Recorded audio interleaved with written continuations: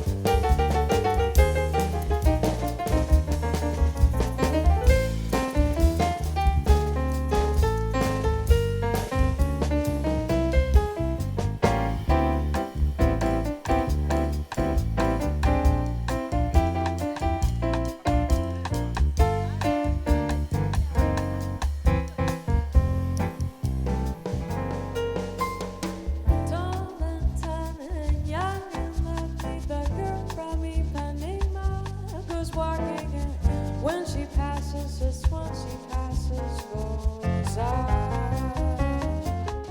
When she moves, she's like a samba that swings and sways and moves so gently. And when she passes, just once she passes goes out.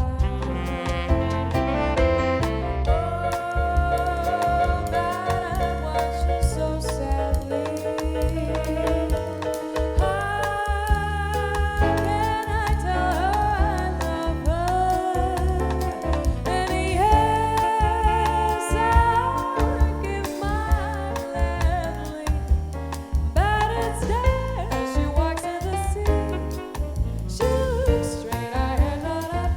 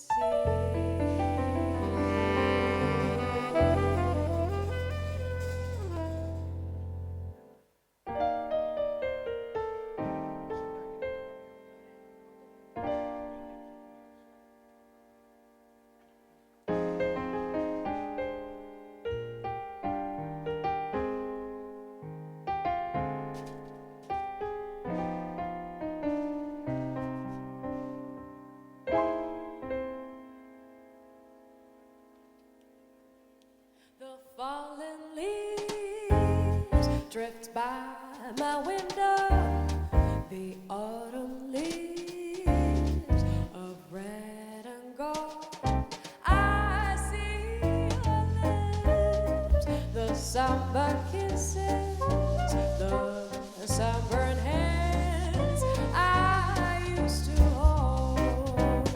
Since she went away, the days grow long and soon I hear, oh, winter songs, but I miss you most of all, my darling. When autumn leaves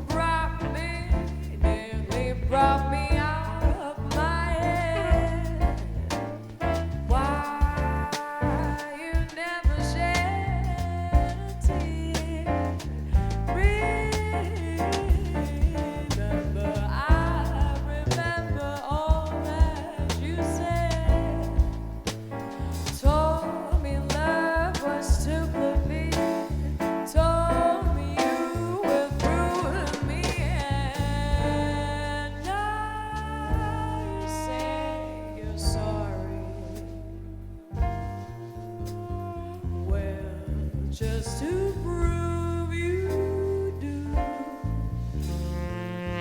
Come on and cry me a river, cry me a river. I cried a river over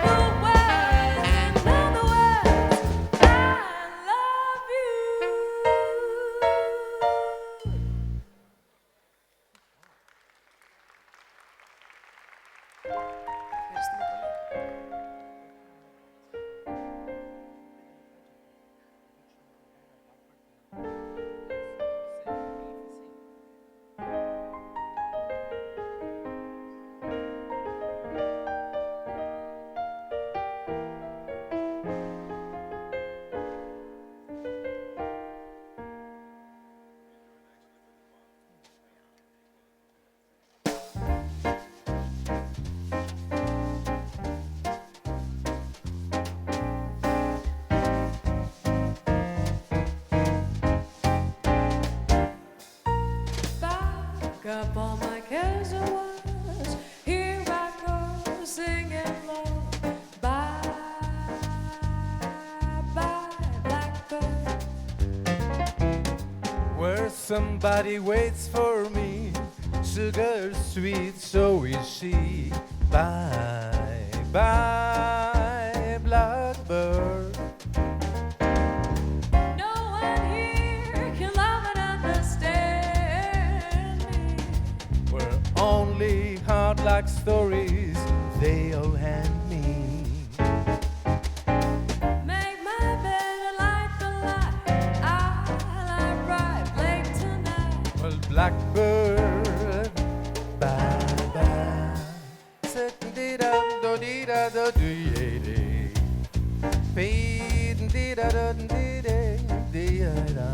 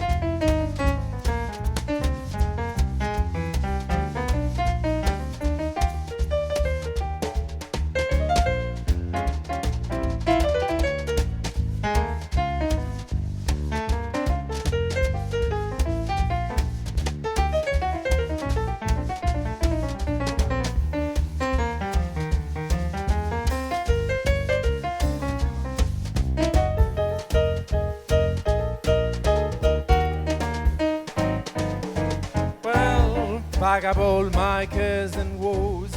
Here I go, swinging low. Bye, bye, blackbird.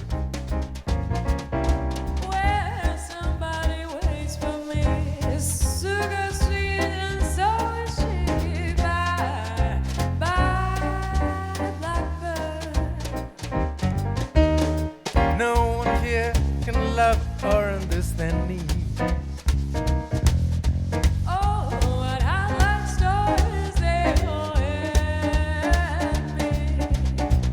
Make my bed and light the lights. I'll arrive late tonight. Blackbird. Well, blackbird. Blackbird. Bye bye.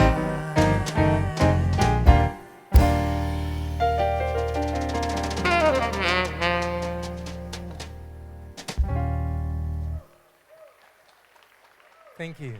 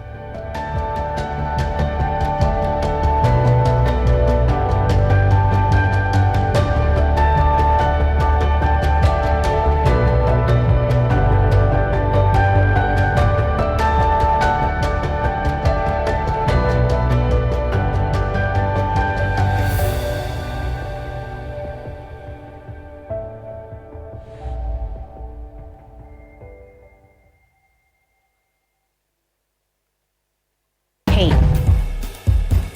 art, design,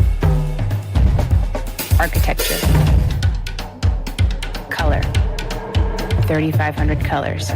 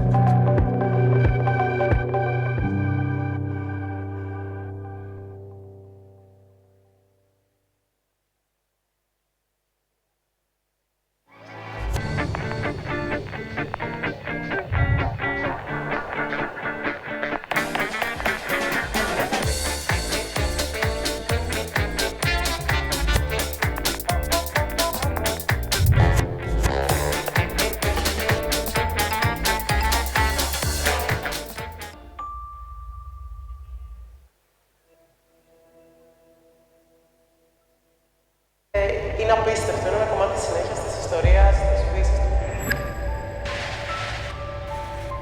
Στην πρακτική της εξόρυξής του τόσο περισσότερο συνδεόμαστε με αυτό και μπορούμε να καταλάβουμε πόσο πίσω μας πηγαίνει. Ενδιαφέρον για ένα αρχιτέκτονα να είναι.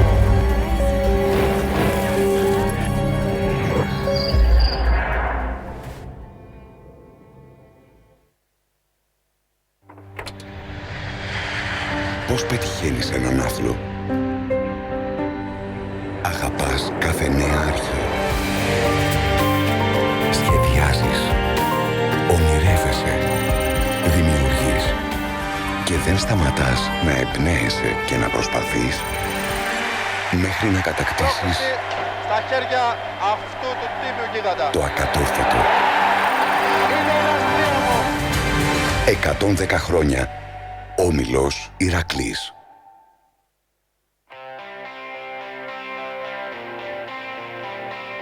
Life is full of beautiful things, but none can compare to sleep on a BDRS Black, the only mattress where luxury meets technology, made with elegant Model yarn. And right beneath the surface of the bed is a layer of vertically oriented Tencel fibers, designed to dissipate heat through the mattress. This is exclusive to BDRS Black. Η κουζίνα είναι ένα σχεδιαστικό αντικείμενο πάρα πολύ δύσκολο αρχιτεκτονικά λόγω της αυστηρής εργονομίας της και η Gruppo Cucine είναι κορυφαία σε αυτό το τομέα. Θα πρότεινα ανεπιφύλακτα την Gruppo Cucine ως έναν εξαιρετικό, έμπιστο συνεργάτη, γιατί έχει αποδειχθεί ότι μπορεί να ανταπεξέλθει σε οποιοδήποτε απαιτητικό project. Είναι πάρα πολύ σημαντικό να συνεργάζεται κανείς με εταιρείες που τηρούν αυτό που προτείνουν. Και γι' αυτό εμείς την προτείνουμε ανεπιφύλακτα ως έμπιστο συνεργάτη.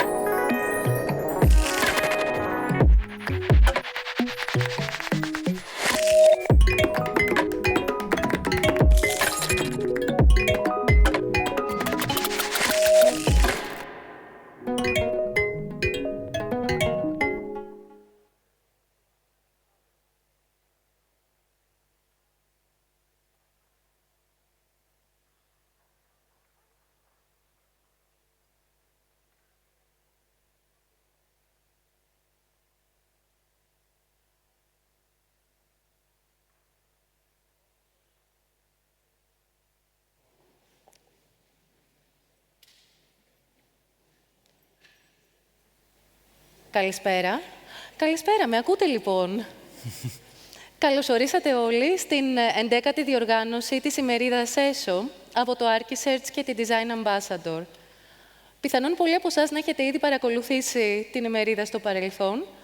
Για όσους έτσι πρώτη φορά έρχεστε σε επαφή, να θυμίσω ότι οι ρίζες της ΕΣΟ βρίσκονται πίσω στο 2012, όταν διοργανώθηκε για πρώτη φορά από τον Δημήτρη Φακίνο, του περιοδικού Plus Design, και τον Βασίλη Μπαρτζόκα από το archisearch.gr.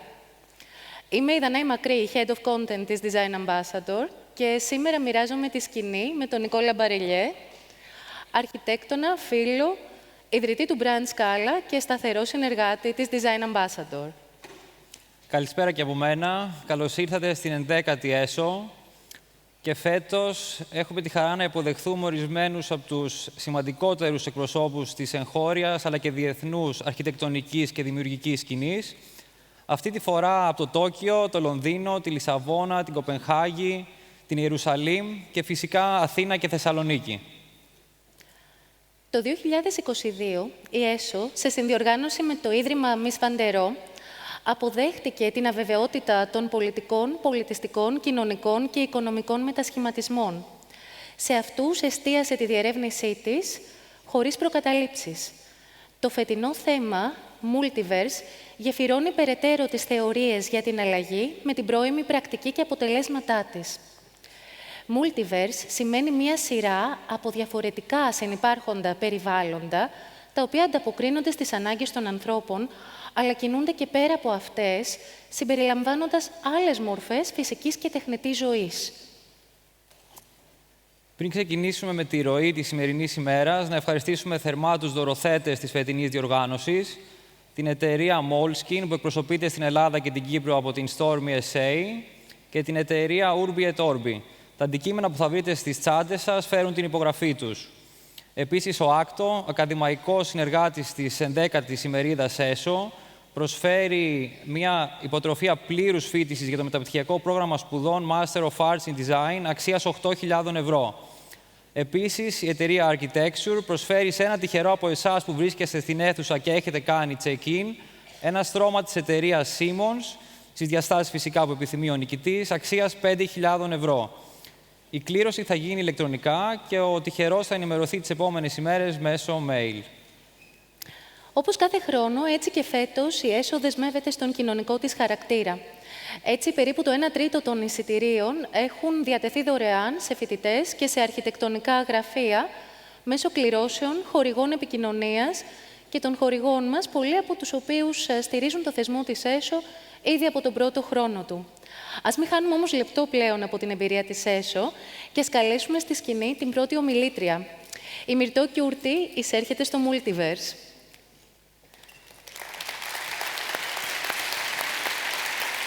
Μυρτώ, καλώς όρισες. Η Μυρτώ είναι αρχιτέκτονας που ταυτόχρονα ερευνά μέσα από μία πολλαπλή και στενή σχέση με το Πανεπιστήμιο.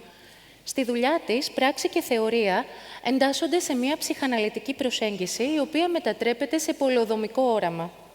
Μάστερ στις δημιουργικές ανατροπές και στο λόγο που συναρπάζει, η Μυρτώ άλλαξε 3 φορές το περιεχόμενο της ομιλίας της πριν βρεθεί σήμερα μαζί μας για να αναπτύξει το θέμα «Ποια πόλη θέλουμε?».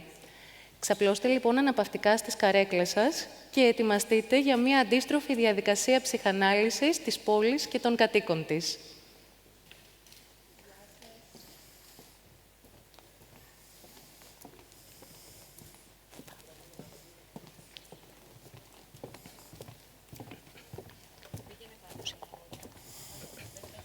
Ναι. Γεια σας. Καλησπέρα και από μένα. Εγώ σήμερα θα ήθελα να σας μιλήσω για την ουτοπία, την πόλη που θα θέλαμε να έχουμε. Στο δικό μου μυαλό μοιάζει με την πρώτη ουτοπία στην ιστορία του ευρωπαϊκού πολιτισμού, την οποία συνέλαβε ο Τόμας Μορ, μεγάλος φιλόσοφος και πολιτικός στοχαστής του 16ου αιώνα. Ο Μορ είναι και ο εφευρέτης της λέξης ουτοπία, την οποία συνέθεσε από τα αρχαία ελληνικά «ου» και «τόπος». Η ουτοπία του Μορ βασίζεται και επανερμηνεύει την ιδανική πολιτεία που οραματίστηκε ένας Αθηναίος πριν πολλά χρόνια, ο Πλάτωνας.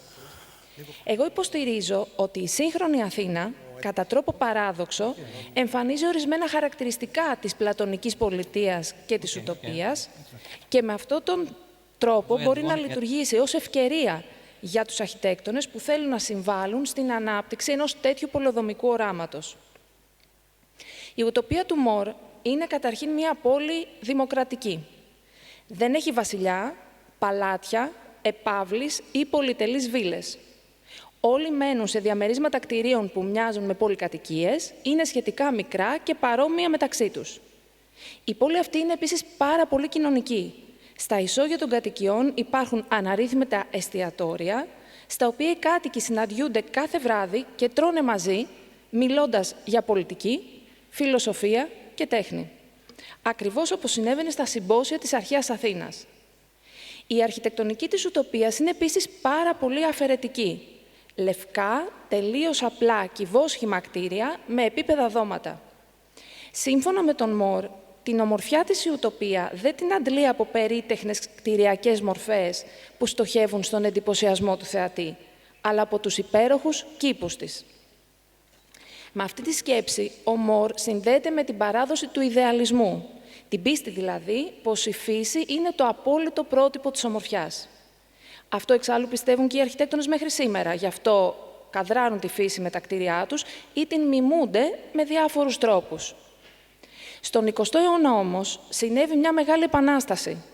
Οι νευρολόγοι ανακάλυψαν πως η φύση δεν υπάρχει μόνο έξω από τον άνθρωπο, αλλά και μέσα του.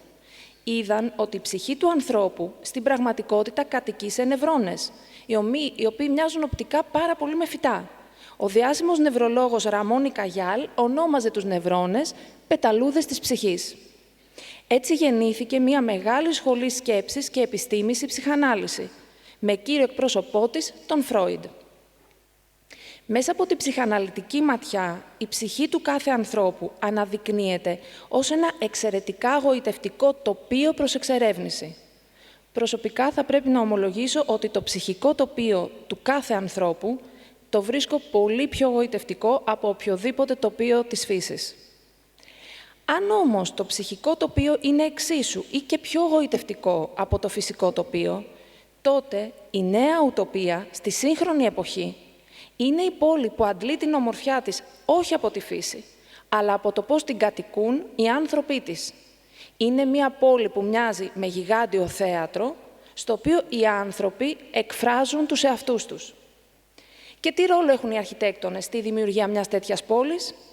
Αν μέχρι σήμερα λειτουργούσαν περισσότερο ως γλύπτες, στη νέα εποχή θα μοιάζουν πιο πολύ με σκηνοθέτες, που σκηνοθετούν ποιητικά τη ζωή των ανθρώπων στον χώρο, ή με ψυχαναλυτές, που βοηθούν τους ανθρώπους να βρουν τον εαυτό τους, φτιάχνοντας το υλικό περιβάλλον γύρω τους.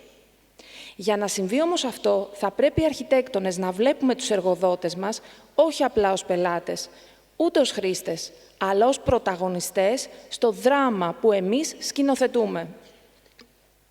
Οι αρχιτέκτονες θα πρέπει επίσης όχι μόνο να βοηθούν τους ανθρώπους να εκφράζουν τον εαυτό τους στο χώρο, αλλά να εφεύρουν τους κανόνες που θα συνθέτουν τις διαφορετικότητες των ανθρώπων σε ένα αρμονικό όλον, την πόλη.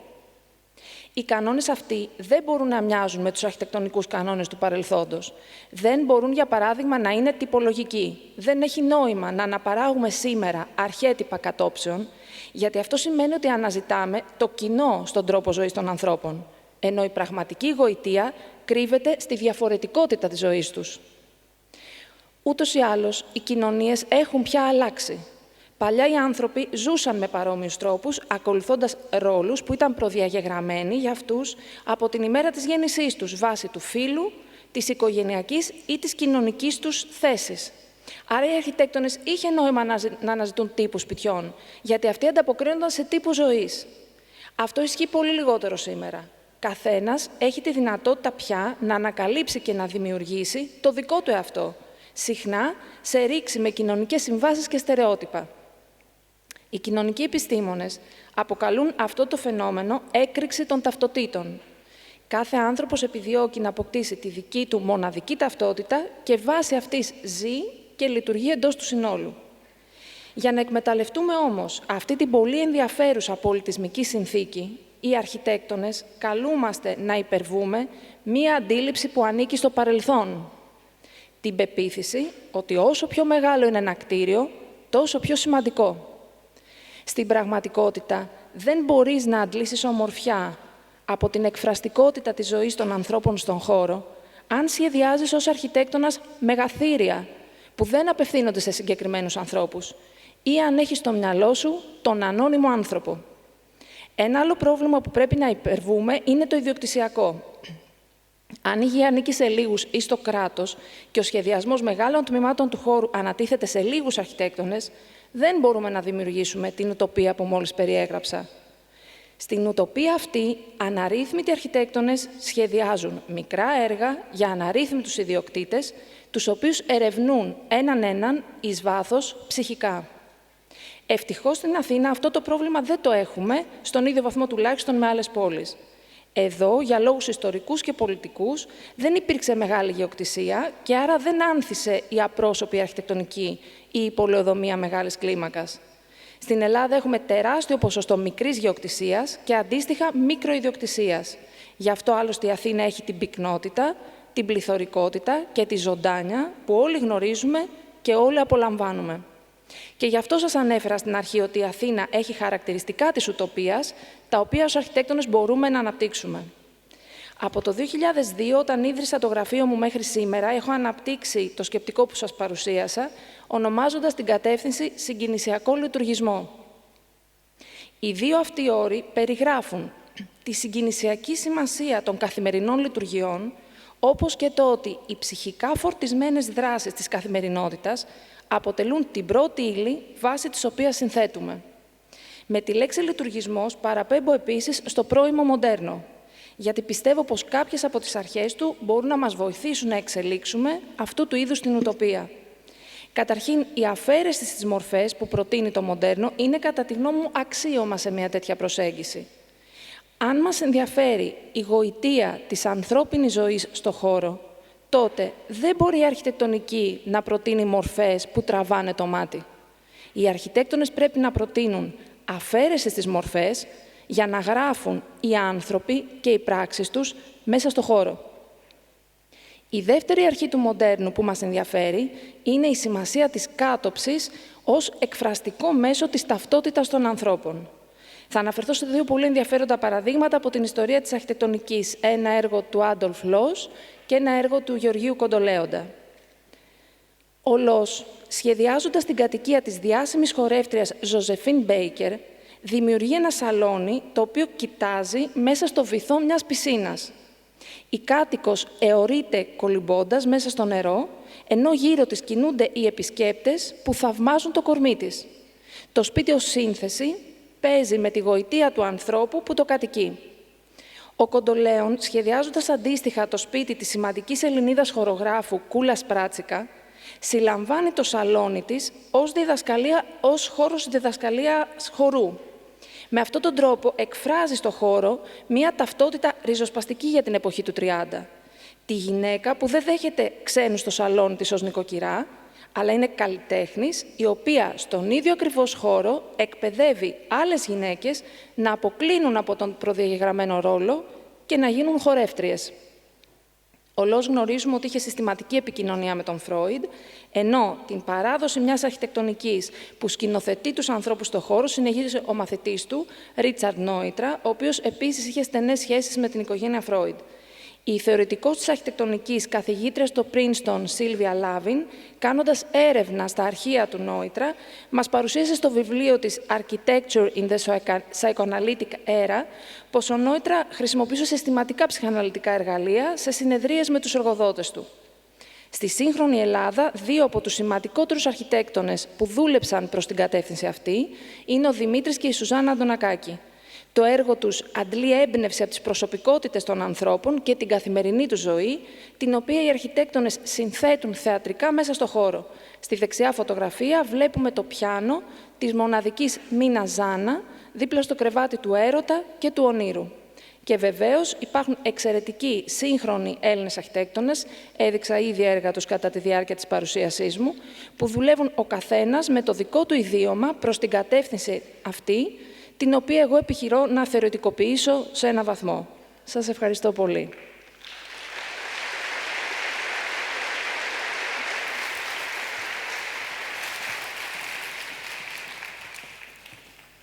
Εμείς ευχαριστούμε. Κατεβαίνω.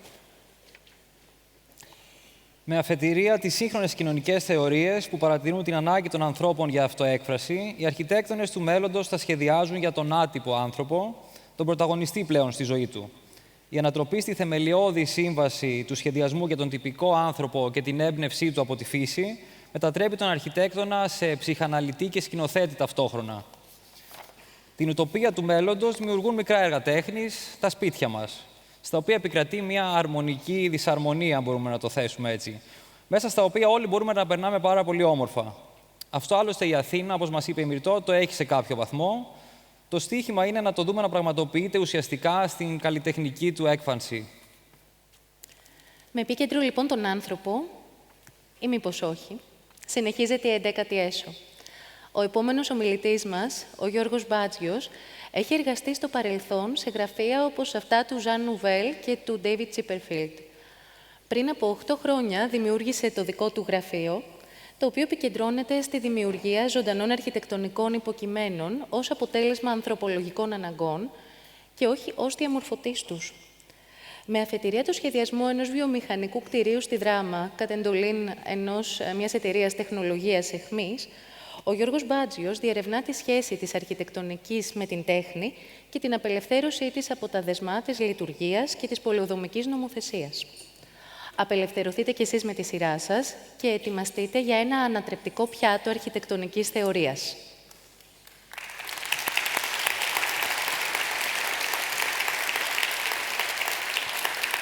Καλώς όρισες.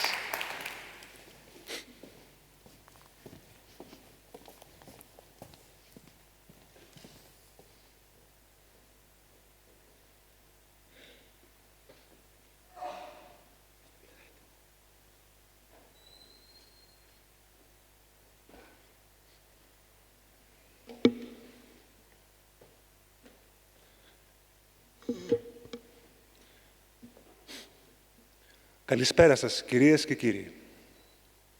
Δεν ξέρω για εσάς, αλλά εγώ έχω κουραστεί τον τελευταίο μήνα με την πολιτική επικαιρότητα. Και το χειρότερο είναι ότι έχουμε άλλο ένα μήνα μπροστά μας. Ελπίζω έτσι, αυτά που θα σας πω εδώ σήμερα, όπως και αυτά που θα σας πούν οι συνάδελφοί μου, να σας βγάλουν λίγο από αυτό το βαρύ κλίμα πολιτικής περιδίνησης. Και αναρωτιέμαι, τι καλύτερο για να ελαφρύνει λίγο το κλίμα από μια δροσερή σαλάτα. Μια καπνιστή σαλάτα, όπως την ονομάζει ο δημιουργός της και head chef του Zeranium, Rasmus Kofoed.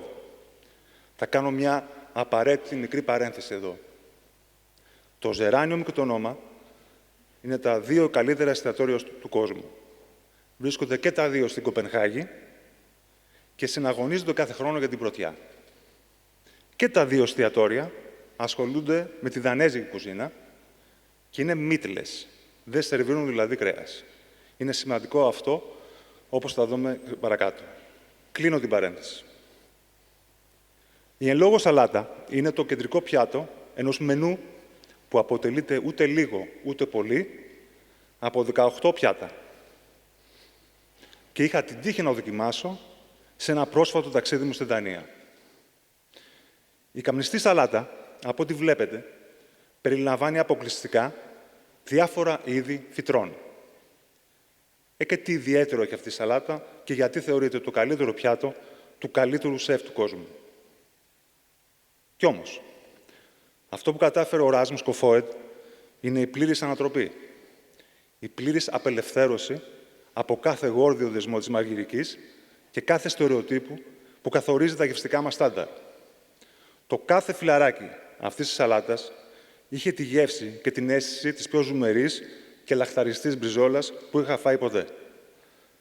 Ήταν μια σοκαριστική εμπειρία, που επανέλαβα πολλές φορές, χωρίς να μπορώ να το πιστέψω. Λες και υπήρχε κάποια βλάβη επικοινωνίας ανάμεσα στο στόμα μου και τα μάτια μου. Ήταν μια εμπειρία τόσο δυνατή, που ακόμα και τώρα, εάν κλείσω τα μάτια μου και εστιάσω στον ουρανίσκο μου, είναι πάντα εκεί. Πού θέλω να καταλήξω και πώς όλα τα παραπάνω σχετίζονται με την αρχιτεκτονική ή κάθε άλλο δημιουργικό τομέα της κοινωνίας μας, ο οποίος συνδυάζει τις καλές τέχνες με την τέχνη της επιστήμης. Το σωστό ερώτημα είναι ποιες είναι οι προϋποθέσεις κάτω από τις οποίες θα μπορούσαμε να απελευθερώσουμε την αρχιτεκτονική από τους δικούς της γόρδιους δεσμούς. Πάμε λοιπόν. Πολλοί λένε ότι η αρχιτεκτονική είναι μορφή και λειτουργία. Άλλοι αντιθέτως, ότι η λειτουργία προηγείται και η μορφή της είναι απλώς το επακολουθώ της. Δεν θα μπούμε σε αυτό το δίλημμα. Τι δηλαδή από αυτά τα δύο ισχύει. Θα κρατήσουμε όμως τους συντελεστές αυτής της εξίσωσης. Θα ξεκινήσουμε από τον Μπερνάρ Τσούμι με το σχεδιασμό του για το πάρκο Λαβιλέτ. Το 1983, ο Μπερνάρ Τσούμι θα μας πει ότι η αρχιτεκτονική δεν οφείλει να έχει μια προκαθορισμένη λειτουργία. Η πιθανή της χρήση εναπόκειται στο χρήστη. Έτσι, η αρχιτεκτονική μπορεί να αναπτυχθεί αποκλειστικά ως μια καλλιτεχνική διεργασία. Στη συγκεκριμένη περίπτωση, μπορεί να αναπτυχθεί σαν ένα σύστημα τρισδιάστατων έργων τέχνης, των οποίων η ερμηνεία εξαρτάται από το θεατή.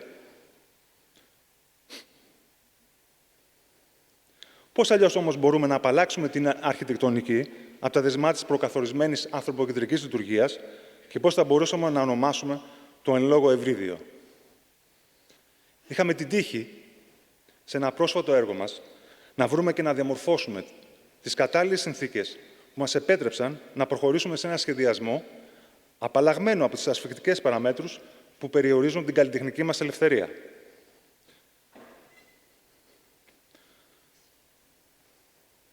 Πρόκειται για το σχεδιασμό ενός βιομηχανικού κτηρίου Παύλα Μηχανουργίου στη Βόρεια Ελλάδα, κατ' εντολή μιας εταιρείας τεχνολογίας αιχμής.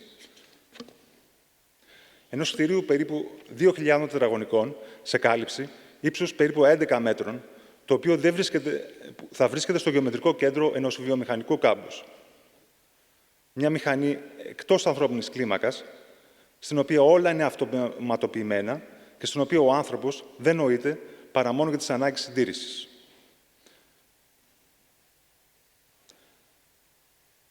Καταρχήν νιώσαμε αμηχανία. Δεν μπορούσαμε να πιστέψουμε ότι θα μας δινόταν η ευκαιρία να απαλλαγούμε από όλους αυτούς τους κανονισμούς που διέπουν την ελληνική κατασκευή και καθορίζουν τον πυρήνα του αρχιτεκτονικού σχεδιασμού. Αυτή τη φορά είχαμε ως μοναδικούς περιορισμούς ένα περίγραμμα κάλυψης και ένα μέγιστο ύψος.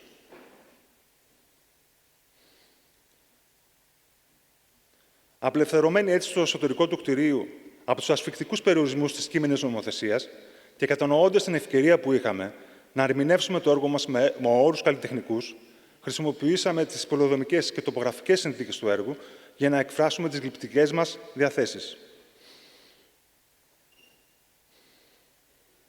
Ξεκινήσαμε, όπως είπαμε και παραπάνω, από δύο απλές παραμέτρους. Το περίγραμμα της κάλυψης και το μέγιστο ύψος. Παρατηρήσαμε ότι το κτίριο εφάπτεται με το όριο μιας σημαντικής υψομετρικής διαφοράς, περίπου 3 μέτρων, ανάμεσα από τα δύο επίπεδα του βιομηχανικού κάμπους. Χρησιμοποιήσαμε έτσι μέρος της οροφής για να συνδέσουμε με μία ράμπα τα δύο επίπεδα του κάμπους. Συνεχίσαμε την ανωδική πορεία, ώστε να φτάσουμε στο μέγιστο δυνατό ύψος και να μπορέσουμε έτσι να αισθανθούμε την κλίμακα του κάμπους. Παρατηρήσαμε ότι το όμορο πάρκο είχε την ανάγκη να επεκταθεί στην οροφή του καινούριου κτηρίου, δημιουργώντας έτσι ένα κεντρικό πράσινο άξονα. Έτσι και επεκτείναμε το πάρκο στην οροφή του κτηρίου και δημιουργήσαμε χώρους στάσης που θα μπορούν να ερμηνευτούν ως προς τη χρήση τους από τους επισκέπτες. Η κάθε πιθανή χρήση συνοδεύεται την ίδια στιγμή από την άμεση θέση του μηχανουργείου μέσω του διαφανούς κελύφους. Αφήσαμε τέλος τον παρατηρητή να εισχωρήσει με ασφάλεια στο εσωτερικό της μηχανής. Εδώ βλέπουμε την κάτωψη του ισογείου, την κάτωψη δώματος και τη διαμική τομή. Ωραία όλα αυτά. Έτσι δεν είναι? Είναι κατανοητά, είναι λογικά. Απλώς δικαιολογίες.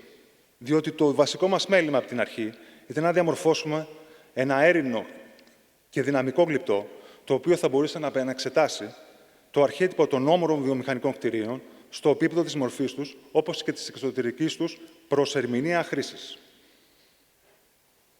Με άλλα λόγια, χρησιμοποιήσαμε το απάνθρωπο κτηριολογικό πρόγραμμα του έργου για να δημιουργήσουμε μια συνθήκη αναθεώρησης του σχετικού αρχιτεκτονικού λεξιλογίου. Μια συνθήκη την οποία αναζητάμε σε κάθε ένα από τα έργα μας. Ας δούμε γρήγορα κάποια από αυτά.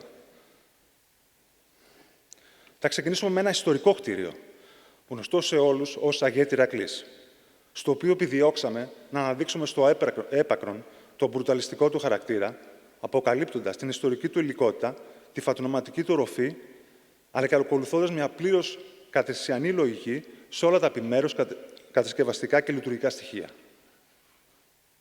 Όμως, ο πρωταρχικός μας στόχος δεν ήταν η ανάδειξη των αρχιτεκτονικών ευρημάτων του μπρουταλιστικού κινήματος, αλλά η αποϊλοποίησή τους μέσω του νερού, του φωτός, των σκιών και των αντανακλάσεων, ακόμα και του ήχου.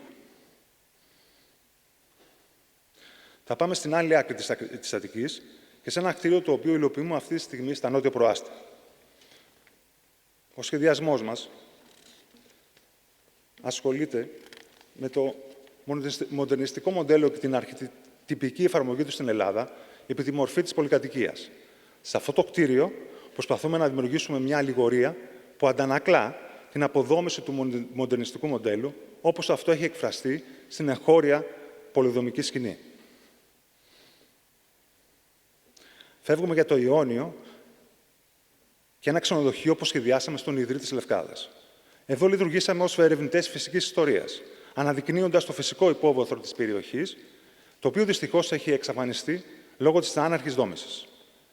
Αυτές οι δύο πρώτες εικόνες που βλέπετε παρουσιάζουν ένα ειδηλιακό προορισμό, που όμως, όπως θα δούμε και παρακάτω, βρίσκεται στην καρδιά του αστικού ιστού. Το ξενοδοχείο γυρίζει την πλάτη του στην πόλη, ανοίγει και διαμορφώνεται από το όμορο φυσικό τοπίο. Η πόρτα του ξενοδοχείου είναι μια πύλη ανάμεσα από το πριν και το μετά. Το έξω και το μέσα. Την άναρχη δόμηση και τη φύση. Γυρίζουμε πίσω στην Αθήνα και σε ένα μικρό τοπίο, το οποίο μελετήσαμε και κατασκευάσαμε στο Κολονάκι. Εδώ αντιτάξαμε την εμπορική ανάγκη για ένα αυστηρό σύστημα κατασκευής, το οποίο θα απαντούσε στις ανάγκες αποθήκευσης και προβολής των προϊόντων της επιχείρησης, με τις αποσυντονιστικές ιδιότητες της Op Art, ως προς την αντίληψη του χώρου. Ένας χώρος που μεταλλάσσει το αυστηρό σύστημα δόμησης σε ένα σύστημα με παλώμενα όρια. Λίγο πιο κάτω, στο Αρχαιολογικό Θεματικό Μουσείο Πειραιά, συνδυάσαμε την ομότητα του εμφανούς χειροδέματος με τις σιτουανιστικές αναμνήσεις ενός ποιητή εν ονόματι Δέλτα. Ο κύριος Δέλτα περιφέρεται στους χώρους του μουσείου και καθορίζει με τα επιμέρους ποίηματά του τη φυσική οντότητα των 5 ενωτήτων του κτηρίου. Τα ποίηματά του γίνονται δάπεδα, προοπτικές, ρυθμός και τύχη. Τα ποίηματά του συνθέτουν και αποσυνθέτουν συγχρόνως τους χώρους του μουσείου. Θα πάμε τέλος στην Ελευσίνα. Με ένα κτίριο που νομίζω έχει άμεση σχέση με την πολιτική επικαιρότητα. Πρόκειται για το κτίριο της Περιφέρειας Αττικής. Είναι ένα κτίριο στο οποίο προσπαθήσαμε να ερμηνεύσουμε τις βασικές αρχές της δημοκρατίας και να τις μεταφράσουμε σε χωρικές διαρρυθμίσεις. Η ιδέα είναι απλή και αυτονόητη. Πηγάζει από την απέτηση για διαφάνεια στο δημόσιο τομέα, όπως και τη διαρκή ανάγκη για αναθεώρηση και αξιολόγηση των σχετικών διαδικασιών, που διαμορφώνει ουσιαστικά την ποιότητα της δημοκρατίας μας. Και θα κλείσουμε, χωρίς σχολιασμό, με τον αγαπημένο μας καλλιτέχνη και την από κοινού μας πρόταση για το Εθνικό Αρχαιολογικό Μουσείο. Διότι τα κακά νέα είναι ότι ως αρχιτέκτονες οφείλουμε να μεταλλάσσουμε το αστικό τοπίο. Τα καλά νέα είναι ότι έχουμε τη δύναμη να το πετύχουμε. Ευχαριστώ πολύ.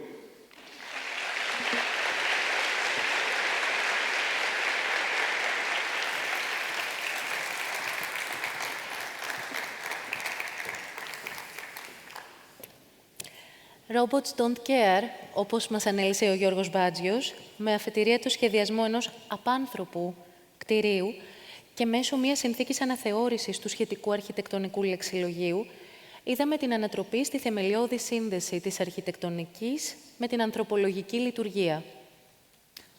Τώρα έφτασε η στιγμή που στη σκηνή της ΕΣΟ θα ανέβει ο Γιώργος Τσολάκης. Ο Γιώργος Τσολάκης είναι ένα από τα ονόματα που κυριαρχούν στη συζήτηση για την ελληνική αρχιτεκτονική σήμερα, καθώς το έργο του θα μπορούσε να θεωρηθεί pop υπό την έννοια ότι αφορά ένα διευρυμένο κοινό. Την περίοδο αυτή σχεδιάζει και κατασκευάζονται μεταξύ άλλων το σχολείο στο ελληνικό, το Εσπέρια, ξενοδοχείο το Πόσιμο για την Οδό Σταδίου, καθώς και το κτίριο γραφείων The Wave στη λεωφόρο Συγκρού. Βρίσκεται επίσης στα χείλη της δημοσιογραφικής επικαιρότητας για το Αρχαιολογικό Μουσείο στην Ακαδημία Πλάτωνος. Κυρίες και κύριοι, υποδεχόμαστε στη σκηνή της ΕΣΟ τον Γιώργο Τσολάκη για μια μνημειώδη παρουσίαση. Ευχαριστώ πάρα πολύ. Καλώς όρισες. Ελπίζω να τα καταφέρω. Γεια σας. Είμαι ο Γιώργος Τσολάκης. Σήμερα θα δούμε τρία έργα. Τρία έργα που έχουν ένα κοινό χαρακτηριστικό. Η διαδικασία μορφογένεσής τους δεν προέκυψαν από το κτισμένο. Δεν προέκυψαν από το πλήρες. Προέκυψε από το κενό. Αυτό έχει πολύ ενδιαφέρον, καθώς ζούμε σε μια περίοδο γεμάτη από πανέμορφες εικόνες που μας δημιουργεί μια αγωνία. Την αγωνία για να δημιουργήσουμε κι εμείς μια μορφή. Σήμερα λοιπόν θα ήθελα να διερευνήσουμε μια διαφορετική διαδικασία μορφογένεσης. Τίθεται λοιπόν το εξής ερώτημα. Τι σχέση έχει μία αυλή με μία λάνα και με μία πλατεία? Ας θέσουμε το ερώτημα λίγο πιο συγκεκριμένα. Τι σχέση έχει αυτή η αυλή με αυτή την αλάνα και με αυτή την πλατεία? Η προφανής απάντηση είναι ότι τα σχεδιάσαμε εμείς. Δεν έχει ιδιαίτερη σημασία. Η κοινή του σχέση είναι ότι και στα τρία αυτά έργα το κενό αποτέλεσε τη γενεσιουργό αιτία του πλήρους. Σε έναν κόσμο λοιπόν που βασίζεται κυρίως στην εικόνα, στο πλήρες, ας μιλήσουμε για αυτό που δεν συνηθίζουμε να του δίνουμε ιδιαίτερη σημασία. Ας μιλήσουμε για το κενό. Τι είναι όμως το κενό? Στον καθημερινό λόγο έχουμε συνηθίσει να χαρακτηρίζουμε ως κενό το άκτιστο. Κενό είναι το τίποτα. Κενό όμως είναι και αυτό που περικλείεται από το πλήρες. Αντίθετο του κενού είναι το πλήρες, δηλαδή ο κτισμένος όγκος. Ως αρχιτέκτονας χρησιμοποιούμε αυτούς τους δύο όρους για να περιγράψουμε τον χώρο. Οπότε λοιπόν, ο κτισμένος χώρος, το πλήρες, είναι το αποτέλεσμα το οποίο γεννιέται μέσα στον κενό χώρο. Καθώς λοιπόν το κενό και το πλήρες ορίζει το ένα το άλλο, η μεταξύ του σύνθεση δίνει νόημα και ανατροφοδοτεί αυτές τις δύο έννοιες. Εν τέλει, καθορίζει την ισορροπία του χώρου. Με βάση λοιπόν αυτά, επανέρχεται το αρχικό ερώτημα ως εξής. Ποιο μπορεί να είναι το κοινό στοιχείο στο σχεδιασμό αυτής της εξοχικής κατοικίας, με αυτό το κέντρο εκπαίδευσης και αθλητισμού και με αυτό το αρχαιολογικό μουσείο? Παρατηρούμε ότι και στα τρία αυτά κτίρια χρησιμοποιείται το κενό ως αφετηρία της αρχιτεκτονικής σύνθεσης. Έτσι λοιπόν το κενό μετατρέπεται σε αυλή, σε αλάνα και σε πλατεία, ανάλογα με τη θέση του στη συνολική σύνθεση και τη λειτουργία. Ας εστιάσουμε λοιπόν στα τρία αυτά έργα και στο κοινό κενό τους. Το πρώτο οικόπεδο βρίσκεται σε ένα μαγικό τόπο, σε μια μικρή Χερσόνησο στην Αντίπαρο. Βορειοδυτικά βρίσκουμε την κορυφή του Προφητηλία, στην Ανατολή το βλέμμα ταινίζει τη θάλασσα και προς τον νότο ξεπροβάλλει η Ήος. Το τοπίο των Κυκλάδων, πρωταρχικά στοιχεία όπως ο ήλιος, ο αέρας, οι μυρωδιές, τα αρώματα, διαμορφώνουν τη μοναδική εμπειρία κατοίκησης. Βασική λοιπόν επιδίωξη είναι η ειδονική επαφή με τη φύση. Ο προσανατολισμός του οικοπαίδου και η θέα στρέφει το σώμα και το βλέμμα ασυναίσθητα προς τον νότο, προς τη θάλασσα.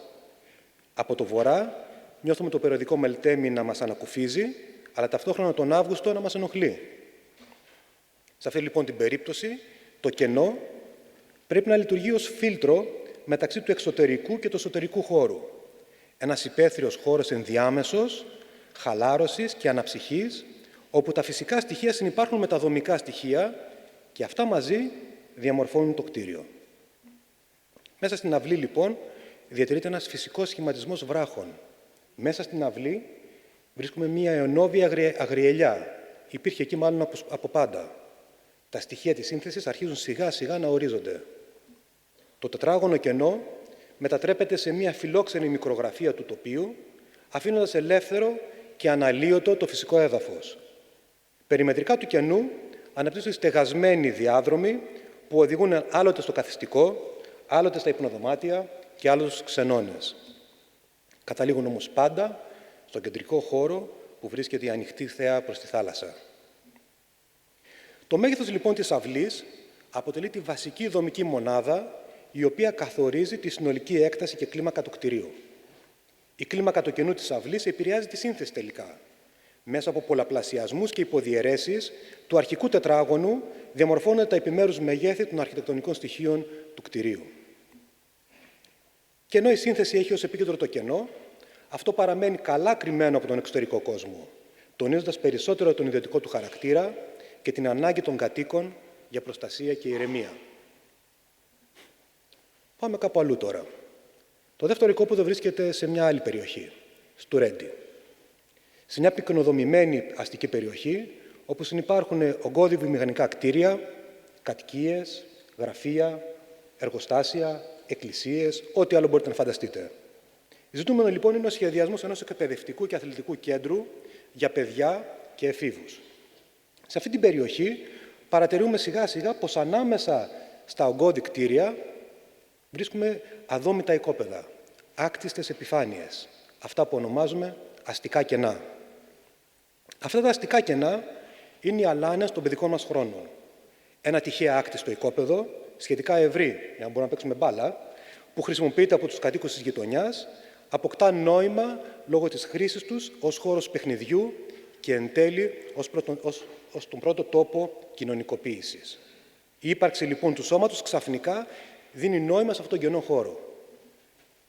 Σε σχέση με την κατοικία στην Αντίπαρο, ακολούθησε μια διαφορετική διαδικασία. Η πυκνότητα της περιοχής και η ανάγκη για προστασία των παιδιών μας οθεί καταρχάς σε ένα εσωστρεφές και συμπαγές ογκοπλαστικό, από το οποίο σιγά σιγά αρχίζουμε να αφαιρούμε τμήματα. Η συνύπαρξη λοιπόν υπαίθριων χώρων παιχνιδιού και κλειστών αιθουσών δημιουργούν ένα πολύπλοκο σύμπλεγμα κενού και πλήρους που συνάδει με την παιδική αντίληψη του χώρου και την κλίμακα. Οπότε λοιπόν μέσα στο συμπαγή όγκο πρωταγωνιστεί τι άλλο, ένα κενό. Μία λάνα. Επιμέρους κενά διαπερνούν τον κτισμένο όγκο, δημιουργούν έθρια, κήπους, κερκίδες, γήπεδα και αυλές. Ο όγκος διαβρώνεται από τα κενά με σκοπό να δημιουργηθούν υπαίθριοι χώροι διαφορετικού χαρακτήρα. Αυτή η ποικιλομορφία προσπαθεί να επαναφέρει την αίσθηση της γειτονιάς, όπου το παιχνίδι δεν περιοριζόταν μόνο στο χώρο της αλάνας, αλλά επεκτείνονταν σε πείσμα των μεγάλων ανάμεσα στις αυλές των σπιτιών. Στα παρακείμενα στενά, δημιουργώντας ένα δεδαλώδες δίκτυο που εμπεριέχει την αίσθηση της παιδικής περιέργειας και εξερεύνησης. Ο ισοστρεφής χαρακτήρας του κτηρίου είναι εμφανής από το επίπεδο του δρόμου. Είναι ένα κλειστό κτίριο. Εισερχόμενοι όμως σε αυτό, ανακαλύπτουμε ένα εντελώς διαφορετικό κόσμο. Ένα πλατή, ελεύθερο δάπεδο, ιδανικό για παιχνίδι, φιλοξενεί μια πληθώρα από πιθανές δραστηριότητες, οι οποίες καθορίζονται από το κενό που εμφανίζεται στην οροφή. Η εναλλαγή φωτός και σκιάς που βλέπουμε φιλτράρει το χώρο και δημιουργεί σημεία αναφοράς τα οποία τονίζουν το διαβρωμένο όγκο και τον κενό χώρο. Γύρω από την αλάνα αναπτύσσονται οργανικά οι εσωτερικοί χώροι, οι οποίοι στεγάζουν αίθουσες εκπαιδευτικών προγραμμάτων και χώρους του σχολείου. Η αλάνα επεκτείνεται στον όροφο μέσω ραμπών, κλιμακοστασίων και κερκίδων. Έτσι, αναπτύσσεται ένα τριδιάστατο και διαδραστικό πεδίο παιχνιδιού και το συμπαγές πλήρες σιγά-σιγά μετατρέπεται σε ένα πορόδες. Μικροί και μεγάλοι ορθογώνιοι όγκοι εναλλάσσονται μεταξύ τους και δημιουργούν διαφορετικού μεγέθους κενά και πλήρη. Περιγράψαμε λοιπόν ένα μεθοδολογικό εργαλείο σχεδιασμού που συνδυάζει στα δεξιά μας την ξέγνια στη δημιουργική ελευθερία της Αλάνας, στο κέντρο την εκπαιδευτική οργάνωση της σχολικής αυλής και αριστερά και κάτω την προστασία του οικογενειακού κήπου. Το τρίτο έργο βρίσκεται σε μια πολύ ιδιαίτερη περιοχή. Η Ακαδημία Πλάτωνος είναι ένα αστικό κενό υπερτοπικής σημασίας όμως πλέον. Η ύπαρξη των ευρημάτων του Γυμνασίου της Ακαδημίας καθορίζει το χαρακτήρα του χώρου. Ένας χώρος μνήμης και ιστορίας. Πώς σχεδιάζεις άραγε εκεί μέσα? Τα περιβάλλοντα οικοδομικά τετράγωνα περικλείουν μια μυστική αυλή γεμάτη εκπλήξεις. Ανάμεσα από την πυκνή φύτευση εμφανίζονται ξαφνικά αρχαιολογικές ανασκαφές, οι οποίες συνθέτουν ένα μοναδικό χώρο φύσης και ιστορίας. Η περιοχή μελέτης του μουσείου χωροθετείται στο βορειοδυτικό άκρο, αντιδιαμετρικά από τον αρχαιολογικό χώρο του Γυμνασίου, δίπλα στην Ιερά Οικία. Οι αρχαιολογικές ανασκαφές από τη μία πλευρά του άλσους και το νέο μουσείο από την άλλη διαμορφώνουν ένα νέο δίπολο ενός ανοιχτού δημόσιου χώρου, μιας πλατείας δηλαδή, και ενός αρχαιολογικού άλσους. Στην Ακαδημία Πλάτωνος, το κενό οριοθετείται από τη δυναμική της πόλης. Η πόλη και το άλσος αλληλοεπιδρούν μεταξύ τους νοητά στο κέντρο του οικοπαίδου με τη μορφή 4 νέων χαράξεων. 4 νέοι πεζόδρομοι δημιουργούν στη συμβολή τους ένα κόμβο που δρά άλλοτε ως κεντρομόλος δύναμη και άλλοτε ως φυγόκεντρος. Μια στροβιλοειδής κίνηση που ορίζει το χώρο και το κτίριο. Η συγκεκριμένη διάταξη θυμίζει πολύ την τυπολογία της αρχαίας αγοράς, όπου το κενό αποτελούσε τον αρχικό χώρο συγκέντρωσης και ανάγνωσης του χώρου, μοιράζοντας ταυτόχρονα τις προσβάσεις στα υπόλοιπα κτίρια. Το κενό της πλατείας, λοιπόν, αποτελεί την αρχή της ανάπτυξης των κτιρίων, αντιστρέφοντας όμως την τυπολογία του αρχαιολογικού περίπτερου ναού και μετατρέποντάς τον από εσωστρεφή σε εξωστρεφή χώρο. Το πτερό, λοιπόν, διασπάται σε 4 στοές και το εσωτερικό μετατρέπεται από κλειστό ιερό άβατο σε ένα ανοιχτό δημόσιο χώρο. Έτσι, καθώς φτάνεις στο κέντρο της πλατείας, οι κατασκευές που αναδύονται από το έδαφος εμφανίζονται σιγά-σιγά και αρχίζεις να κατανοείς την οργάνωση του χώρου. Οι προσβάσεις οδηγούν αντιδιαμετρικά σε 2 επίπεδα. Οι κτισμένοι χώροι αναπτύσσονται γύρω από το κέντρο και επιτρέπουν στους επισκέπτες να έχουν μία εικόνα του εσωτερικού και του εξωτερικού των εκθέσεων. Από τον άξονα βορρά-νότου προσεγγίζουμε την επιφάνεια της πλατείας, ενώ από τον άξονα ανατολής-δύσης κατηφορίζουμε προς το επίπεδο της κυρίας εισόδου. Το μουσείο αναπτύσσεται κυρίως κάτω από την επιφάνεια του πάρκου και μετασχηματίζεται αρμονικά σε ένα κτίριο έδαφος. Το σχήμα του κενού, δηλαδή η πλατεία, επηρεάζει το έδαφος και αποτελεί τον βασικό πρωταγωνιστή του χώρου. Τα επικλινή δώματα αναδύονται ως φυσική συνέχεια του εδάφους και σε συνδυασμό με τις νέες φυτεύσεις επεκτείνουν, ενισχύουν και εμπλουτίζουν την περιβαλλοντική και οικολογική ταυτότητα του κτηρίου. Οι πολλαπλές αυλές και οι διαφορετικές θεάσεις του χώρου συνδέονται με το νέο φυσικό στοιχείο και δημιουργούν νέες δυναμικές συνδέσεις μεταξύ του πάρκου και του μουσείου, εμπλουτίζοντας ουσιαστικά την εμπειρία των επισκεπτών. Είδαμε λοιπόν 3 διαφορετικούς τόπους, 3 διαφορετικούς καινούς χώρους, με τις δικές τους ιδιαιτερότητες, με τα δικά τους χαρακτηριστικά, όπου το κάθε πλήρες αποκτά διαφορετικό χαρακτήρα καθώς προσδιορίζεται από διαφορετικό κτηρολογικό πρόγραμμα και απευθύνεται σε διαφορετικούς ανθρώπους. Όπως διαπιστώσαμε λοιπόν, το κενό μπορεί να αποτελέσει την αφετηρία για την επίλυση μιας αρχιτεκτονικής σύνθεσης.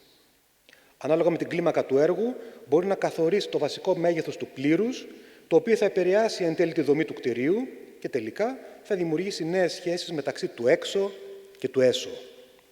Απλές γεωμετρικές πράξεις πρόσθεσης, αφαίρεσης, πολλαπλασιασμού και περιστροφής διαμορφώνουν τα επιμέρους στοιχεία. 3 προσεγγίσεις λοιπόν σύνθεσης μέσω γεωμετρικών πράξεων, όπου αποδίδουν το δίκαιο μέτρο στο κάθε οικόπεδο. Το κενό λοιπόν μπορεί με απλή πρόσθεση και επανάληψη να καθορίσει τον ρυθμό του κτηρίου. Το κενό μπορεί να πλάσει τον όγκο του κτηρίου μέσω της διαδικασίας της αφαίρεσης. Το κενό μπορεί να καθορίσει και να συνδέσει τα ετερόκλητα στοιχεία του χώρου και της πόλης μέσω διανυσματικών κινήσεων. Εκτός αυτού όμως το κενό κάνει και κάτι άλλο. Το κενό επηρεάζει πολλαπλά το πλήρες. Ο εκάστοτε μετασχηματισμός του κενού αντιμετωπίζει με διαφορετικό τρόπο την ιδιωτικότητα σε κάθε κτίριο.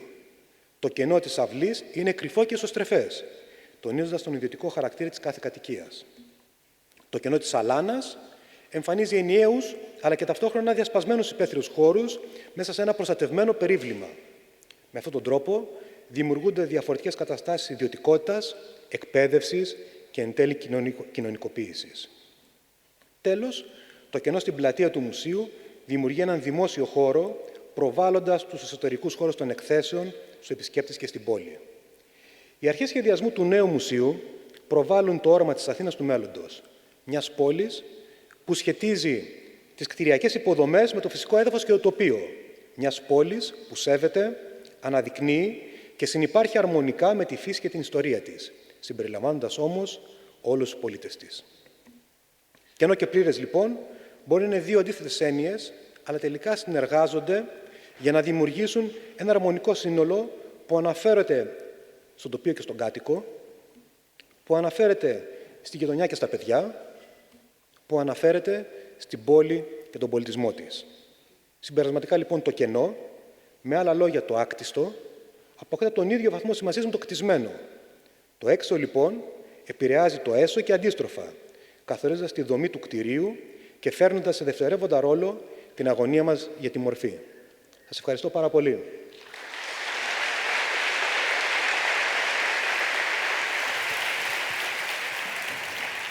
Ευχαριστούμε πολύ. Μία κατοικία, ένα σχολείο και ένα μουσείο αναλύθηκαν συγκριτικά με βάση το κενό.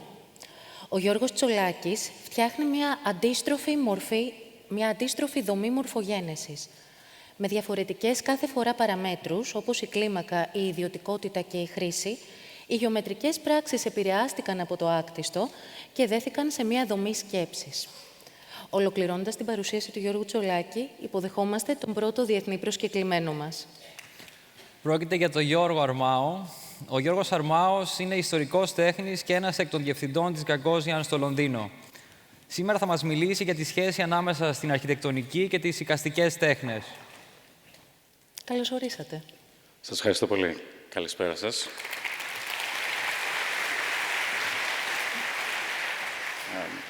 Δύσκολο να ακολουθήσω από άποψη γραφιστική της παρουσίασης των άλλων ομιλητών και ζητώ συγγνώμη γι' αυτό, είμαι λίγο πιο εραστέχνης σε αυτά τα πράγματα. Κυρίες και κύριοι, καλησπέρα σας. Λέγομαι Γιώργος Αρμάος, είμαι ιστορικός τέχνης, ένας από τους διευθυντές της Gagosian στο Λονδίνο. Είναι μεγάλη μου τιμή που βρίσκομαι στη θέση να απευθυνθώ στην αρχιτεκτονική κοινότητα στην Ελλάδα και γι' αυτό θα μου επιτρέψετε να ευχαριστήσω τον Βασίλη Μπαρζόκα για την πρόσκλησή του να σας μιλήσω σήμερα, καθώς επίσης και το σύνολο της ομάδας του για την υλοποίηση της ημερίδας. Θα μου επιτρέψετε να ξεκινήσω με μια ερώτηση προς τους αρχιτέκτονες στο ακροατήριο. Ποιοι από εσάς έχουν συνεργαστεί στενά με καλλιτέχνες για τη δημιουργία ενός ή περισσότερων έργων τους? Μπορώ να δω χέρια? Οκ. Κρατήστε αυτή την ερώτηση στο μυαλό σας γιατί θα μας χρειαστεί. Σκοπός μου σήμερα είναι να σας παρουσιάσω μερικά από τα απορίσματα δύο παράλληλων επαγγελματικών ερευνών για τις σχέσεις αρχιτεκτονικής και εικαστικών τεχνών και μέσα από αυτά να σας παραδώσω ένα μήνυμα από το χώρο των εικαστικών τεχνών. Το μήνυμα και η θέση μου έχουν ως εξής. Ζούμε σε μια εποχή που θα προσδιοριστεί από τις συνεργασίες μεταξύ μας. Εσείς, ο καθένας από εσάς, πόσο θέλετε να συμμετέσχετε σε αυτή την εποχή? Ως ένας από τους διευθυντές σε μία από τις μεγαλύτερες γκαλερίες στον πλανήτη, η δουλειά μου εστιάστηκε στην πώληση αυτού που θα ονομάζεται εσωτερική διακόσμηση μέσα από τη ζωγραφική, τη γλυπτική και τη φωτογραφία και ενίοτε ως εξωτερική διακόσμηση μέσα από τη γλυπτική. Μετά από 20 χρόνια στο χώρο τέχνης, στην αγορά της σύγχρονης τέχνης και στις συνεργασίες με περισσότερες από 50 χώρες, έχω καταλήξει, όπως πολλοί συναδελφοί μου, στο συμπέρασμα ότι τα εικαστικά και η αρχιτεκτονική έχουν χωρίσει και πρέπει να τα ξαναβρούν. Τι θέλω να πω μέσα από αυτό? Ιστορικά, από τα τέλη του 18ου αιώνα, ξεκίνησε μια σταδιακή αυτονόμηση των τεχνών μεταξύ τους, που οδήγησε τελικά σε αποξένωση. Μεταξύ άλλων, τα εικαστικά αυτονομήθηκαν από την αρχιτεκτονική και το αντίθετο. Θα μου επιτρέψετε να σας θυμίσω δύο μικρά, αλλά πολύ σημαντικά κείμενα. Το πρώτο έχει τίτλο Ornament and Crime, διακόσμηση και έγκλημα, και δημοσιεύεται από τον Άντολφ Λοός το 1908. Ο Λόος αποκρισταλώνει το επιχείρημα του διακόσμηση, δηλαδή τα εικαστικά, είναι περιττή και ακριβή για ένα κτίριο και ανήκει σε άλλες εποχές. Το δεύτερο κείμενο ανήκει στον Πολ Βαλερή και δημοσίευε το 1923 με τίτλο «Le problème des musées», το πρόβλημα των μουσείων. Σε αυτό ο Βαλερή καταλήγει λέγοντας τα εξής, ανοίγω παρένθεση, «Η ζωγραφική και η γλυπτική, μου λέει ο δαίμονας στις εξηγήσεις, είναι εγκαταλειμμένα παιδιά. Η μητέρα τους είναι νεκρή, η μητέρα τους η αρχιτεκτονική.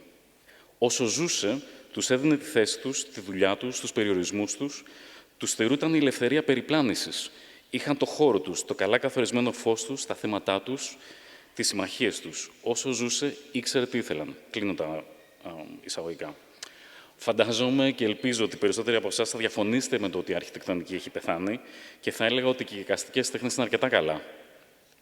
Ωστόσο, αυτά τα δύο κείμενα φωτογραφίζουν την αρχή ενός αιώνα, κατά τη διάρκεια του οποίου υπήρξε το διαζύγιο ανάμεσα σε αυτές τις τέχνες. Ο κτηριακός πολιτισμός του 20ου και του 21ου αιώνα είναι, αν όχι ο μοναδικός, σίγουρα από τους ελάχιστους στην ιστορία της ανθρωπότητας, στον οποίο η αρχιτεκτονική και τα εικαστικά δεν δούλεψαν μαζί. Από τα σπήλαια του Λασκό στο Γκομπεκλί Τεπέ, όλοι οι πολιτισμοί που εξελίχθηκαν σε αυτόν τον πλανήτη, από τους Ασσύριους, τους Αιγύπτιους, στους Έλληνες και τους Ρωμαίους, στο Ισλάμ, τους μεσοαμερικανικούς πολιτισμούς, τους πολιτισμούς στην Ασία, την Αφρική, οπουδήποτε, παντού εφαρμόστηκαν πρακτικές συνεργασίας ανάμεσα στην αρχιτεκτονική και τις εικαστικές τέχνες. Για να μείνουμε γεωγραφικά στα πιο κοντά δικά μας, ήθελα να σας φρεσκάρω τη μνήμη με εικόνες που έδειξα προηγουμένως από τη Μονή της χώρας στην Κωνσταντινούπολη και από την Καπέλα Σιξτίνα και επίτηδες τις ακολούθησα από την εικόνα του Barcelona Pavilion του 1929 του Mies van der Rohe, το οποίο ουσιαστικά ανήκει σε μια εποχή που ξεκινάει το διεθνές στυλ. Ο Van der Rohe έδινε σάρκα και οστά στις ιδέες του Λόος με την παραχώρηση του εικαστικού διακοσμητικού στοιχείου στα φυσικά υλικά. Όπως γνωρίζετε, η πέτρα, το ατσάλι, το γυαλί, το ενισχυμένο σκυρόδεμα προσδιορίσαν την αρχιτεκτονική του 20ου αιώνα χωρίς τα εικαστικά. Θα διακόψω για λίγο την τοποθέτησή μου και την απλούστευση της τοποθέτησης αυτής για το διαζύγιο της αρχιτεκτονικής από τα εικαστικά, για να πιάσω ένα νήμα το οποίο θα μας περάσει από τη γλυπτική στη φύση για να μας φέρει πίσω στην αρχιτεκτονική. Η πρώτη μου επαγγελματική έρευνα ξεκίνησε το 2010-2011 με το ερώτημα ποιο είναι το καλύτερο πάρκο γλυπτικής στον πλανήτη και γιατί. Με πολύ μεγάλη βοήθεια από φίλους και γνωστούς, η λίστα με την οποία ξεκινήσαμε χρησιμοποίησε τους ίδιους κανόνες κρίσης κορυφαίων μουσείων όπως ποιότητα της συλλογής, σημασία για την ιστορία της τέχνης, ποιότητα των εκθέσεων, ποιότητα των καταλόγων και των εκπαιδευτικών προγραμμάτων. Από το 75 κορυφαία πάρκα γλυπτικής στα οποία καταλήξαμε, κατάφερα να επισκεφθώ μέχρι σήμερα 22 σε Ευρώπη, Βόρεια και Νότια Αμερική, Αυστραλία και Ασία. Μερικά επανειλημμένως. Όλα αυτά τα πάρκα, εντός εισαγωγικών, είναι τόσο ετερογενή που η σύγκρισή τους είναι εξαιρετικά δύσκολη. Με βάση ποια κριτήρια τα συγκρίνετε? Την έκταση, τον αριθμό των έργων, το μέγεθος των έργων, το πόσα χρόνια χρειάστηκαν για να γίνουν, τον αριθμό των επισκεπτών? Η εικόνα της ιστορικής εξέλιξης της επισκεψιμότητας που είδατε λίγο πριν, των πιο γνωστών χώρων από το 2011 έως το 2018, παρέχει ένα βασικό τρόπο σύγκρισης που αποδεικνύει ότι όλες αυτές οι συλλογές, γεωγραφικά στη μέση του πουθενά, αποτελούν μαγνήτες για το κοινό. Σοβαρά πάρκα γλυπτικής δέχονται 250 με 500.000 επισκέπτες το χρόνο και σε έτη τριενάλε, όπως την τριενάλε του Σεντούτσι στην Ιαπωνία, ξεπερνάνε πολύ εύκολα το 1 εκατομμύριο. Τα πορίσματα της έρευνας δημοσιεύτηκαν ως άρθρο, συνοδευόμενο από 7 φωτορεπορτάζ, στον ιστότοπο Oculus με τίτλο «How to make a sculpture park that doesn't suck». Στα ελληνικά θα το λέγατε «Πώς να φτιάξετε ένα ικανοποιητικό πάρκο γλυπτικής». Τα πορίσματα της έρευνας ήταν τα ακόλουθα. Ο όρος πάρκο γλυπτικής είναι λανθασμένος. Χρησιμοποιείται ευρέως γιατί ο πρώτος τέτοιος χώρος είναι το πάρκο γλυπτικής του Μίντελχάιμ, στην Αμβέρσα του Βελγίου, που ξεκίνησε το 1950-51. Πιο ορθός είναι ο τίτλος Art Site στα αγγλικά. Η μετάφραση στα ελληνικά είναι λίγο άκομψη ως χώρος τέχνης, γιατί χώρος τέχνης μεταφράζει και το Art Site και το Art Space, που είναι δύο τελείως διαφορετικά πράγματα. Δεν υπάρχουν πουθενά στον πλανήτη δύο χώροι τέχνης που να είναι ίδιοι. Από τους 70-80 επιφανείς στον κόσμο, 8 με 10 είναι πραγματικά καταπληκτικοί. Η απάντηση στο ερώτημα γιατί αυτή η χώρη είναι καταπληκτική είναι γιατί συνδυάζουν τη φύση με τη σύγχρονη τέχνη, με την αρχιτεκτονική, με την εκπαίδευση και την ψυχαγωγία, με καλές επιλογές διαμονής και πολύ καλές επιλογές φαγητού, ουσιαστικά πρόκειται για ένα σύνολο. Για πολλοί κόσμο, το Benesse Art Site είναι το καλύτερο πάρκο εκλειπτικής στον πλανήτη. Μια συλλογή εργοτέχνης κυρίως δυτικής, μια συλλογή κτηρίων σχεδιασμένα από τον Τάντο Άντο, ένα μουσείο για το Liu Fan, έργα και εγκαταστάσεις στο τοπίο, σε παλιά σπίτια που άλλαξαν χρήση στα νησιά Ναόσιμα και Τέσιμα στην Νότια Ιαπωνία. Πραγματικά αυτό που τα συνδέει μεταξύ τους είναι η αρχιτεκτονική του Τάντο Άντο και θα έλεγα το ίσως και η τέχνη, αλλά κυρίως ο Άντο. Το πρόβλημα που έχει το Benesse Art Site είναι ότι αν δεν προστίθεται συστηματικά νέα έργα, το εγχείρημα δίνει την αίσθηση παροχημένου πάρα πολύ γρήγορα. Μία δεκαετία το πολύ. Μετά από αυτά τα 12-13 χρόνια έρευνας στο αντικείμενο, θεωρώ ότι ο καλύτερος χώρος τέχνης στον πλανήτη είναι το Ινστιτούτο Inyotim. Το Ινστιτούτο Inyotim είναι ένα από τα μεγαλύτερα ιδρύματα σύγχρονης τέχνης στη Βραζιλία και ίσως στη Λατινική Αμερική.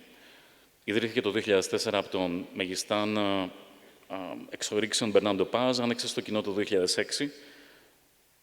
5.000 στρέμματα, ένας βοτανικός κήπος με σχέδια του αείμνης του Ρομπέρτο Μπουρλιο Μάρξ, 4.500 βοτανικά είδη από όλο τον πλανήτη και 24 περίπτερα με 700 έργα, 60 καλλιτεχνών από 40 διαφορετικές χώρες.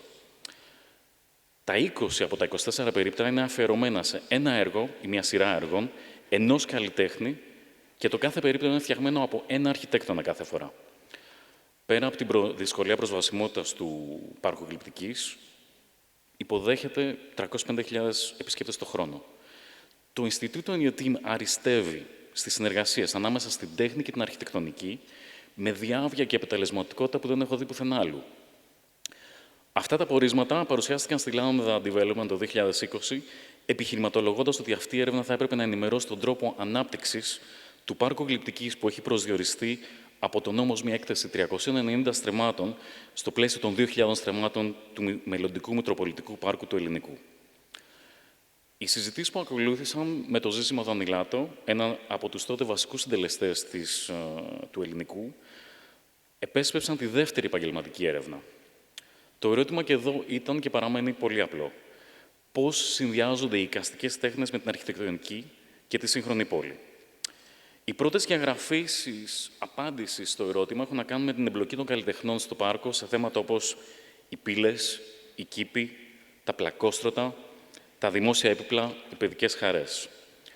Ως προς τα κτίρια, τα εικαστικά μπορούν να παρέμβουν για να συνεργαστούν από το πάτωμα στους τοίχους, τα ταβάνια, το φωτισμό, τα έπιπλα, μέχρι και την επιδερμίδα των κτιρίων.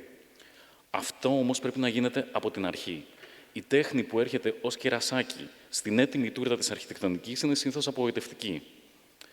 Όταν ο Βασίλης Μπαρζόκας μου ζήτησε να του παρουσιάσω 2 εμβληματικά κτίρια ως εικονογράφηση του επιχειρήματος για την παρουσίασή μου, του έστειλα το Bird's Nest, το στάδιο των Ολυμπιακών Αγώνων του Πεκίνου, που σχεδιάστηκε συνεργατικά από τους Herzog and de Meuron και τον Ai Weiwei και εγκαινιάστηκε το 2008.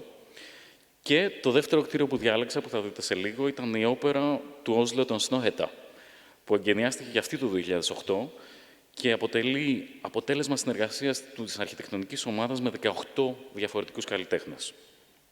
Τα πλακόστρα στο εξωτερικό του κτηρίου, το αλουμίνιο για τη σκεπή, τα μοτίβα για τις κολόνες που κρατούν την οροφή, η κουρτίνα της σκηνής, το γλυπτό μπροστά στον όρμο, όλα σχεδόν είναι σχεδιασμένα από καλλιτέχνες. Αυτά τα κτίρια είναι προς το παρόν οι εξαιρέσεις που επιβεβαιώνουν τον κανόνα. Η αρχιτεκτονική είναι ίσως μία από τις τελευταίες τέχνες που διστάζει ή δυσκολεύεται, διαλέγεται το επίθετο, να συνεργαστεί με τα εικαστικά. Στην αντίθετη όχθη υπάρχει ένα σπάνιο παράδειγμα στο οποίο ο καλλιτέχνης παίρνει τη θέση του αρχιτέκτονα και του εσωτερικού διακοσμητή. Σε λίγο θα δείτε στην οθόνη το Αγλατό. Το 2014 η Μάια Χόφμαν ανέθεσε στον Χόρχε Πάρντο, καλλιτέχνη από την Κούβα, να φτιάξει το σύνολο του ξενοδοχείου Λαγλατό στην Άγλ, στο νότο της Γαλλίας, που άνοιξε για το κοινό του 2018. Ως μέρος της τεράστιας επένδυσης στην πόλη, που κορυφώνεται, όπως γνωρίζετε, με το Luma Foundation που υπογράφει ο Φρανκ Γκέρι. Ο Πάρντο σχεδίασε τα πάντα μέσα στο κτίριο. 6.000 τετραγωνικά μέτρα μοσαϊκά από κεραμικά πλακάκια, έπιπλα, πόρτες, φωτισμός, ο κήπος. Αυτό το χώρο του καλλιτέχνη ως αρχιτέκτονα προσπαθεί να επενδύσει αρκετά επιτυχημένα και ο Olafur Eliasson τα τελευταία χρόνια. Για να επιστρέψω τώρα στο διαζύγιο από το οποίο ξεκίνησα. Μετά από 1 αιώνα αυτονόμησης των τεχνών, διαπιστώνουμε ολοένα και περισσότερες συνεργασίες μεταξύ τους. Θα αναφέρω εδώ τη σύγκληση του χώρου της τέχνης με το χώρο της μόδας. Το χώρο της τέχνης ουσιαστικά, μην παρεξηγηθώ. Αν θέλετε, η εργαλειοποίηση του χώρου των εικαστικών ξεκινάει το 1999. Ο Marc Jacobs, που τρέχει εκείνη την εποχή το Louis Vuitton, καλεί τον Takashi Murakami να σχεδιάσει τις τσάντες Louis Vuitton. Ακολούθησαν αυτής της αρχικής συνεργασίας εκατοντάδες συνεργασίες τα τελευταία 24 χρόνια, με αποκορύφωμα τις πρόσφατες καμπάνιες της Louis Vuitton, με το εργαστήριο της Yayoi Kusama, που σχεδίασε όλες τις βιτρίνες της εταιρείας σε όλο τον κόσμο, καθώς επίσης και εκατοντάδες εμπορεύματα. Ένα άλλο πρόσφατο παράδειγμα ήταν η ανάθεση από την Christian Dior στη γλύπτρια Ιώνα Βασκονσέλος, την Πορτογαλέζα, ενός γλυπτού 24 μέτρων για την παρέλαση στην Εβδομάδα της Μόδας στο Παρίσι. Οι συνεργασίες ανάμεσα στους αρχιτέκτονες και τους καλλιτέχνες σπάνια γίνονται θελοντικά στις μέρες μας.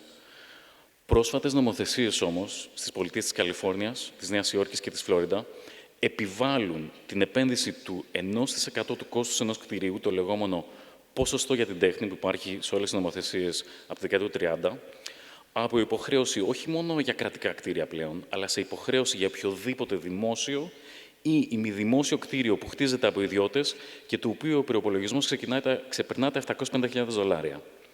Αυτό σημαίνει ότι τα επόμενα χρόνια θα δείτε, τουλάχιστον στη ΣΥΠΑ, ολοένα και περισσότερες συνεργασίες ανάμεσα σε αρχιτέκτονες και καλλιτέχνες.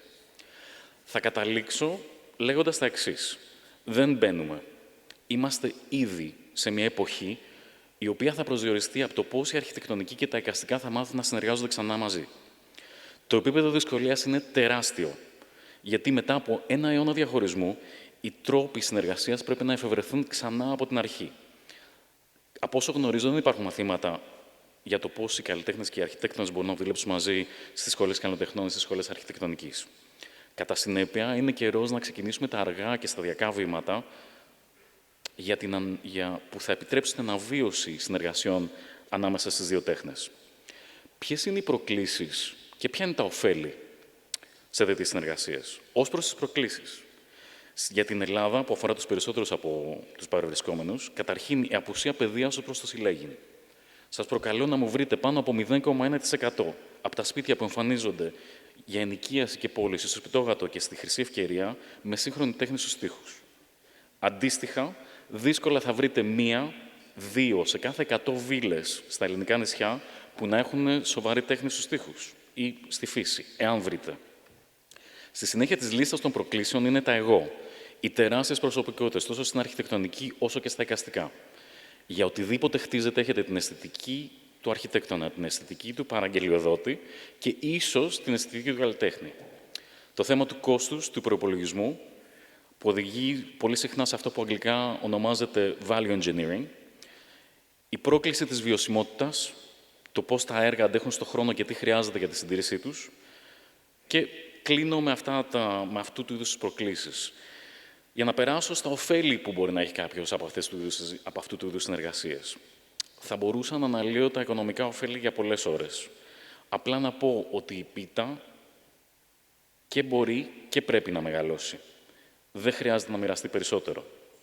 Πέρα από το οικονομικό, υπάρχει μια χαρτογράφηση του National Endowment for the Arts, του Εθνικού Κληροδοτήματος για τις Τέχνες, του 2012, που είναι ακόμα επίκαιρη και αναφέρεται στα ωφέλη σε ατομικό επίπεδο όπως συναισθηματική επέκταση, διανοητική επέκταση και κοινωνική επέκταση.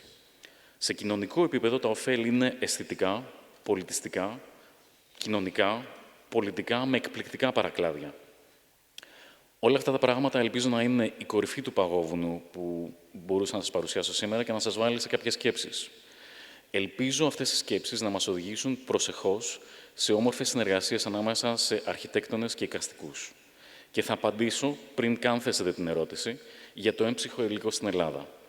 Μία έρευνα που εκπώνησαν δύο ιστορικοί της τέχνης για καλλιτέχνες, που μπορούν ή θα μπορούσαν να συνεργαστούν με αρχιτέκτονες εάν ζούσαν, αριθμεί 158 ονόματα ατόμων και ομάδων, γεννημένων από το 1903 έως το 1991. Τι σημαίνει αυτό? Το έμψυχο υλικό υπάρχει και το ερώτημα που τίθεται είναι αν υπάρχει επιθυμία συνεργασίας. Για την Ελλάδα θα μου επιτρέψετε να έχω αρκετές αμφιβολίες. Ελπίζω όμως η αρχιτεκτονική κοινότητα που βρίσκεται σήμερα εδώ να με διαψεύσει με έργα. Σας ευχαριστώ πάρα πολύ.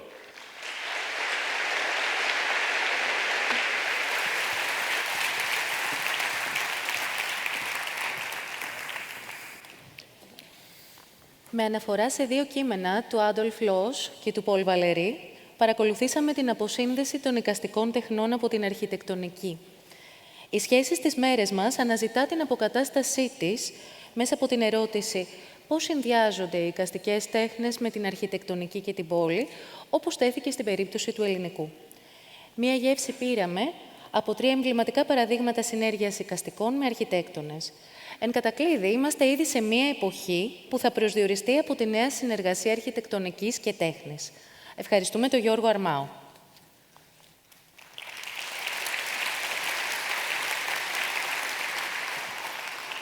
Στην προηγούμενη ΕΣΟ δοκιμάστηκε για πρώτη φορά ο συνδυασμός των ομιλιών και των πάνελς. Συνδυασμός που κρίθηκε αρκετά επιτυχής. Τον επαναλαμβάνουμε λοιπόν και φέτος και ετοιμαζόμαστε για την συζήτηση Back to Basics, αφού πρώτα προηγηθεί η ομιλία του Ιάσονα Τσάκονα. Ο Ιάσον Τσάκονας είναι ιδρυτής της εταιρείας Ολίαρος, που μέχρι σήμερα έχει δραστηριοποιηθεί κατά κύριο λόγο στην Αντίπαρο. Σήμερα στην ΕΣΟ θα μας μιλήσει για τη στρατηγική και την κατεύθυνση των δραστηριοτήτων της Ολίαρος σε ένα νέο πεδίο, αυτό της Σύφνου. Θα μάθουμε ποιος είναι ο ρόλος του development και της αρχιτεκτονικής στην εξέλιξη του τουρισμού, σε έναν τόπο που η τουριστική ανάπτυξη ήδη έχει πραγματοποιήσει την εμφάνισή της με αλματώδη ρυθμό. Το πάνελ Back to Basics συντονίζει ο Στάθης Καλύβας, καθηγητής πολιτικής επιστήμης και κάτοχος της έδρας Gladstone στο Πανεπιστήμιο της Οξφόρδης. Θα συνομιλήσει μαζί με τον Μιχάλη Ραυτόπουλο από το Γραφείο Aérea και την Μομόγιο Καϊτζίμα από το Ατελιέ Bow Wow. Δυστυχώς δεν μπορεί να είναι μαζί μας για προσωπικούς λόγους ο Μανουέλ Άιρες Ματέους, ο οποίος θα εκπροσωπηθεί με ένα βίντεο.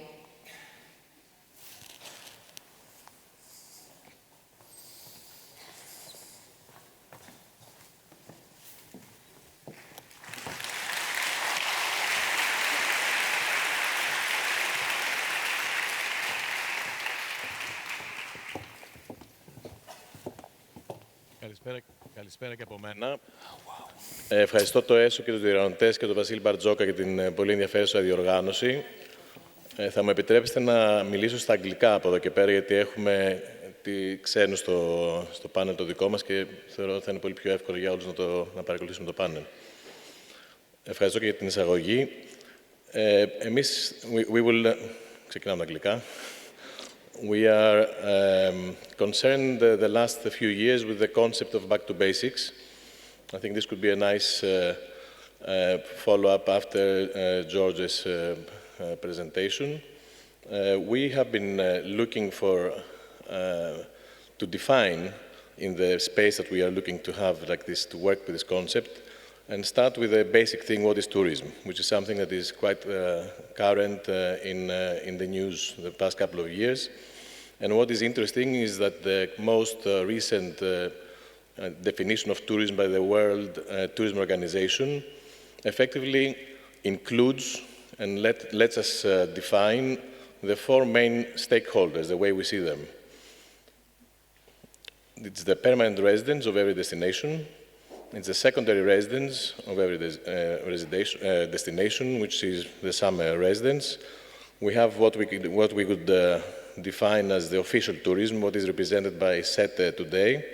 And then we have this uncharted territory, which is what we in general call Airbnb or rental villas, which is something that for the first year has overtaken the third category, the official category.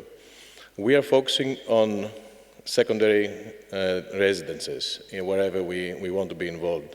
And we think the reason we're doing that is we think that the number one, the residents and the secondary residents are the ones who are keeping the core of every destination. And we think that the mix of these 4 categories has to be defined depending on the destination and the relative capacity of the destination in order to be able to plan a better future, a more sustainable future for the tourism.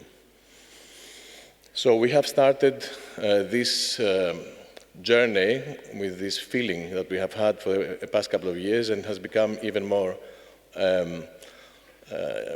important for us following COVID. We figured out that many of us have gone back to basics. We needed to go back home with our families. The sense of home became much more important than it used to be before. And it's funny because when I was preparing this presentation, having a title of the pre-COVID or post-COVID already seems to be outdated. We are already partying post-COVID. So I think now that we have started partying, it's even more important to be able to remember and define what is back to basics in the journey that we want to follow. For this reason, we have put together, we had chosen the island of Sifnos as a place where we could express such a direction, and we were interested to define, to share thoughts with a group of professionals, whether it's architects, curators, designers, on what back to basics means for each one of us within the context of Sifnos. Why did we choose Sifnos? I'm not sure, I assume most of you have been to Sifnos, and I will read the way we express it. Sifnos is an elegant island, proud of its architectural history and distinct cultural identity, which has been shaped by strong ceramic and culinary traditions. It has a discerning social community that appreciates quality at every level, one that we wish to join and nurture. We do find that in every destination, the social fabric is very important, and we find that Sifnos is one of the most active in that sense, and I think it's something that we all see in the built environment as the result. So this is not something that has happened the past year, it's something that has been historically over the past many decades enforced. And this is something that we find extremely viable and interesting, and of course has become lately an issue in the newspapers the last couple of weeks or a month about how do we develop Sifnos from now on, and whether this is it has any spare capacity for development. So we have been analyzing Sifnos to see how to approach it, assuming that there is some space for the number 2 category to expand the residential community with the secondary housing opportunities. And the reason we're doing that, it's interesting that you see that many times the second category, let's call them the expat residents, are even more, they are even more deeply involved into retaining the identity of a destination, more than the permanent residents. We have seen that also in Antiparos in our case, where basically 100% of our clients are secondary residents, and a few of them have been renting the houses for a few weeks to cover their expenses. So when we go to Sifnos, we have identified the fact that Sifnos is a hilly island. It has been structured on the basis of its original industry, which was pottery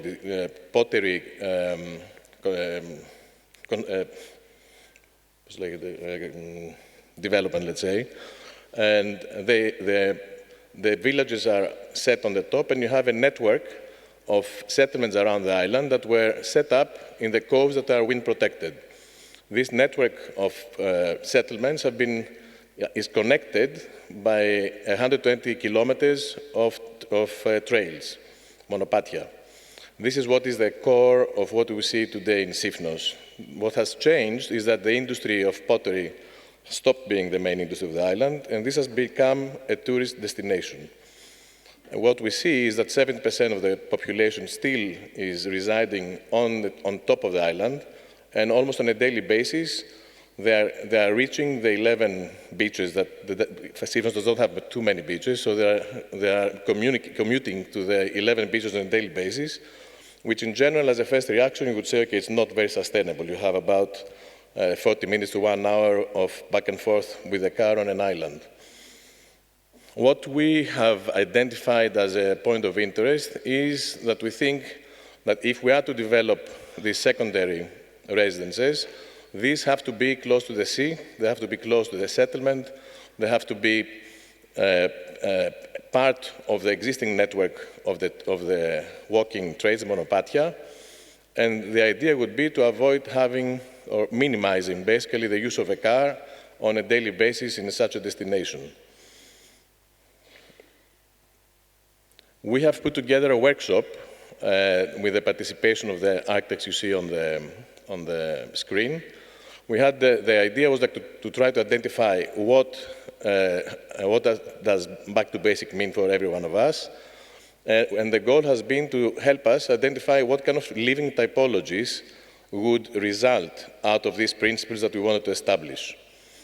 This was a 4-day workshop that we hosted in Sifnos, and the result has been a brief. Basically, we concluded that we would like to have a series of smaller volumes that could work individually or in groups of houses or in a bigger group, and that they should be basically set up around a settlement to make things more sustainable in that way and expand the existing community of the settlement. We set certain relatively strict design requirements, and we decided, as a result of this workshop, to call a competition. So we called the competition. We invited 7 Greek architectural offices and 3 foreign offices.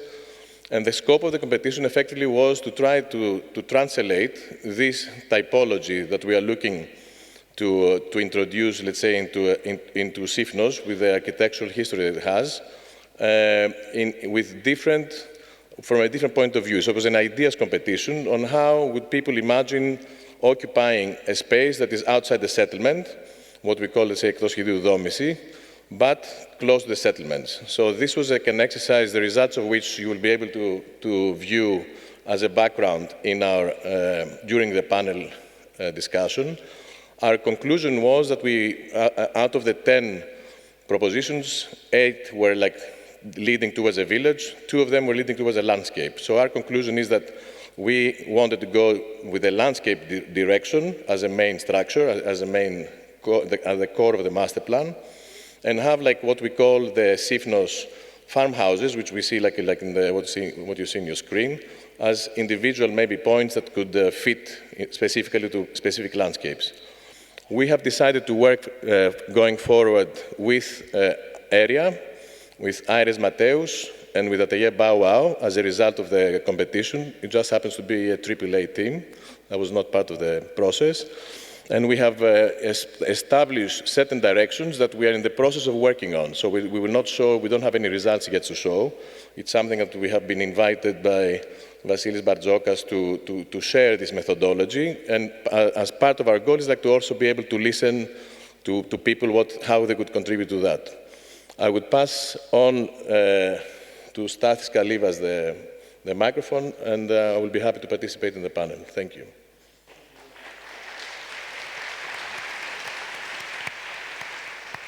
Good afternoon. I'm Stathis Kalivas. The chair here is empty because Manuel Aires Mateus couldn't be with us, but he sent a small clip, so we'll watch that for a couple of minutes and then we'll open up the conversation.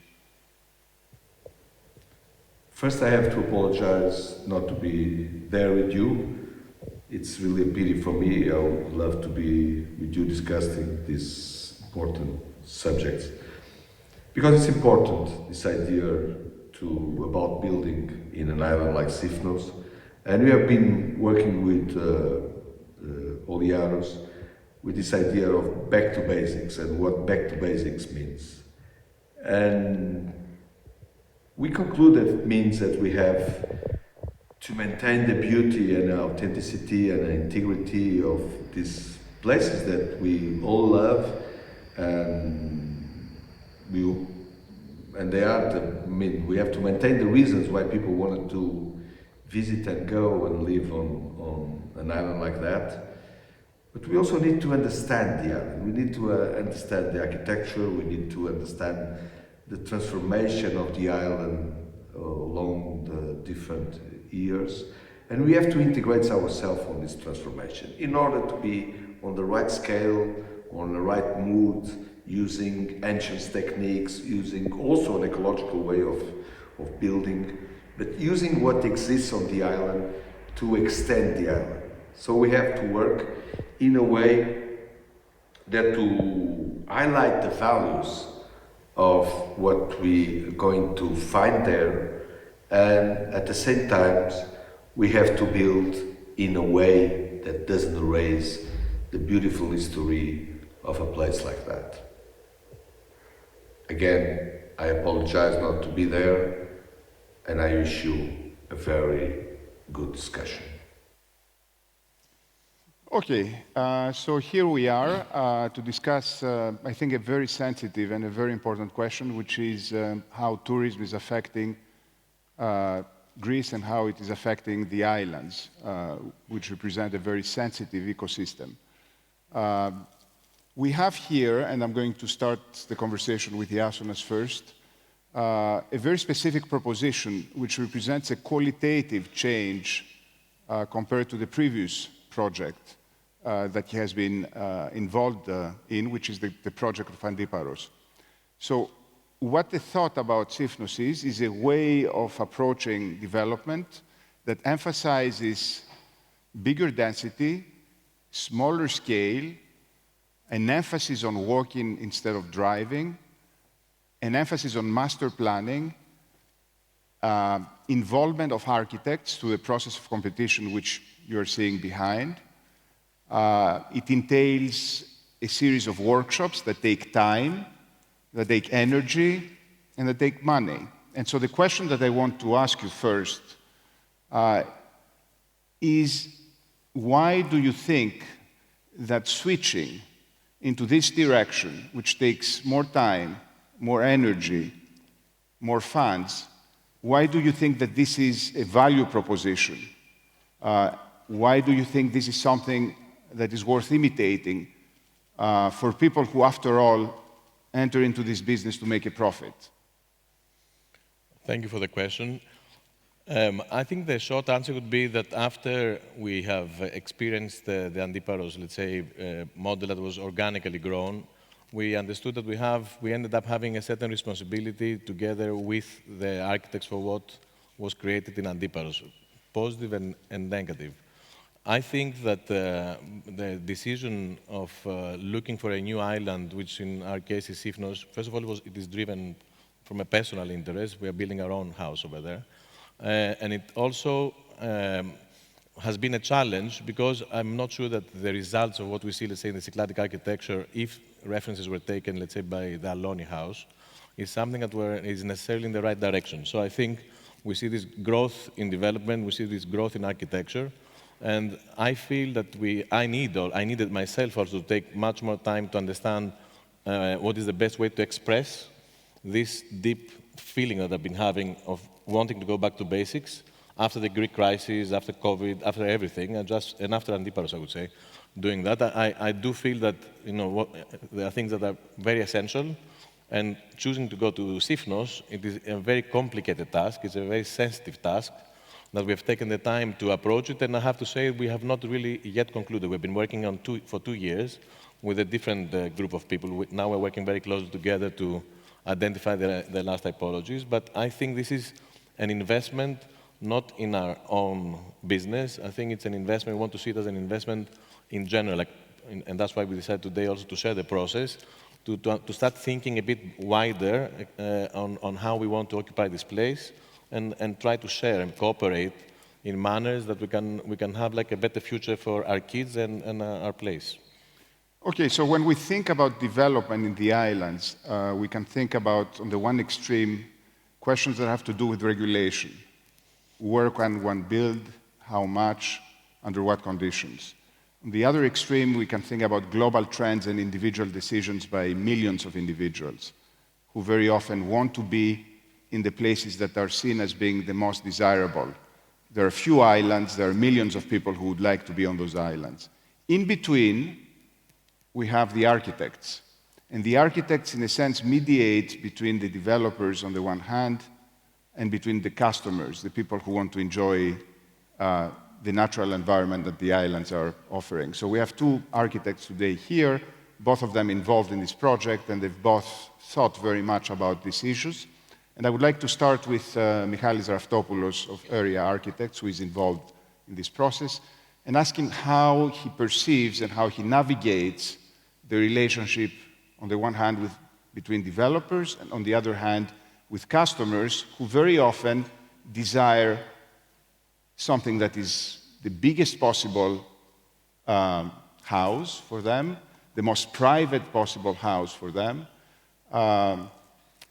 the materials that may not be compatible with the place in which they select to be. So what is the role of the architect in that respect, given the tensions between developers on the one hand, customers on the other hand?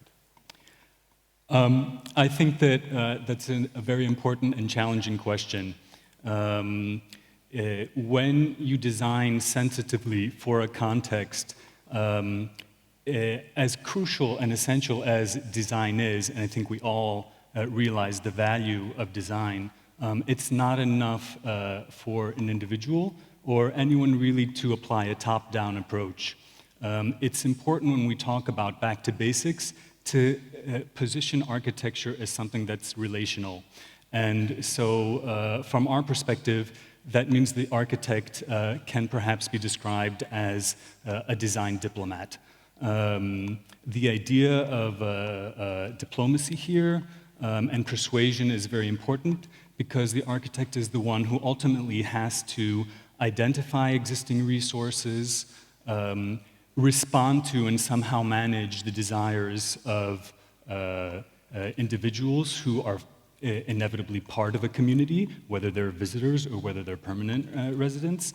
And we also have to identify the capacity for a place to adapt in positive ways to change. So I think the architect as a design diplomat is very important in this way. And it also implies that architects should not simply accept a transactional relation to an individual client, whereby the client pays and requests a kind of architecture that is a commodity.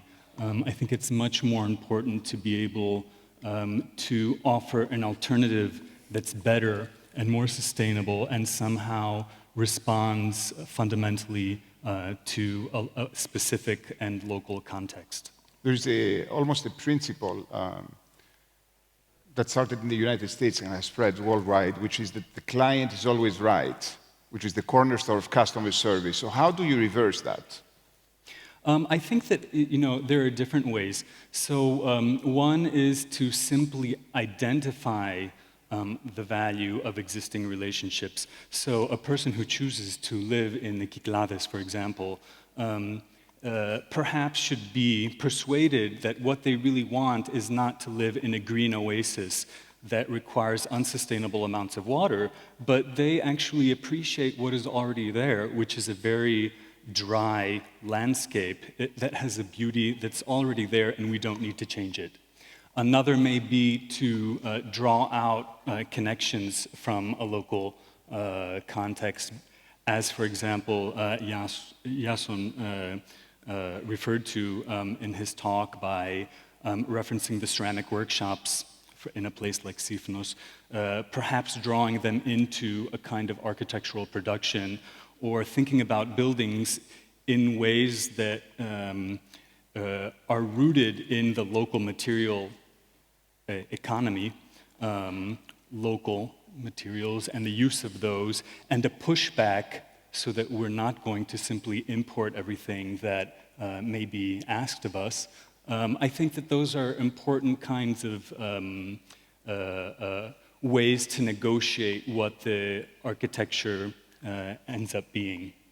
So one thing that I retained from your answer is the idea of the architect as a mediator, as a design diplomat, but also as an educator, educating clients, making them understand where what their true preferences may be, even when they themselves might not know them. Let me turn to Momoyo Kaijima of Atelier Wow. We were talking yesterday about these issues. There is a sense very often that the purpose of hospitality and the business of hospitality is to minimize or eliminate friction The idea is you leave your home and you arrive at your destination with the least possible friction, with the maximum comfort. But then we started wondering that perhaps that's not an ideal, because when you eliminate friction for everyone, first you maximize the number of people, and also you minimize the sense of experience.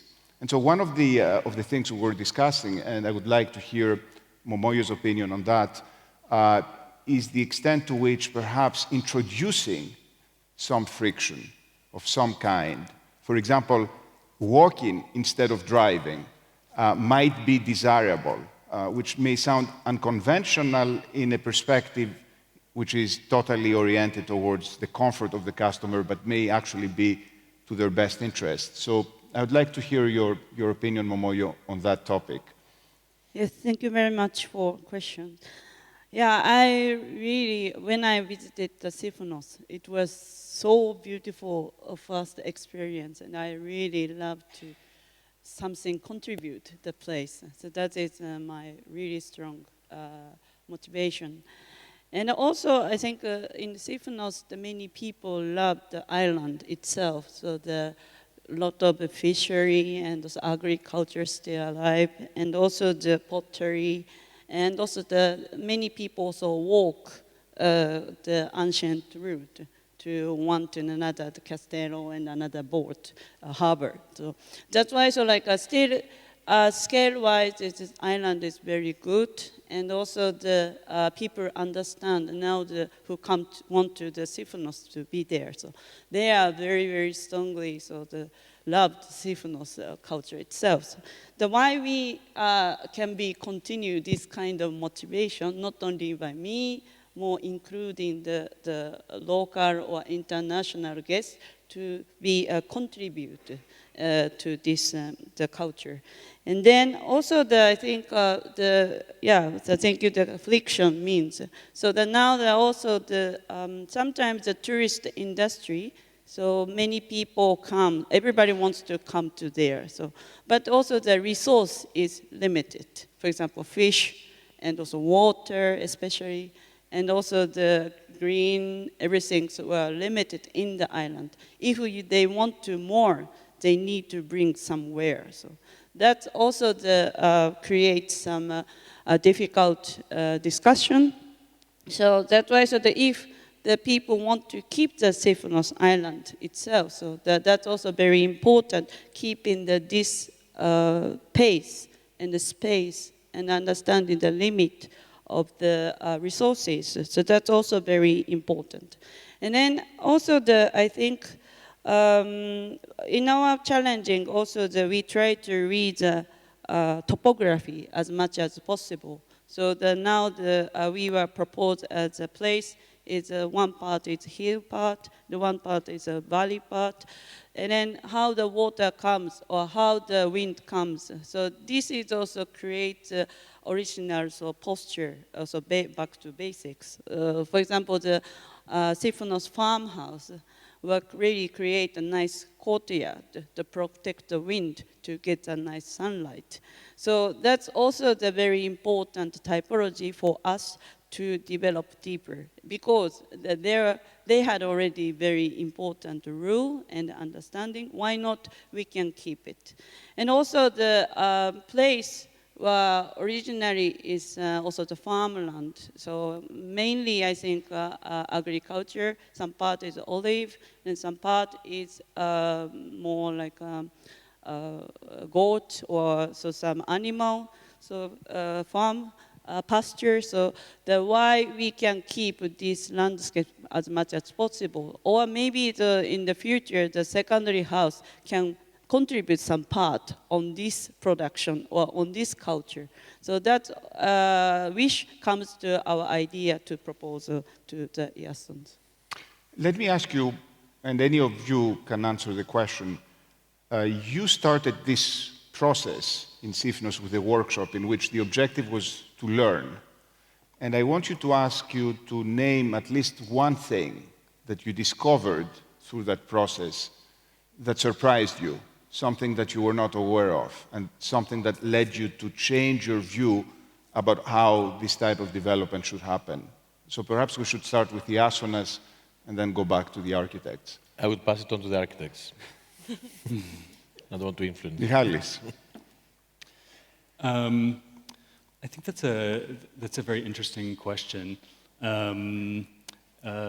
I think that one thing that really became clear is that the local community is not represented by a single kind of resident. I think that there's a very large variety of different inhabitants that kind of break down the dichotomy between local and non-local. I think that what this means is that you have a very complex situation, and it's one that can really only be approached to begin with at the level of a master plan. It's not, you go in anticipating a certain kind of design that's related to the subject of housing, but it's not just houses, it's everything in between that creates the landscape. It's a road network, it's where to place the PV cells, it's what to do with water, it's how to deal with the landscape in a way that does not create something separate, but that's integrated.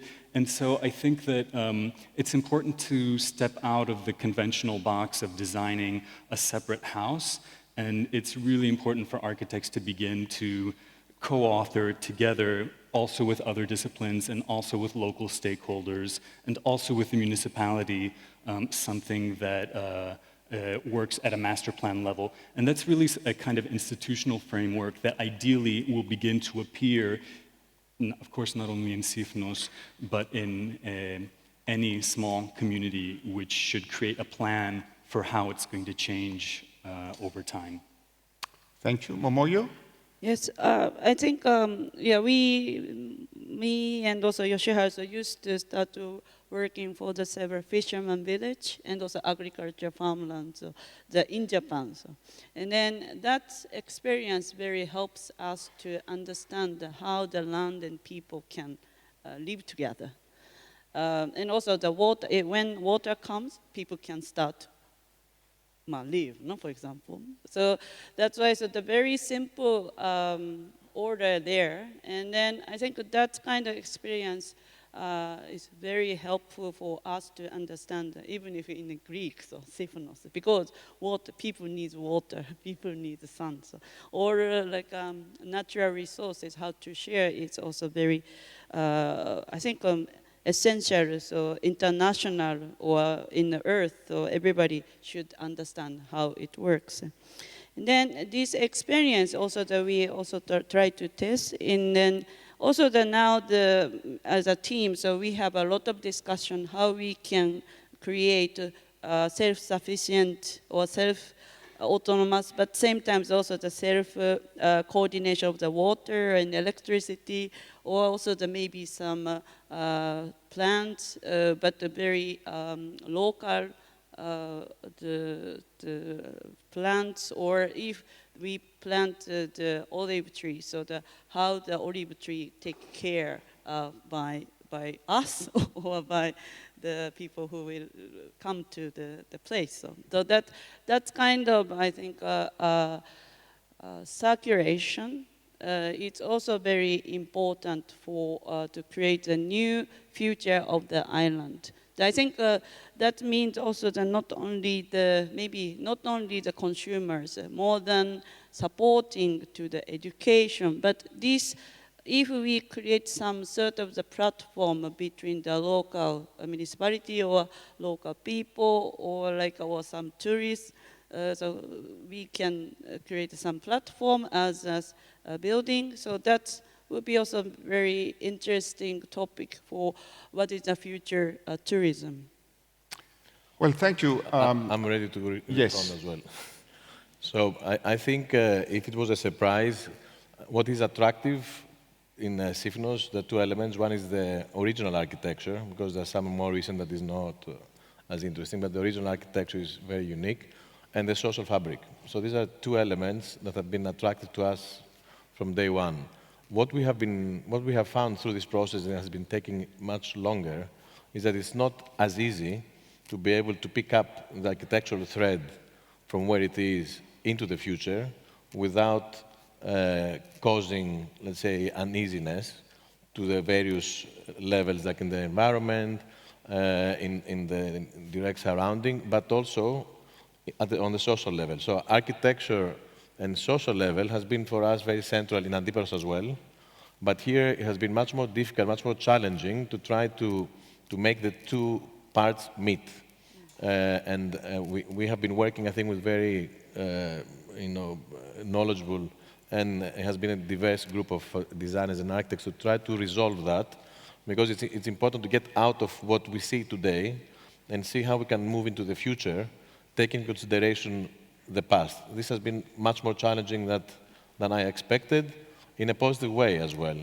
We have been trying to figure out how to make it work. There is a conversation that started in Greece about the future of tourism and its impact on a variety of dimensions. And one of the most difficult tasks is to reconcile different goals. Tourism is seen as an income generator. It is also creating enormous amounts of tensions, and it's also creating sustainability issues. Reconciling all those issues is not very easy. What you're trying is a different approach, but at the same time, my sense from what is happening in the islands is that we're in the beginning of a race in which more and more people are trying to build faster and bigger for more and more visitors. So how do you think your specific approach can allow others to learn from what you're doing and perhaps be more inspired by a different perspective rather than follow the standard perspective of building, for example, without any master plan, or ignoring local conditions, or not trying to affect the preferences of the clients, but to actually reflect the most egregious types of preferences? How do you think what you're doing might or might not have any effect or any impact at all? And this is a question to any of you. I mean, I would perhaps start with the obvious observation that we need more regulation. The capacity of a local context needs to be regulated, and that's not something that should be decided every time an architect or a landowner or someone else decides that they want to make a project. I think that what becomes clear and what is serendipitous from our process is the need for this to be a public conversation, which is why we're here today. And perhaps this by itself will inspire local communities to begin to apply pressure to clarify what their priorities are, not just now, but in the next 5 years, 10 years, 20 years. That needs to be explicit, so people need to continue that conversation publicly. Yes, now I'm also halfway year in Switzerland. So Switzerland also had, now that these few years, so they need to discuss about the zoning in everywhere. So it will be developed or it will be not developed. But I think this is also a very good chance for them to understand, because Switzerland needs to receive the many international tourists, but also the mountain, even if mountain, there is a limitation of the water and electricity if they need to receive. So it's started to be very, very difficult for the infrastructure. So they cannot reach the same quality of that. So that's why, so maybe, so this discussion will be, some part is make a decision, okay, no more secondary house, or maybe so no more new infrastructure, so on. So that discussion might help to also the people to understand important goal to the future on their, I think, land and on their place to keep in the sustainable condition in the society. Do you have like a few seconds? We're running out of time very, very quickly. So I think what is most important is to be able to start a public discussion, identify who are the stakeholders in the discussion at all levels. Policy, I think, is very important. The rule of law is important. I think we do have a number of laws that are in place that are not... let's start with that. That's the fastest one. Let's try to abide with the law in a whole manner. And then at the same time, we need to open up this discussion and involve everybody in order to discuss the future. And this has to be done before it's too late.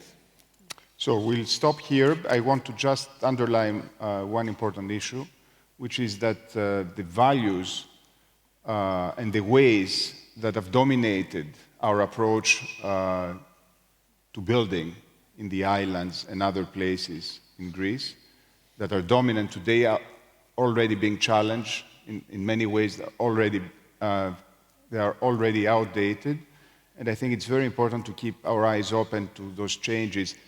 The discussion that is happening in Greece and will continue to happen is not just provincial or limited to Greece, because when it comes to tourism, Greece is a heavyweight. It has an outsized influence on a global discussion. So I think it's important to keep this discussion open and to not only to see what is going on elsewhere, but also to chart our own way and find the solutions that we need. So thank you very much for this discussion.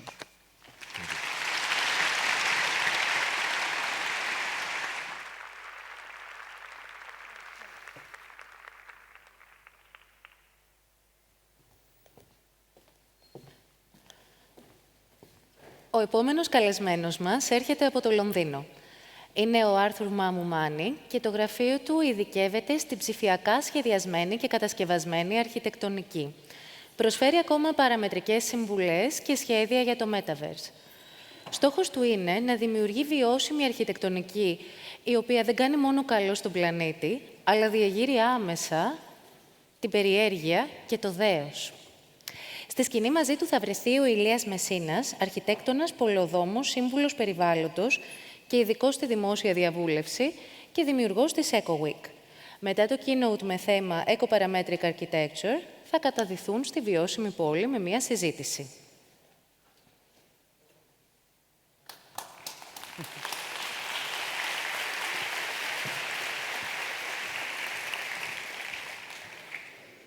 Hello.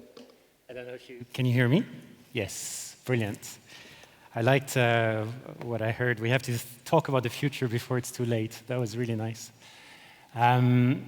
So I'm going to speak a little bit about the future, maybe, but more importantly, nature. Parametric design, I'm sure you heard that term. I heard a lot today, form follows function. But when you think of nature, it's more systems, not forms. Interrelated systems that follows parameters. Parameter like the sun, like structure. And in a sense, I'm going to speak about that and the idea of circularity. So I love circles. You'll see a lot of projects that are circular. These are projects from Burning Man. I don't know if, has anyone been to Burning Man in the audience? No? Okay. I'll bring you there, at least in spirit. It's an experimental city in the US, in Nevada, where 70,000 people come together and create a city and then uncreate it. They leave no trace. It's one of the principles.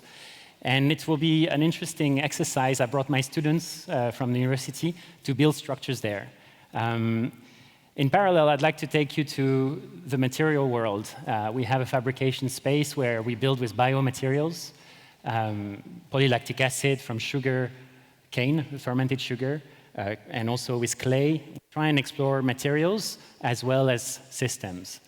So I have an architecture practice and a fabrication space available to the public. And this is a bit of a yin-yang relationship, which is really helpful because we try and innovate in our little world, and then we try and share that innovation with the people so that they can be empowered by it.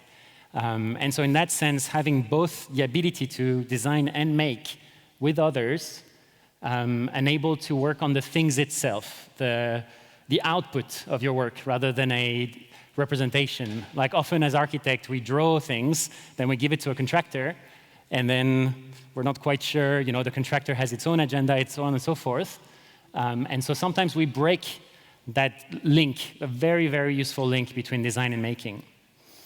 We're going to talk a lot about community, because when you start working with materials, with others, people need to understand what it is that they are creating. And so we have a lovely office of more than, I don't know, we have 33 people now, and they are all able to work with the output of their work.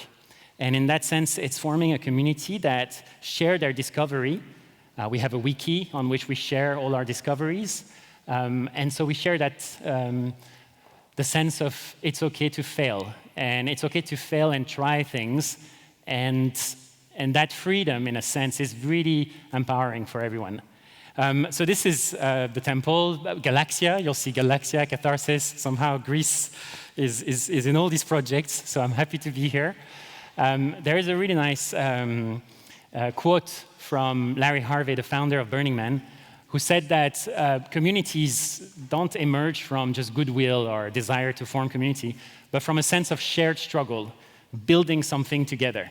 And in that sense, there is another really nice quote that I found, that was from Harari, the author of Sapiens, who said that maybe we ended up as civilization not because we wanted to optimize crops and have agriculture, but because we were building temples. I'm sure it resonates here. But it's what happens, and I've witnessed it because we built that temple, a secular temple, a temple in the desert, in which we actually brought people together and form a sense of community, a place where everyone could participate. No spectators is one of the founding elements of Burning Man. So this is Catharsis. It's another project that we built, and rather than burn it, as per many projects at Burning Man, unfortunately, we wanted to disassemble it and create a dialogue between cities. And so Catharsis is on flatbed trucks. It's a traveling architecture that we can assemble and disassemble. The notion of assembly and disassembly is very contrary to, ruins that would last forever.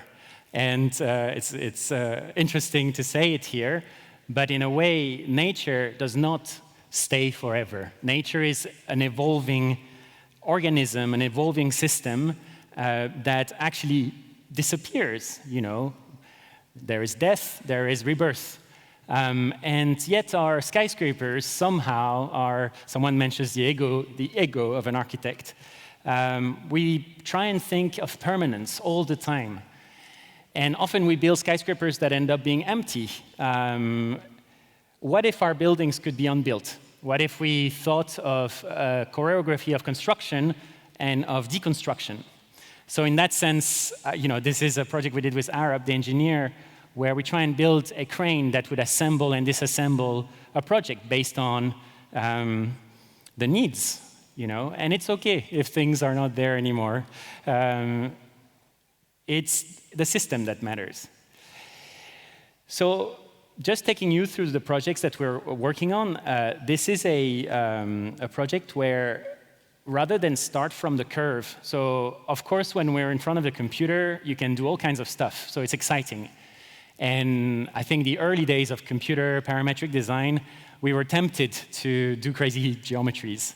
But what happens if you take the constraints of local craftsmen, local materials, and then you bring them back into the computer, and then you use that intelligence to inform what you're doing, rather than imposing stuff to the people that build.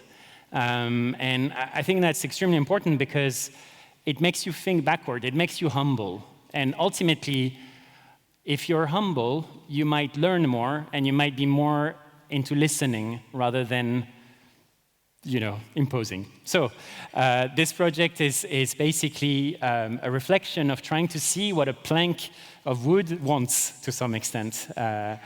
And when you cut trees, the trunk is more or less straight. And there is a convention that pieces of wood should be, unfortunately in inches, but 2 by 4, 4 by 4, and there is a kind of convention around that material that is here for a reason. And so we start from the straight segment, put them in the steam bending, and then bend them to the curvature that is required by the space. And so this was a space for Orange Telecommunication. I'll show you a few parts of that headquarters we worked on. And basically, those are all made from straight pieces of timber. And then we fractalize it. So we continue the same technique on a smaller scale. And on a smaller scale, just like you'll reproduce that in nature, you'll see in a leaf, the system overall is often the one you'll find at a smaller scale.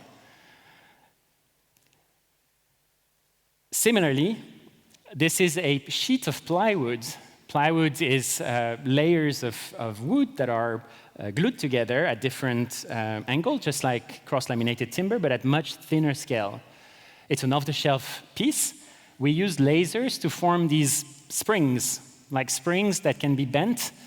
And so we form 3D from 2D, just like origamis. The beauty of that is that it's flat pack, so you can travel not air.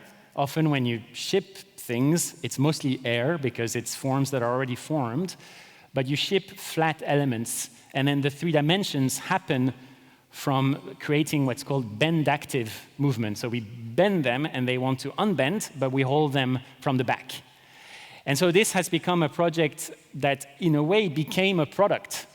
And that's been really great, because that means we can learn from it and improve it. And it helps us a lot to not have to reinvent everything all the time. I think that's another problem with us architects, is we reinvent everything all the time. And these are variations. This is at Fortnum & Mason, the bar in the famous shop in Piccadilly Circus in London.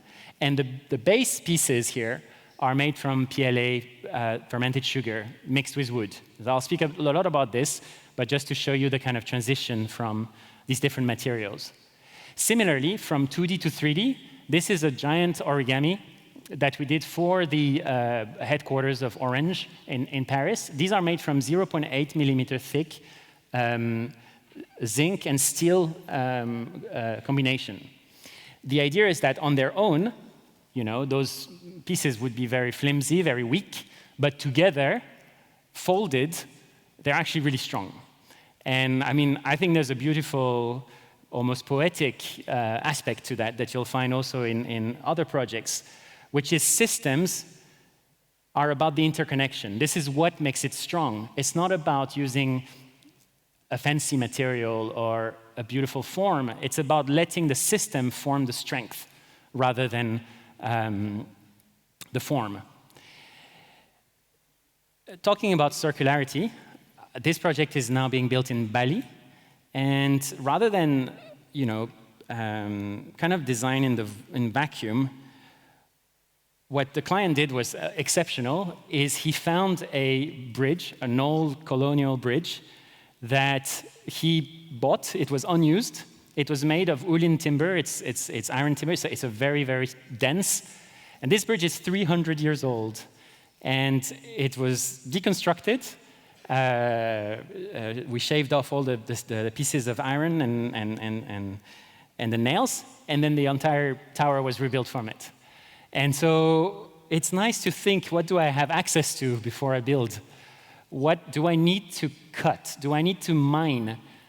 Do I need to grow? Or can I reuse, And that's also a bit of a shift, right? We again, tend to design without asking ourselves the question of that sort of context, not just the urban context, but the material context. And so that tower is built from that material, and then the skin is built from rattan. So the curved, the gentle element is made from a much thinner, locally sourced material. So talking about empowering, I promised to take you then to Burning Man. We built this project recently from using augmented reality. So in augmented reality, these are HoloLens goggles, you can see a three-dimensional thing, but instead of being in a virtual reality, you're seeing the reality in front of you. So what happens is you can use really cheap material, off-the-shelf cheap material, like in this case rebars, the one we use for reinforcing concrete, and shape them into any form that the augmented reality might tell you. And so you can therefore have people that are not necessarily trained in metalwork do projects like this. And so in that sense, it's really refreshing because you don't need to use a fancy 3D printer or a fancy machine. You can actually use augmented reality to augment your capacity of building with off-the-shelf traditional material. Saying this, I'll bring you to 3D printing. I was lucky, I guess, to be at the very early stage of when 3D printers were democratized and made open source. And so I was working on assembling my own printers, and then this is a universal language called G-code for general code, which is what you send to the machines, whether it's a 3D printer, a CNC machine. You just send simple speed, X, Y, Z information. And in that sense, if you're just sending the pure information that the 3D printers want, then you're not imposing a form to the 3D printer. You're actually working with the language of the machines. I think we get increasingly scared of machines, and only when you speak or when you understand them deeply can you actually, quote unquote, really work with the machine, work with the algorithm,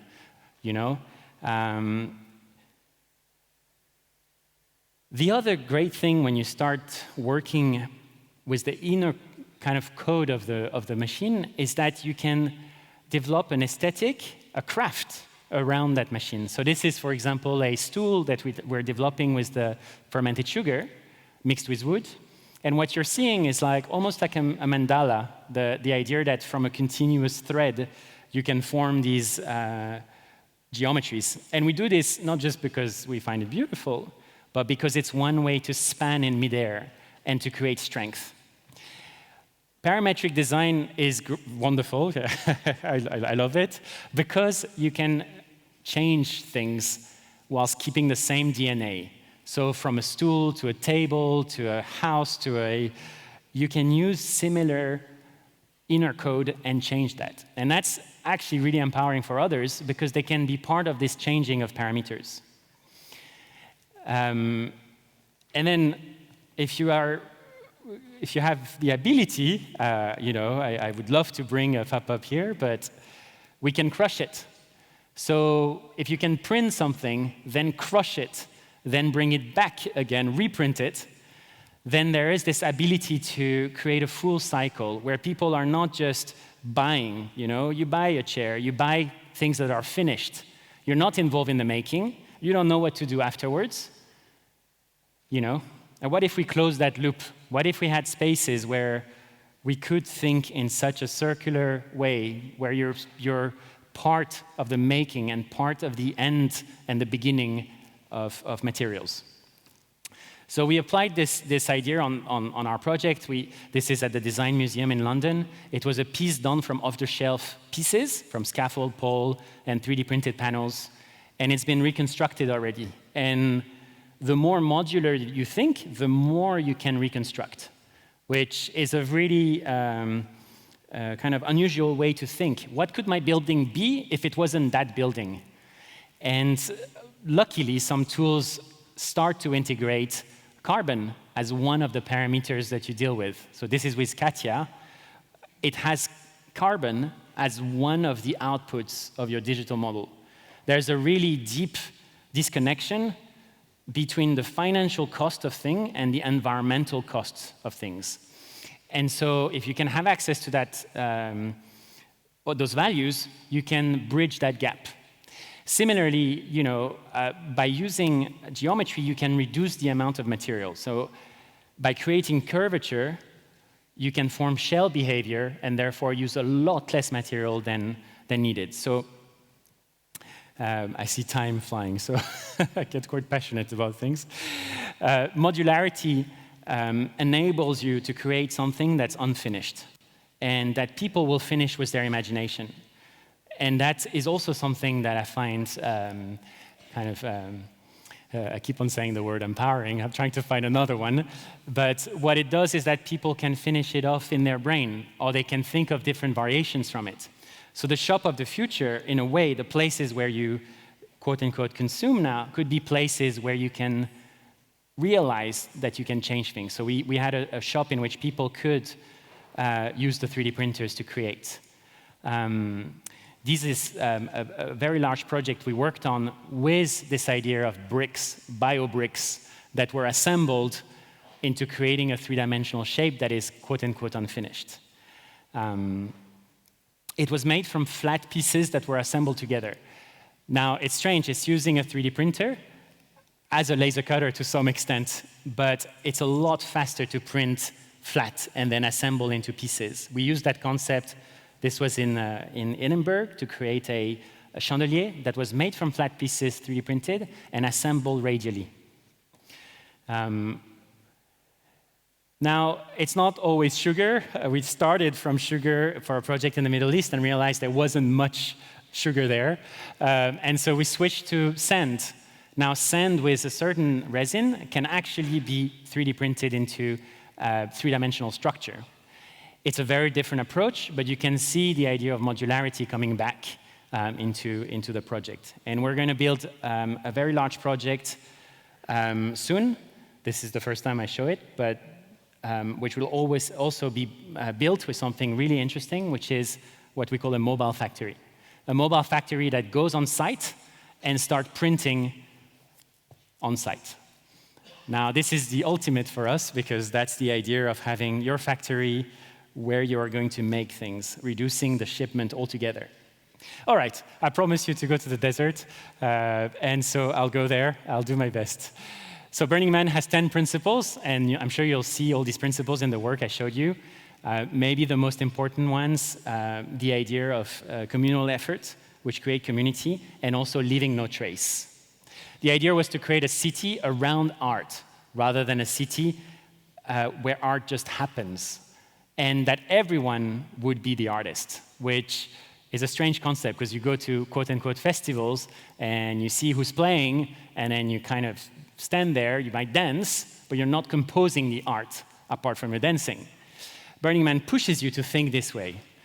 You build a village of artists, you build a structure, you fundraise from it, you become the entrepreneur, you have to think of the price of everything, so you have to use off-the-shelf material, you have to think of the nighttime interaction, the daytime interaction, and so this is how we came across the idea of building a temple. Now, at the time of doing this project with the students, I was working on something for Virgin Galactic, for the astronauts going to space. And this was a very kind of initial thought about computer science when I was learning it. My dad was a computer scientist, a very early stage, and he was telling me that you can do recursion, which is when you move things around. Let's say you move a vector, and then that vector is then moving again on its own, on its own, on its own. And this is what generates these geometries that can be grown in certain ways to follow the sun, for example, leaving the sun coming in, the sunlight coming in during winter and diffusing it in the summer. So this led to this hotel that never happened because, fortunately, Virgin Galactic couldn't. And then it led to Galaxia. So Galaxia was a temple that is meant to be universal because it didn't have a religion associated to it. And it was 20 gateways that started from the human scale and then pushed you to a communal space in the middle. That project, 60 meters wide, 20 meters high, built with 200 volunteers, all self-funded, as in, we had to find $600,000, which was not an easy task, but pushed me to think of every single use of material, any optimization. So there's no columns, it's all structure. Everything works together as a system. And that means we can use off-the-shelf timber, we can use off-the-shelf screws, and then we keep it together. Instead of heavy foundation, everything is on cables. There's a bike wheel in the middle that holds it all together like that. And so everything is working. And we try and maximize tension. Tension is so much lighter than compression. And the more tension you have, the lighter the structure can be. It's like a giant tent. This was how we built it. Started from the one-dimensional members, to the triangle, to the volume, folded into these bricks. These bricks were then formed into 400 of these drawings that were then passed on to volunteers for them to fold them and assemble them together. The engineer gave us a really simple formula. If you really want to use the number of screws you need, this is what a screw can take, and that's the newtons. Deal with it. So we just knew that, so we used the exact amount of screw we needed, which is, obviously, you need a certain kind of add-on to that, a margin. But what happens in architecture now, because of modernism, where we just copy-pasted the system, we just didn't bespoke our systems to the needs. And so therefore, we just wasted. But if you could use the right amount of screws just based on using, parametric design and a laser cutter, you can be so specific. And that's what 3D printing, digital fabrication in general can enable. Yes, so we closed them into these giant bricks. We obviously had many volunteers to push them into these portals and put them together into that assembly. We then removed the scaffold, and the whole structure settled on its own until other people, the community, entered and started building all kinds of stuff within that structure. It was beautiful. I got married in there. Had to. I was so stressed about it, so it was nice to finally use it as a temple. We let it live for a week, and then we burnt it. We had to. It's the ritual. It's in the name. 70,000 people quietly seeing all of their offerings being burnt, letting go.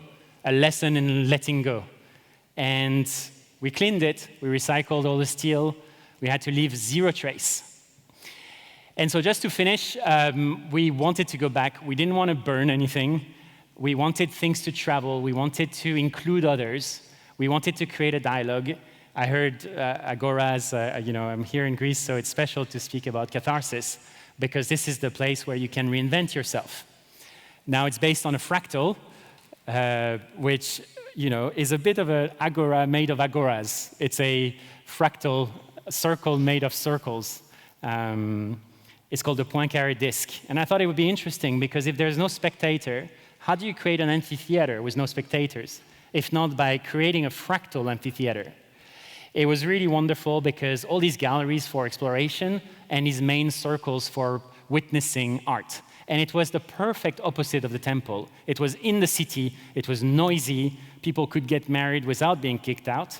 I was kicked out of my own wedding, because people were quietly mourning, So we could do the opposite. We had Refik Anadol do beautiful projection mapping.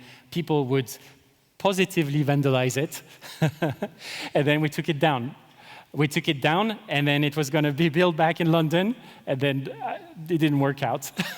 So it's still on storage, which makes me sad, but also makes me realize, people are not quite used to this approach.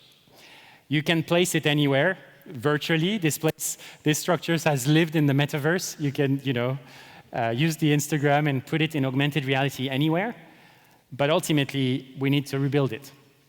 And so, structures as system, just to conclude, enable you to think beyond just the form. And I think that's a really important part, especially as we enter the AI age, where you type a few words and you see things happening, and people just sort of blame the AI or just say, oh, it's going to take over. These are sketches that are parametric, but they're just sketches that I do. Because it's a way of thinking. It's not just about knowing the software. And then I put all my projects in the AI and see what the AI does, and then get inspired and sketch again, creating a circle, an empowering circle, not a means to lose control, but a means to let go of your own ego. Thank you very much.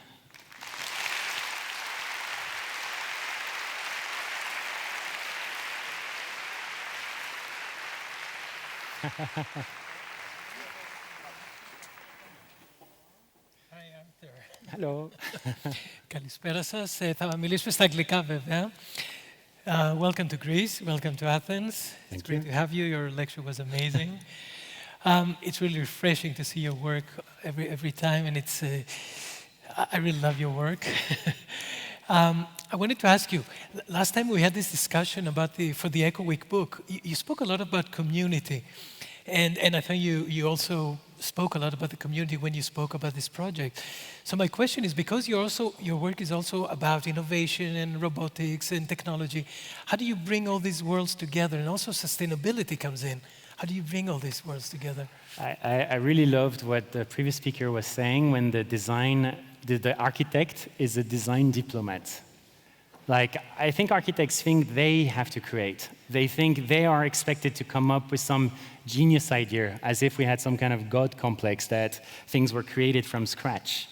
You know, I love, when things emerge from the bottom up. I love when design emerges from either the materials, the logistics, the size of a truck, the size of the bed of our robot, the way the robot just breaks and doesn't do what you want, and therefore you have to reinvent it.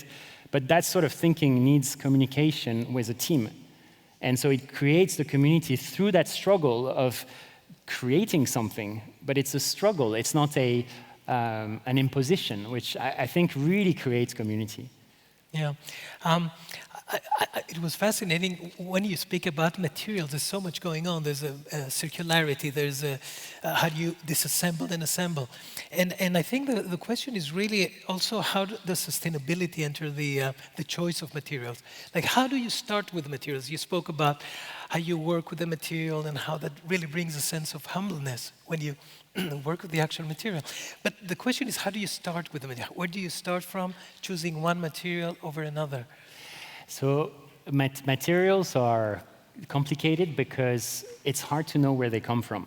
It's really hard, especially when they're productified or processed by a company that's trying to protect it.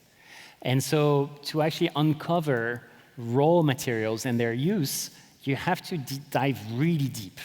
I wouldn't say becoming a material scientist, but almost. Be extremely curious, inquisitive, interrogative on what it is that you're using.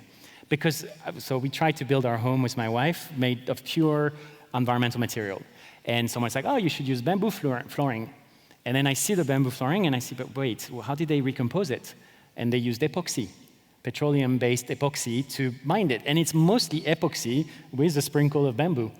And greenwashing is present everywhere, and it's so easy because no one knows metrics. No one knows the actual environmental and carbon metrics of what it is that they're consuming, and there's so much misinformation. And so one can only be extremely rigorous in the understanding of the true environmental credential, and that's by asking questions. Absolutely. Also, it has to do also with trafficking the material, where it comes from, and how far does the material have to come from, which could be a very environmental material, but it comes from the other side of the world. There's so many parameters. That's why I love the idea of parametric design, because it says that first and foremost, you have to understand the parameters. And in that sense, it's humbling. It's humbling because it means parameters first, science first, in a way. Numbers and understanding first. And you talked about measure. We were talking behind the scene about the notion of measure and how in Greece it's extremely important to understand measure. So measure was invented in Greece. the order. Yes, it's true. The proportions. Now let's go back in your work, and I think a question that should come out is also about cost. And of course, architects don't like to speak about budgets, don't like to speak about cost. But I think it's important to think about, first of all, how do you bring in sustainability into the work, and how does that affect cost? And how then your client is willing to go down this path that you choose, and may perhaps choose something that's more expensive, but it's more sustainable, than something that's cheaper. It's a really great question, because we're often, quote unquote, passive in the face of a client, right? A client has the budget and says, I want this. And I heard in the previous talk, oh, the client is always right, you know. But the client, it can only be right if he understands what he's choosing. And the architect is here to be quite truthful about the choices.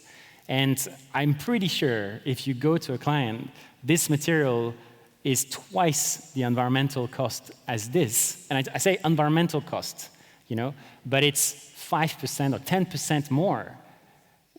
You know, if the client says, I want the cheaper one, like knowing that it's going to destroy some forest in Borneo or something, one could say, are you sure? Because, you know, you could tell him the impact of that on generations to come. You know, that's why environmental cost needs to be highlighted, not just financial cost. Yeah. And also, I think you also have the educational side, where you also have to educate the client in a way to understand the differences and what he's paying for and what the world is paying for. It's hard to educate yet be humble.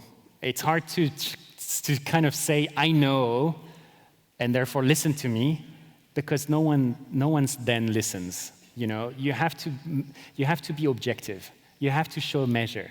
You have to show options. You have to work hard. And often we might be surprised. It might not just be, as you say, the material. You know, aluminium, for example, is twice as bad as steel in carbon, yet is twice as light.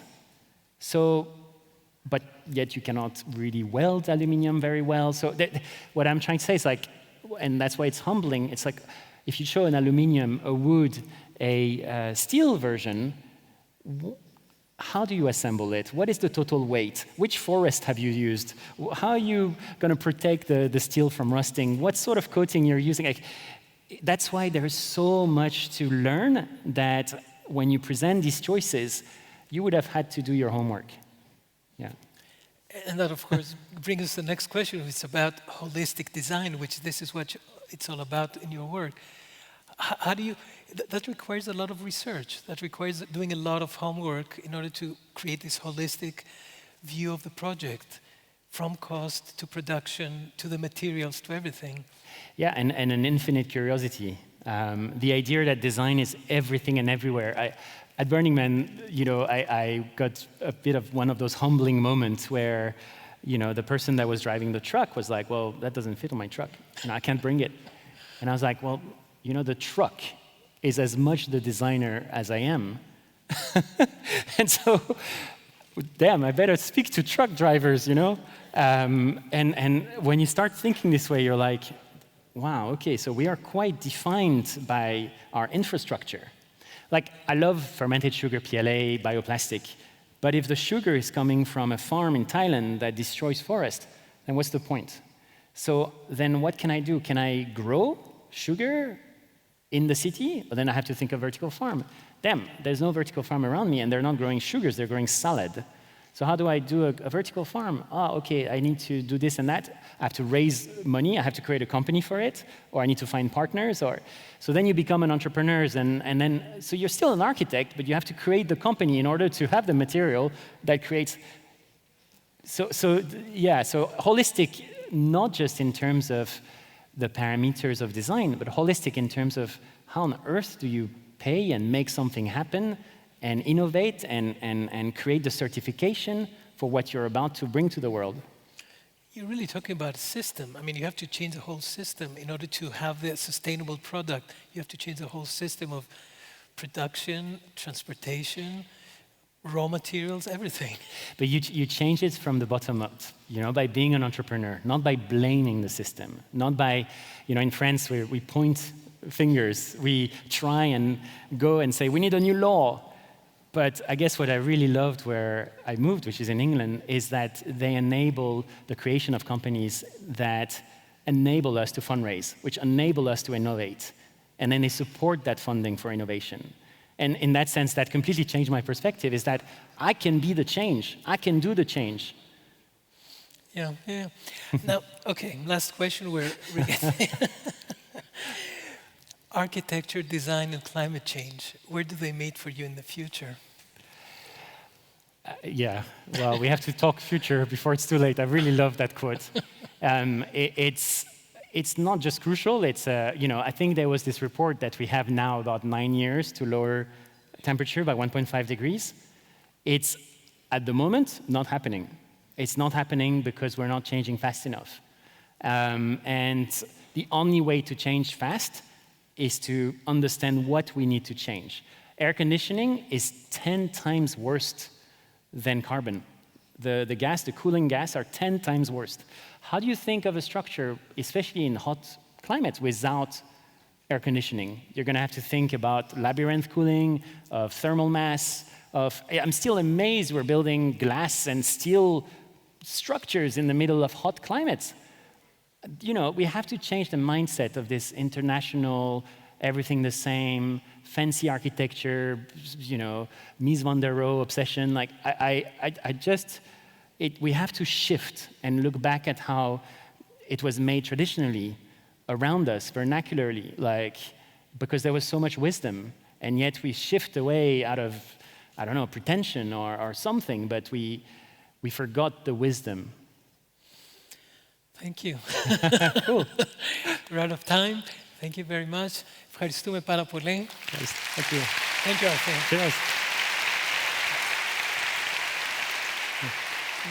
Thank you.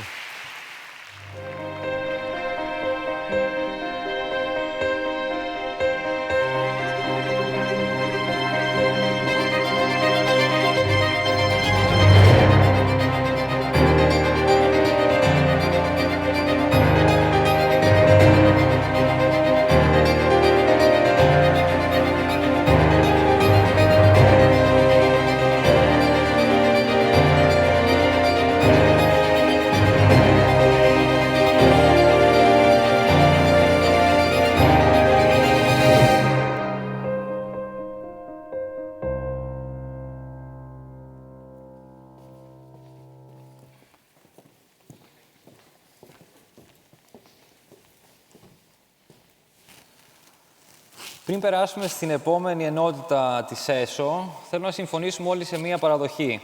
Αυτή η παραδοχή είναι ότι η εμπειρία του κάθε event ξεκινάει πολύ πριν παρευρεθούμε με τη φυσική μας παρουσία στο χώρο. Το Zero Moment of Truth είναι στη στιγμή της επικοινωνίας που πλέον στις μέρες μας γίνεται συνήθως στο διαδίκτυο.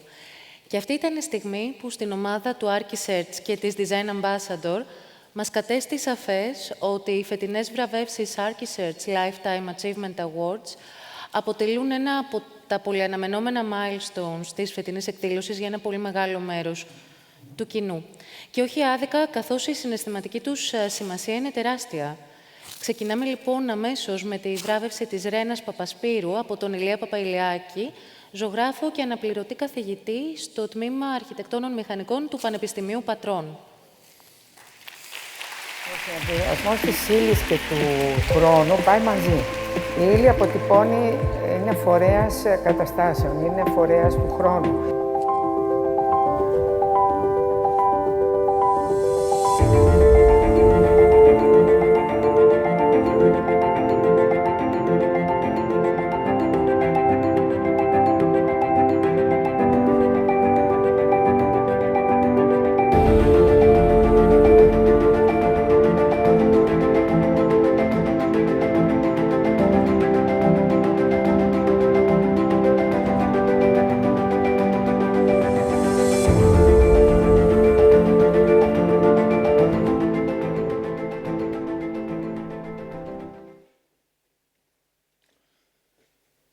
Είναι φορέας του χρόνου η ύλη, λέει η Ρένα στο βίντεο, οπότε φαντάζομαι δεν έχουν πολλά πράγματα από εδώ και πέρα. Καλησπέρα σε όλους και σε όλες. Η Ρένα Παπασπύρου είναι η πρώτη γυναίκα ζωγράφος, καθηγήτρια της Ανωτάτης Σχολής Καλών Τεχνών της Αθήνας. Εκπονεί και παράγει, προσφέρει εκπαιδευτικό έργο για 35 χρόνια. Όσοι την είχαμε δασκάλα, ξέρουμε πολύ καλά τι μάθαμε δίπλα της, τι μάθαμε μαζί της. Μας έμαθε πώς να είμαστε καλλιτέχνες. Όσοι από εμάς προχωρήσαμε στη διδασκαλία, συνειδητοποίησαμε καθώς ασκούμε και την τέχνη του δασκάλου, ότι μας έμαθε και πώς να είμαστε δάσκαλοι. Τώρα, σε ό,τι αφορά το καλλιτεχνικό της έργο, είναι μεγαλύτερο σε χρονική διάσταση από το εκπαιδευτικό, γιατί ο καλλιτέχνης, όπως ξέρετε, δεν παίρνει σύνταξη. περίπου 60 χρόνια ή και παραπάνω νομίζω δουλεύει. Και θα με επιτρέψετε να πω δύο πράγματα σχετικά με το καλλιτεχνικό της έργο, βέβαια. Από την αρχή είναι ολοκληρωμένο. Από τα πρώτα έργα της δεκαετίας του 60, τα έργα της είναι πλήρη. Θέλω να πω, η Παπασπύρου δεν είναι στο ψάξιμο και στο περίπου. Η Παπασπύρου κάθε φορά που εκτελεί μια εικαστική δράση, φτάνει. Ολοκληρώνει αυτό που έχει να πει. Ορίζει ένα σημείο και προχωρά. Σήμερα μπορούμε να πούμε ότι έχει φτιάξει μια γλώσσα δικιά της και μια γλώσσα που αν θέλουμε να την καταλάβουμε θα πρέπει να τη δούμε μέσα στο ευρωπαϊκό συμφραζόμενο, γιατί το ελληνικό είναι στενό και κάπως μικραίνει το έργο της. Θα πρότεινα λοιπόν να μελετήσουμε το έργο της και να συνεχίσουμε να το μελετάμε, όσο συνεχίζει να το παράγει βεβαίως, να παραδειγματιζόμαστε από αυτό το έργο, να το ευχαριστιόμαστε και να την υποδεχτούμε με ένα θερμό χειροκρότημα και να τη βραβεύσουμε.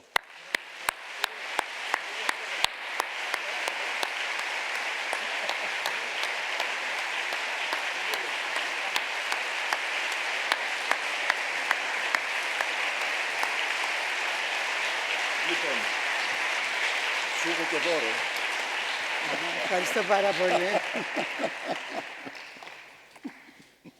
Να το σηκώσω ψηλά να το δείτε. Ναι, ναι.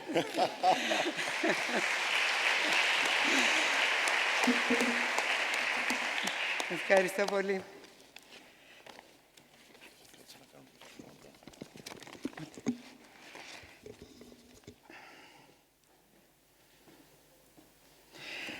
Γεια σας. Ευχαριστώ θερμά τον κύριο Βασίλη Μπαρτζόκα και το Archisearch που συνεχίζουν την παράδοση των μεγάλων αρχιτεκτονικών περιοδικών, παρουσιάζοντας εικαστικούς καλλιτέχνες και ας θυμηθούμε εδώ τα θέματα χώρου και τεχνών του Ορέστη Δουμάνη και που απόψε βραβεύουν μια εικαστική καλλιτέχνητα μαζί με έγκριτους αρχιτέκτονες. Ακόμη ευχαριστώ τον Ηλία Παπαλιάκη για όσα είπε, τα οποία δεν τα άκουσα και πολύ καλά γιατί ήμουν μέσα, αλλά φαντάζομαι ότι είναι υπερβολικά όπως τα λέει πάντα. Χαίρομαι όμως να ακούω τέτοια από έναν εικαστικό καλλιτέχνη εξαιρετικό, που ταυτόχρονα είναι και εξαιρετικός χειριστής και αναλυτής της εικαστικής γλώσσας. Ο Ηλίας ήταν σπουδαστής μου στην Ανωτάτη Σχολή Καλών Τεχνών. Με πολλή ικανοποίηση παρακολουθώ αυτόν και άλλους νέους καλλιτέχνες, γυναίκες και άντρες που σπούδασαν μαζί μου να προχωρούν σε σημαντικές εικαστικές επιδόσεις και το έργο τους να διακρίνεται για το υψηλό του επίπεδο. Πρέπει όμως να πω ότι και για μένα η θητεία μου στο εργαστήριο αποτέλεσε μια εξαιρετική πνευματική άσκηση σε καθημερινή βάση. Η δουλειά μου στη σχολή και η προσωπική μου δουλειά αναπτύχθηκαν παράλληλα. Το έργο μου βασίζεται στη διερεύνηση και στο συνεχή διάλογο με το αστικό περιβάλλον, το αστικό τοπίο, δηλαδή το τοπίο της πόλης όπως το αποκαλούσα το μακρινό 80. Θεωρούσα πάντα ότι το πραγματικό τοπίο του κατοίκου της πόλης είναι κυρίως οι επιφάνειες που τον περιβάλλουν άμεσα. Ο τοίχος του, η επιφάνεια του τραπεζιού του, το πάτωμα, το πατημένο κουτάκι της μπύρας, το χαρτί όπου γράφει. Παρατηρώντας προσεκτικά τις επιφάνειες αυτών των υλών, διαπίστωσα ότι κάθε μία έφερε μοναδικά ιδιαίτερα μικρομορφολογικά χαρακτηριστικά, που οφείλονταν τόσο στην ιδιαίτερη σύστασή της, όσο και στους εξωτερικούς παράγοντες. Αυτά τα ιδιαίτερα στοιχεία τα ονόμασα επεισόδια και άρχισα να τα επισημαίνω πάνω στις επιφάνειες, περιγράφοντάς τα με το μολύβι. Σε εξέλιξη αυτού του θέματος, τα επεισόδια συγκροτήθηκαν σε εικόνες. Οι εικόνες στην ύλη είναι οι τυχαίες εικόνες που το μάτι αναγνωρίζει πάνω στις επιφάνειες, είναι εικόνες συνειρμικές που δημιουργούνται από ανεξέλεγκτους ψυχολογικούς, οπτικούς και εννοητικούς μηχανισμούς. Οδηγούν το θεατή σε προσωπική ανάγνωση των στοιχείων της επιφάνειας, όπου προβάλλει φαντασιακά τη δική του μοναδική εικόνα. Τα επεισόδια και οι συνειρμικές εικόνες είναι ο πυρήνας πάνω στον οποίο βασίστηκαν και αναπτύχθηκαν οι μετέπειτα μεγάλες εγκαταστάσεις μου στον τοίχο και στον χώρο. Τελειώνοντας, ας θυμηθούμε τους μεγάλους σουρεαλιστές και ειδικά το Μαξ Έρνεστ, που έδωσαν στις εικόνες του υποσυνείδητου πρωτεύουσα θέση στην εικαστική έκφραση του 20ου αιώνα. Ας θυμηθούμε το θεϊκό Λεωνάρντο που τις επισήμανε πρώτος και τέλος ας θυμηθούμε την ανεπανάληπτη δεκαετία του 70 που προβαίνοντας σε μια πρωτοφανή διεύρυνση ανανέωσε το εικαστικό λεξιλόγιο. Σας ευχαριστώ.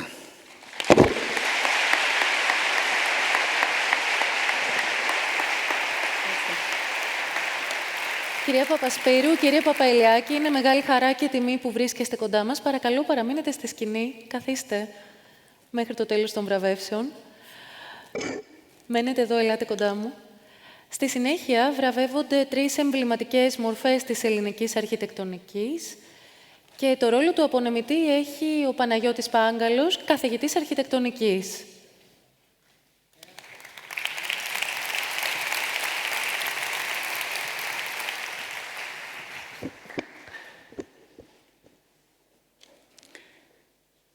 Στην αρχή ακροβατούσε μεταξύ ζωγραφικής αρχαιολογίας και αρχιτεκτονικής. Τελικά αγάπησε παράφορα την τελευταία, αλλά συνεχίζει να φλερτάρει με τη ζωγραφική και να σκάβει την ιστορία, όπως οι αρχαιολόγοι στο χώμα. Τελειώνοντας τις σπουδές, αρχίζει να εργάζεται στο γραφείο Δοξιάδη. Εκεί θα γνωρίσει το σύντροφο της ζωής του, τη σύντροφο της ζωής του, την Ειρήνη. Το 1967 θα ξενιτευτεί οικογενειακά στην Αμερική για άγνωστο διάστημα, παίρνοντας μαζί του μια γραφομηχανή λέτερα με ελληνικό πληκτρολόγιο, τα ποίηματα του Καβάφη με σφραγίδες της λογοκρισίας και μια λευκή φλοκάτη. Μοιραία θα γευτεί έναν συναρπαστικό νέο άγνωστο κόσμο. Το 1970 θα παρατήσει το επάγγελμα του αρχιτέκτονα για να ακολουθήσει μεταπτυχιακές σπουδές κοινωνικής ανθρωπολογίας. Από εκεί βρέθηκε εγκατεστημένος στην Όλυμπο της Καρπάθου, μαζεύοντας υλικό διατριβής για 1,5 χρόνο, ζώντας το όνειρο της ζωής του.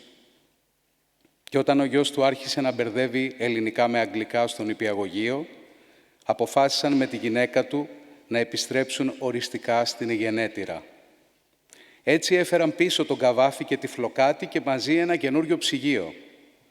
Στην Ελλάδα του 1974 εργάστηκε στο γραφείο του Γιάννη Βικέλα, ώσπου τυχαία 1 χρόνο μετά τον προσέλαβαν στην Σχολή Αρχιτεκτόνων του Εθνικού Μετσόβιου Πολυτεχνείου. Στην αρχή ασφικτιούσε και γύρευε να παραιτηθεί. Για να παίρνει μεγάλες ανάσες, έφευγε οικογενειακά εκδρομές τα Σαββατοκύριακα με τα αντίσκηνα ή έψαχναν με την Ειρήνη για ανέγκυχτα ερείπια του μαγικού αυτού τόπου, τα οποία μετρούσαν και φωτογράφιζαν. Με τον καιρό, στα επόμενα 30 χρόνια, ασκήθηκε στη μεγάλη τέχνη της επιβίωσης μέσω απόκρυψης. Αλλά κακά τα ψέματα, όλο και περισσότερο διεπίστωνε ότι η διδασκαλία τον συγκλώνιζε. Ήταν απελπισμένα ερωτευμένος με τη δουλειά του, με τη συντροφιά των παιδιών του. Από νωρίς, για εξισορρόπηση ίσως, απομονωνόταν γράφοντας, θέλοντας να ξεψαχνίσει την ελληνική αρχιτεκτονική σε όλες τις καλλιδοσκοπικές εκδοχές της.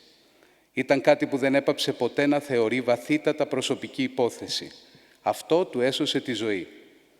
Στη διαδρομή γνώρισε μερικούς σπουδαίους ανθρώπους που τον έμαθαν πολλά και απόλαυσε μεγάλες στιγμές μοναξιάς, κάπου κλεισμένος ή παίρνοντας τα βουνά.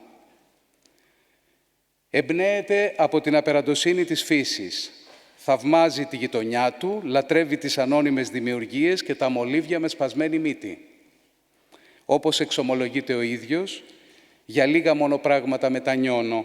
Δεν έμαθα ανεκτό πιάνο και τα γαλλικά μου έμειναν θλιβερά φτωχά. Όσο για το αμερικάνικο ψυγείο, αυτό έζησε 30 χρόνια. Αυτό που δεν γνωρίζουμε είναι το τι απέγινε η γραφομηχανή λέτερα με το ελληνικό πληκτρολόγιο. Ίσως μας το αποκαλύψει ο ίδιος. Κυρίες και κύριοι, ο Δημήτρης Φιλιππίδης.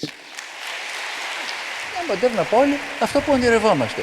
Όχι εκείνα τα σπουδαία, τα υπέροχα που μπαίνουν στα βιβλία και στα μνημεία και στα μουσεία, αλλά μια πόλη ζωντανή που είναι φτιαγμένη με τις αξίες του μοντερνισμού, οι οποίες όμως έχουν περάσει μέσα από τις ανάγκες τις κοινωνικές.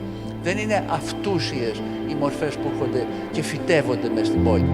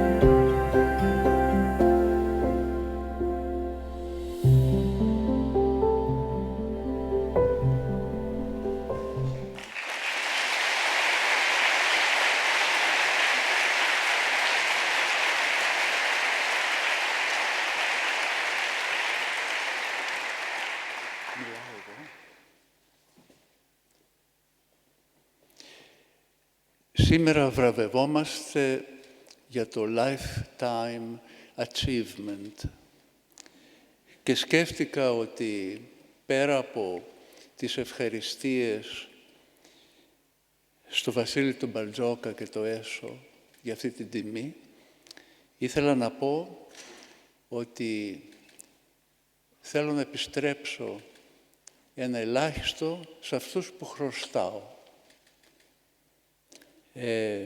Και αυτοί είναι πάρα πολλοί. Και είναι αυτοί που με συνόδεψαν στη ζωή μου, αν είναι να συνοψίσω τα πράγματα σήμερα, είτε με τη στοργή που μου δείξανε, τη φιλία, την τρυφερότητα, μια λέξη που αρέσει πολύ στο Δημήτρη τον Αντωνακάκη, και η συνοδεία αυτή ήταν παρήγορη και ενθαρρυντική σε όλη τη διάρκεια της ζωής μου. Σας ευχαριστώ και εσάς που είσαστε σήμερα το ακροατήριο.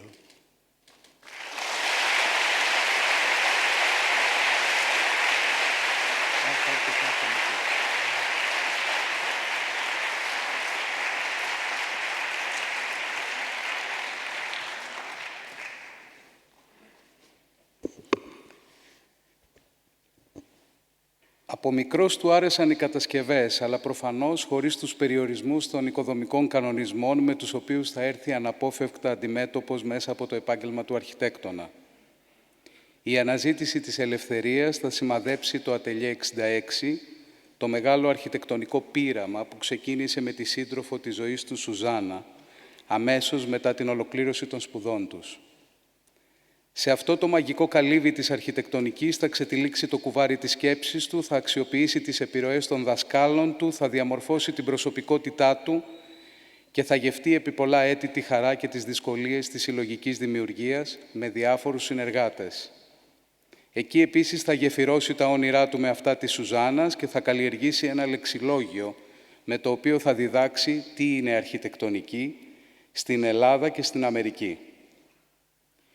Η ευτυχία να δουλεύει μαζί με τη Σουζάνα του πρόσφερε αφενός μια διαρκή πνευματική εγρήγορση και αφετέρου τη δυνατότητα της μετατροπής του έντονου συναισθήματος σε ποιητική γραφή της αρχιτεκτονικής.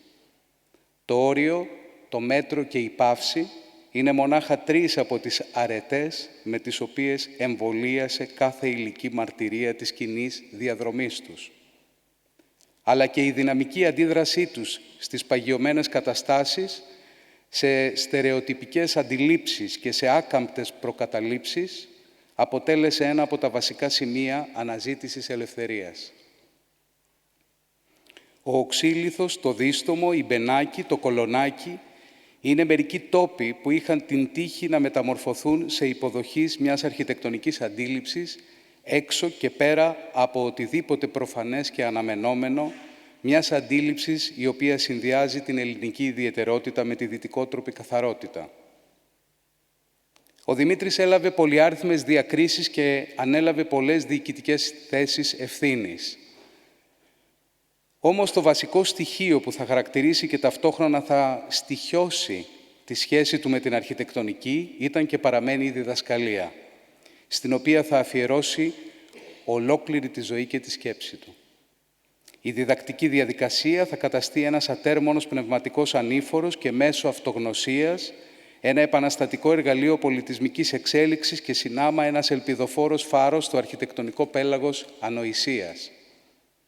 Δυστυχώς, η απαράμιλη εκπαιδευτική ποιότητα και οι ριζοσπαστικές απόψεις του για μια δημοκρατικότερη οργάνωση της πανεπιστημιακής δομής τον κατέστησαν, άθελά του, επικίνδυνο ανταγωνιστή όσων αποφάσιζαν σε διαφορετικές συγκυρίες αν έπρεπε ή όχι να ενταχθεί στο μόνιμο πανεπιστημιακό διδακτικό προσωπικό, πράγμα που δεν έγινε ποτέ.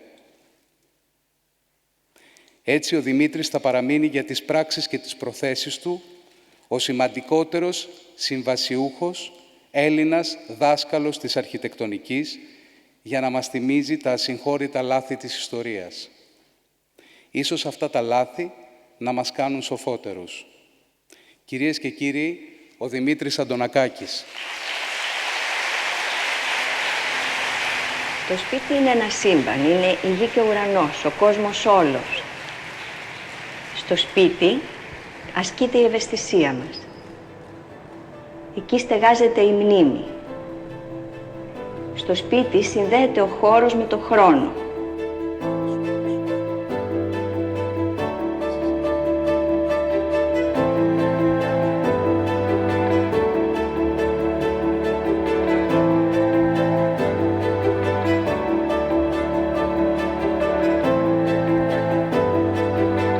Επιχειρούσαμε να κάνουμε το υλικό πιο φιλικό, πιο οικείο στους ανθρώπους, να αισθάνονται την ανθρώπινη παρουσία επάνω του.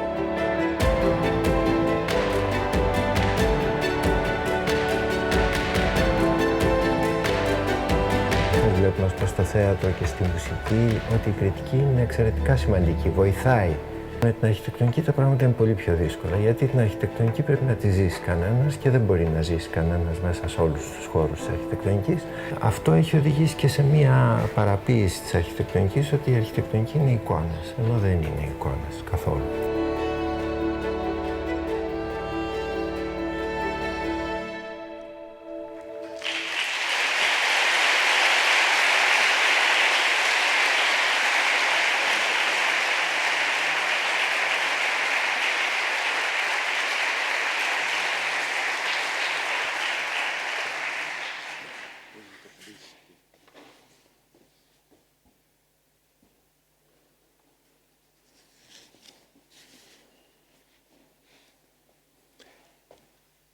Σας ευχαριστώ θερμά που βρίσκεστε εδώ σήμερα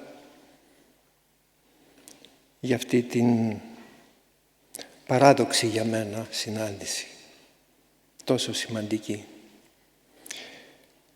Ξέρετε, ο Γκιστάβ Κουρμπέ πριν από 150 χρόνια, αρνούμενος να παρασημοφορηθεί από τον Υπουργό Παιδείας της Γαλλίας, του είχε γράψει ένα διάσημο γράμμα, στο οποίο έγραφε τα εξής: «Η τιμή δεν βρίσκεται ούτε σε ένα τίτλο, μήτε σε μια κορδέλα.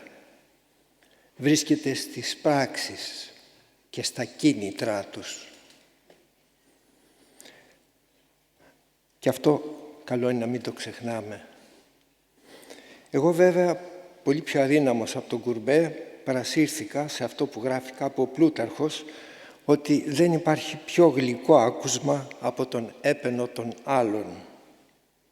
Ίσως έτσι δικαιολογημένα και μη αντέχοντας τον πειρασμό, αποδέχτηκα τη διάκριση, καθώς δεν ήθελα να στενοχωρήσω ούτε εκείνους που μας επέλεξαν, επιθυμώντας να μας τιμήσουν για όσα καταφέραμε να προσφέρουμε η Σουζάνα και εγώ σε μια ζωή αφιερωμένη στην αρχιτεκτονική, ούτε βέβαια τους συναδέλφους που θα μας συντρόφευαν σε αυτή τη διάκριση. Άλλωστε, είναι γνωστό ότι ο έπαινος των συναδέλφων είναι σπάνιος και γι' αυτό πολύτιμος, όπως και ο έπαινος ενός περιοδικού. Όμως, απ' την άλλη μεριά, παρόλο που είναι μια εκδήλωση που επιχειρεί και σε ένα μεγάλο βαθμό απευθύνεται στο δημόσιο αρχιτεκτονικό λόγο, δεν πάβει παρά να απευθύνεται κυρίως σε αρχιτέκτονες. Είναι κάτι σαν να ευλογούμε λίγο τα γένια μας. Και θα ήθελα να μου επιτρέψετε μια μικρή αμφιβολία για την εμβέλεια αυτής της κίνησης προς το ευρύτερο κοινωνικό χώρο, που θα έπρεπε να μας απασχολεί ουσιαστικά και στη σχέση με την αρχιτεκτονική που εδώ τελικά μας ενδιαφέρει. Μήπως δηλαδή, αναρωτιέμαι, θα έπρεπε να στρέψουμε την προσοχή μας από τον αρχιτέκτονα στο αρχιτεκτονικό έργο και στους αρχιτεκτονικούς δημόσιους χώρους που σήμερα καταστρέφονται και υφίστανται μια απίστευτη υποβάθμιση της καλλιτεχνικής τους αξίας.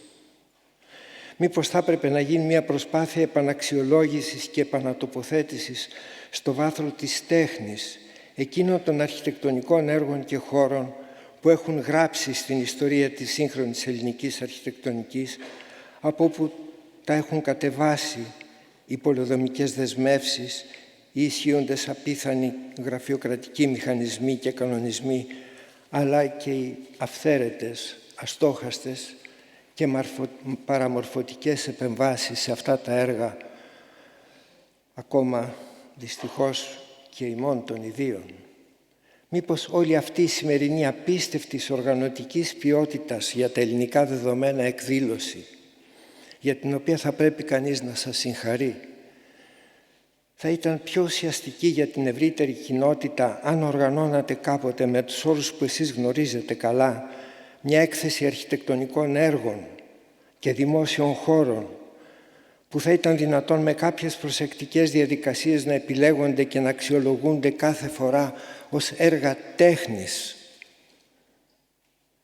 Μια τέτοια έκθεση θα διατηρούσε το αρχιτεκτονικό ενδιαφέρον στο δημόσιο χώρο, δίνοντας το χρόνο στο ευρύτερο κοινό και στα μέσα μαζικής ενημέρωσης μιας στοχαστικής συμμετοχής στην κατανόηση των επιλογών ενός περιοδικού ή ενός χώρου, το οποίο με αυτή την κίνηση ουσιαστικά τι θα έκανε?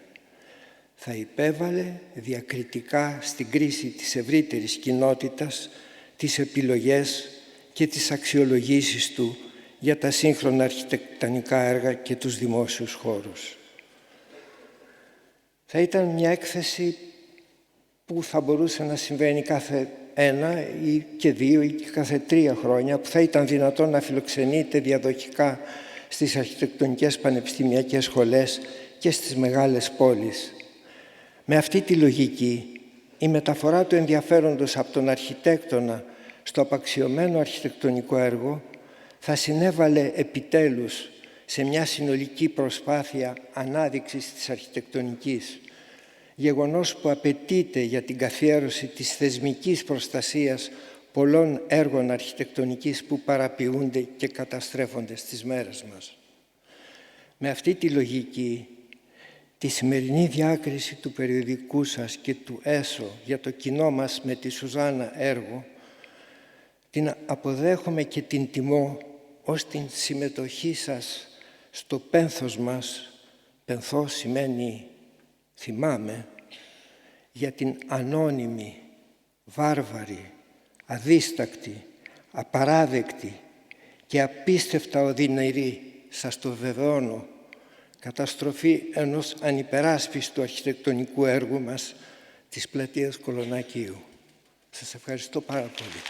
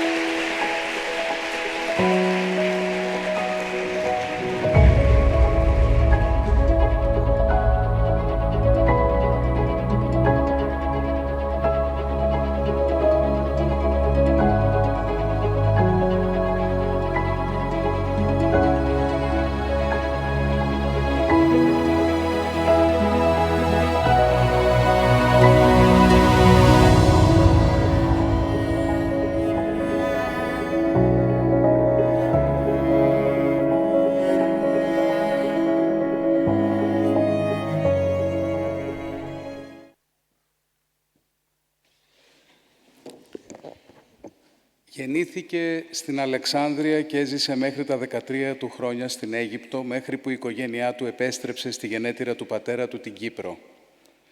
Εκεί τελείωσε το Παγκύπριο Γυμνάσιο και το 1957 μπήκε στην αρχιτεκτονική σχολή του Εθνικού Μετσόβιου Πολυτεχνείου.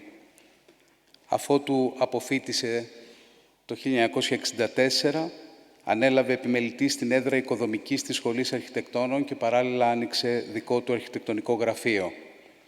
Έτσι, μαζί με την Αντέλα Παΐζη, χάραξε μία πορεία συγκερασμού της μορφολογικής καθαρότητας και της υψηλής τεχνολογίας.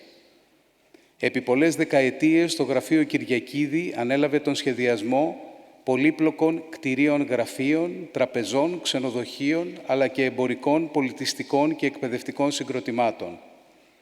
Ωστόσο, δεν είναι τυχαίο ότι το συγκεκριμένο γραφείο εστίασε τη δημιουργικότητά του στα νοσηλευτικά κτίρια, προσφέροντας στην ελληνική κοινωνία έναν γόνιμο συνδυασμό μεταξύ της ικανοποίησης που εκπέμπει η κάλυψη της θεραπείας και της ανιδιοτελούς τέρψης που προκαλεί η ευχαρίστηση της άρτιας αρχιτεκτονικής μορφής. Η συνεργασία με εξειδικευμένους επιστήμονες διαφόρων ιατρικών ειδικοτήτων απέδωσε εξαιρετικά αποτελέσματα στο πεδίο της υγείας. Δεν σας κρύβω ότι είμαι κι εγώ ένας από αυτούς που ήρθαν στη ζωή σε ένα κτίριο Κυριακίδη στο Μεευτήριο Λιτό. Αδυνατό βέβαια να θυμηθώ το κτίριο, αλλά είμαι ευτυχής σήμερα που το γνωρίζω. Το στοιχείο όμως που χαρακτηρίζει τον Κυριάκο Κυριακίδη, περισσότερο και από την ορθολογική τελειότητα στην αρχιτεκτονική, είναι η συμμετοχή του σε συλλογικές δράσεις αρχιτεκτόνων και ειδικότερα σε αυτές του Ελληνικού Ινστιτούτου Αρχιτεκτονικής. Ο Κυριάκος ήταν πάντοτε στυλοβάτης του Ινστιτούτου και προσφέροντας κατ' επανάληψη χρόνο και οικονομική βοήθεια, συνέβαλε καθοριστικά στην πραγματοποίηση εκδηλώσεων για την ανάδειξη της σύγχρονης ελληνικής αρχιτεκτονικής. Τον θυμάμαι χαρακτηριστικά με στοική ηρεμία και χαμόγελο να δίνει μόνιμα το παρόν με τη σύντροφό του Αντέλα στις ετήσιες γενικές συνελεύσεις του Ινστιτούτου στο κτήμα του Νίκου και της Μαρίας Βαλσαμάκη στο Πικέρμι. Σήμερα, στο πρόσωπο του Κυριάκου, τιμούμε έναν άνθρωπο που έχει αποδείξει ότι ενδιαφέρεται για την αισθητική που παράγει η απόλυτη λειτουργικότητα στην αρχιτεκτονική, όχι όμως επειδή αναζητά τη μηχανική τελειότητα, αλλά επειδή νοιάζεται για την ανταπόκριση των κτηρίων στις ανθρώπινες ανάγκες και ειδικότερα σε δύσκολες συνθήκες. Λόγω ενός σοβαρού προβλήματος υγείας, ο Κυριάκος Κυριακίδης σήμερα δεν είναι κοντά μας. Το βραβείο θα παραδοθεί στην οικογένειά του και εμείς θα παρακολουθήσουμε ένα απόσπασμα από την επίσκεψη του Βασίλη Μπαρτζόκα, του Δημήτρη Αντωνακάκη, του Δημήτρη Φιλιππίδη και της Δανάης Μακρύ στην οικία του Κυριάκου μετά από πρόσκληση του ιού του.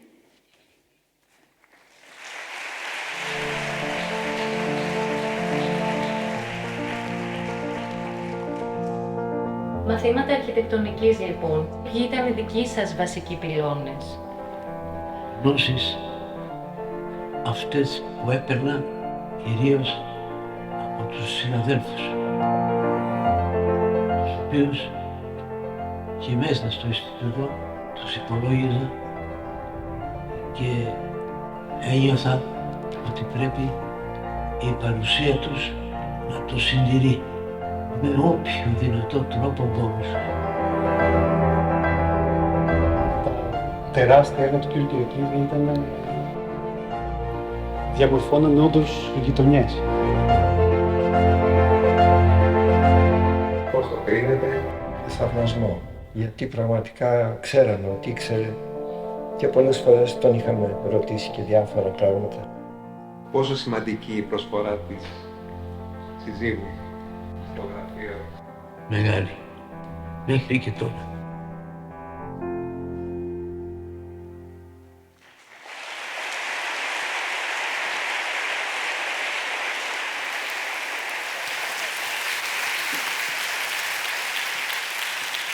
Νομίζω πως ένα χειροκρότημα δεν είναι αρκετό. Να καλέσουμε και τον κύριο Παπαηλιάκη στη σκηνή για την καθιερωμένη αναμνηστική φωτογραφία της ΕΣΟ και τον κύριο Μπαρτζόκα, βέβαια. Σας ευχαριστούμε πάρα πολύ που είστε εδώ σήμερα.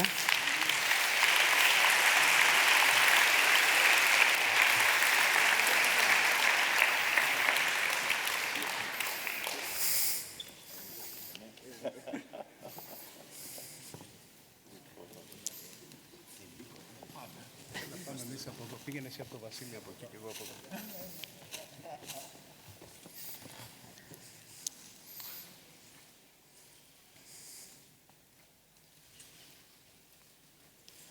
Φτάνει.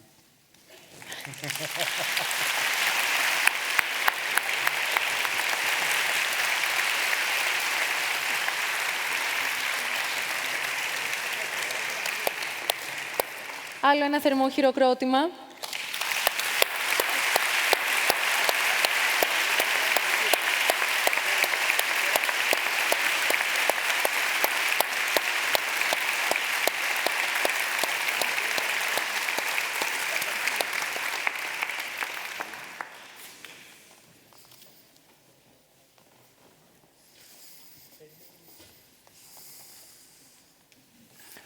Βρισκόμαστε λίγο πριν το διάλειμμά μας και σε αυτό το σημείο θα ανακοινώσουμε ένα αποκλειστικό online masterclass σε συνεργασία Design Ambassador, Archisearch και Creative Lighting. Για όλους εσάς που συμμετέχετε στο συνέδριο, αυτό το 2ωρο masterclass θα πραγματοποιηθεί στις 27 Μαΐου από τις 5 έως τις 7 η ώρα το απόγευμα και θα σας ταξιδέψει στον κόσμο της αρχιτεκτονικής απεικόνησης, καλύπτοντας βασικές αρχές όπως η σύνθεση, ο φωτισμός και η σκηνοθεσία της εικόνας. Όσοι ενδιαφέρεστε, παρακαλώ μπείτε στο site του archisearch.gr για περαιτέρω πληροφορίες. Μην χάσετε αυτή τη μοναδική ευκαιρία ικανή να πάει τη δουλειά σας στο επόμενο βήμα και θα σας ενημερώσει για ό,τι πιο σύγχρονο συμβαίνει στον κόσμο του ArcViz και Real-Time Rendering. Στη συνέχεια της ΕΣΟ θα γνωρίσετε τον Yoshiharu Tsukamoto, τον Atelier Beau Wow, τον Christian Villadsen, τον Γκέλ και τη Χρύσα Σταματοπούλου από τους Grimshaw Architects. Εν τω μεταξύ, έχουμε στη διάθεσή μας 15 λεπτά διάλειμμα για να απολαύσετε ένα καφέ από Tough Coffee και να γνωρίσετε και τους υπόλοιπους χορηγούς μας.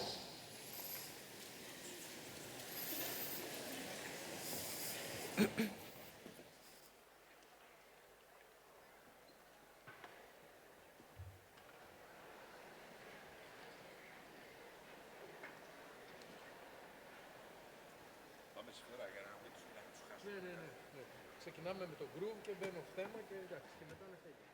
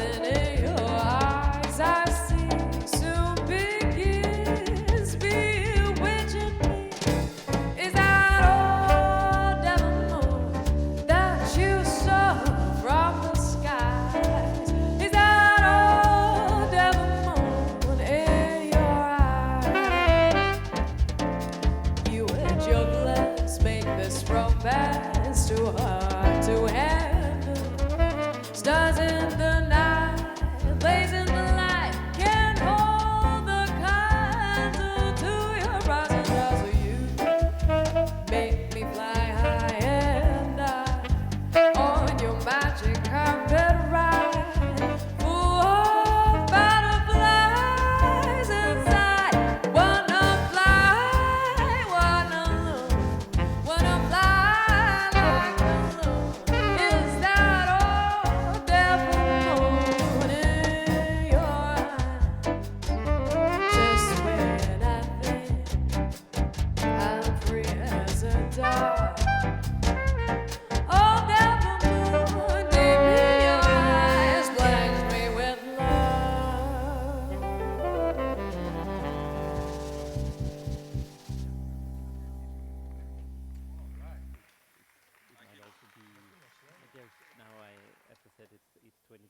years since I was in Thessaloniki, so I'm not going to say anything about that. But you know, I've seen. Yeah. No. No.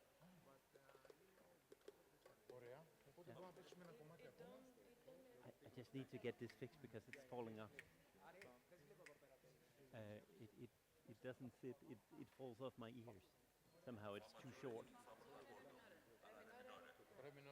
Yeah, but it seems a little short in length, so it's being pulled off. I don't know if it can be longer. Can it be like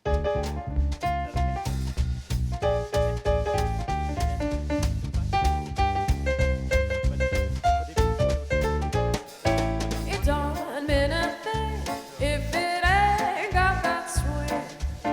Do I, do I, do I, do I, do I, do I, do I, do I? It don't mean a thing, all you have to do is swing. Do I, do I, do I, do I, do I, do I, do I, do I?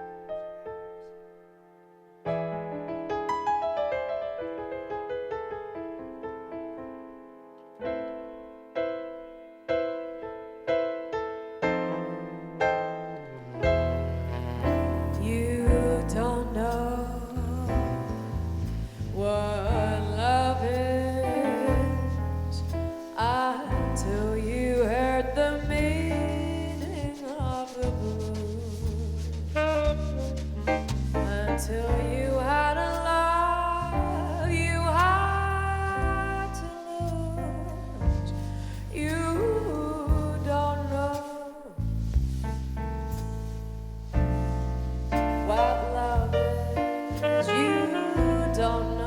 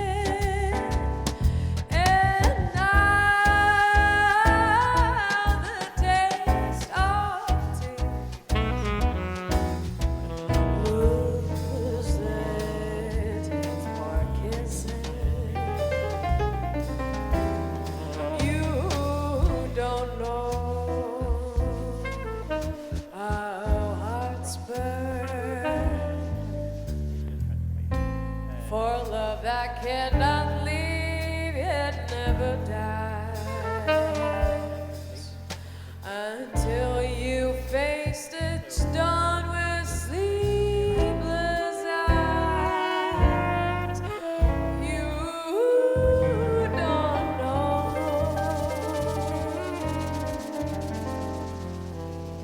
what love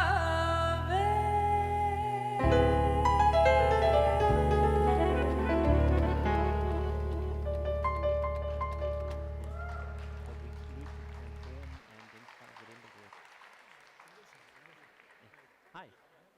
Yeah. Ένα θερμό χειροκρότημα για τον Δημήτρη Βασιλάκη και την Εφέλη Φασούλη. Ευχαριστούμε πάρα πολύ. Μάνος Σαριδάκης στα πλήκτρα, Γιώργος Πολυχρονάκος στα τύμπανα. Ευχαριστούμε. Καλή συνέχεια. Yeah, yeah.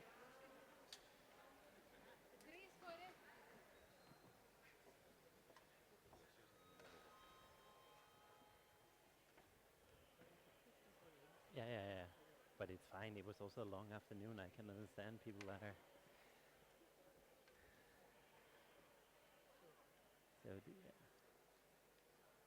So they are identical, but I do have some animations in the PPT. Oh, now you're sharing. Oh no, it's just here. Yeah. Okay. Yeah. That sometimes we're getting this. It stuck. And when it stuck, Yeah. now it's going okay. But I've tested this many times, and sometimes it gets stuck between two slides. And what you need to do if it stucks is go back one and then go back again. Yeah. But we can So also let me see. I think I think it's one slide, so just skip it. We just take the PDF. If you're more comfortable, no, let's take the PDF. If that works, I think it's only one slide I have with Do you know which one it is? You know what? Maybe I think it. No, you know what? It's this one. It's fine. It's this one. It's this one here. It's you know what? Next one, and you know. Yeah. Okay. But it's so little, you know, and I can just a still picture. I can explain it just the same. No, I mean, if you're prepared to do this, in case it gets stuck, Yeah. you just go one behind and then one back again. So we can keep that. Yeah. So that you know. But and it looks like the text and everything is fine. So the fonts are there. That's fine. It's just this matter that sometimes it sticks between. Yeah. Now I see. You see? Okay, but So then let's take the PDF. If this happens, Yeah. you just go back once and then it's okay. Yeah, but otherwise let's use the PDF. It's fine. We take the Are you PDF. sure? Yeah, 100%. It's fine. It's not one I'm gonna linger on. I'll just if you're happy with that, then let's do that. No, I'm okay. If you know how to handle it, if you Yeah, don't handle it, I I'm don't okay. panic. I wouldn't panic, but of course it's if this runs smooth, then we do that. Let's see here. Let me just see here if it works. And how does I just need? This Yeah, the next. yeah. And then one underneath goes back. Yeah, but it's also a little bit heavy. And you know what? Let's take the PPT because there's some of it in the export. There's some stuff that doesn't look as good. Okay. So let's try the PPT, and then I won't panic. I promise.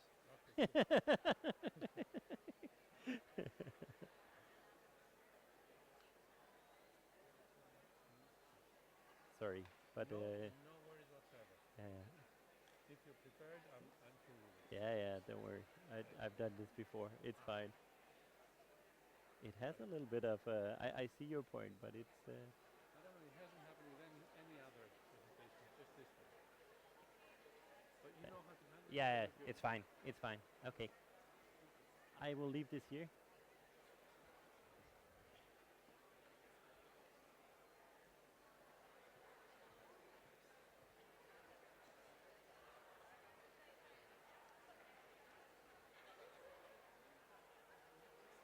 It works. Yeah, it's fine.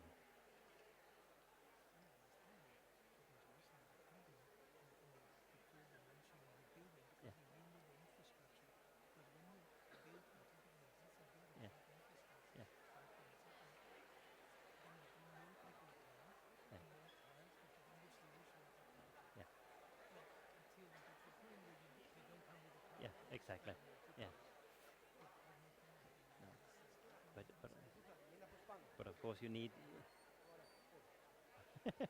I'm right here.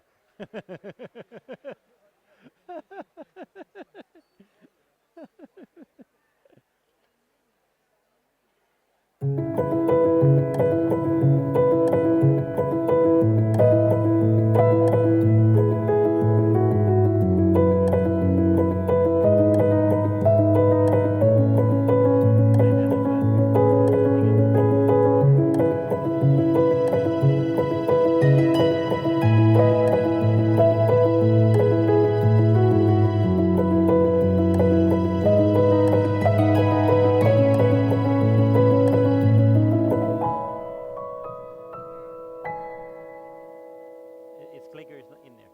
It's all good.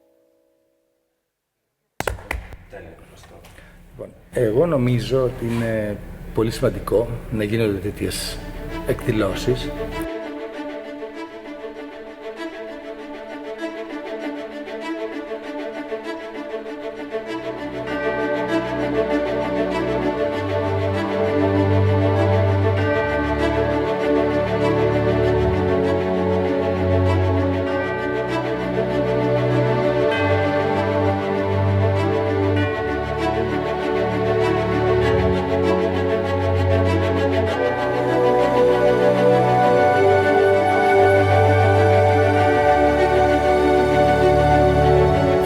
Μια εμπειρία, αυτό κάνει η αρχιτεκτονική.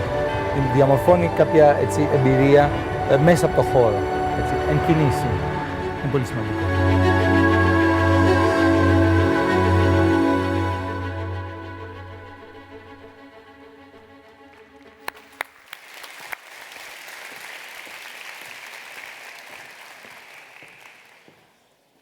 Ξεκινήσαμε το δεύτερο μέρος της ΕΣΟ με ένα φόρο τιμής σε δύο υπέροχους ανθρώπους και αρχιτέκτονες.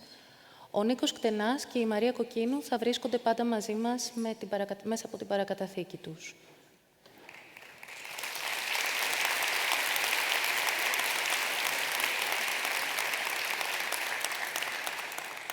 Επιστρέφουμε στις συζητήσεις μας και στη σκηνή βρίσκεται ξανά ο Ηλίας Μεσίνας, που θα σας συστήσει τον Κρίστιαν Βίλατσεν.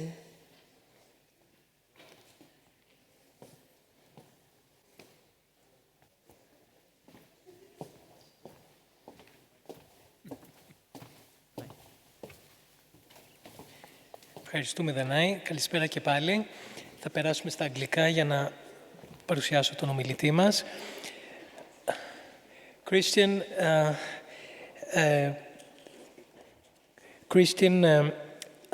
Slovake Vilacen is an architect from the team of Ian Gell. He's operating in the span between political will and urban design, which realizes people's vision in everyday life of cities. Christian leads urban strategies, master plans, concept design, and landscape projects across Europe, North America, and China. Christian's work puts a focus on sustainable behavior.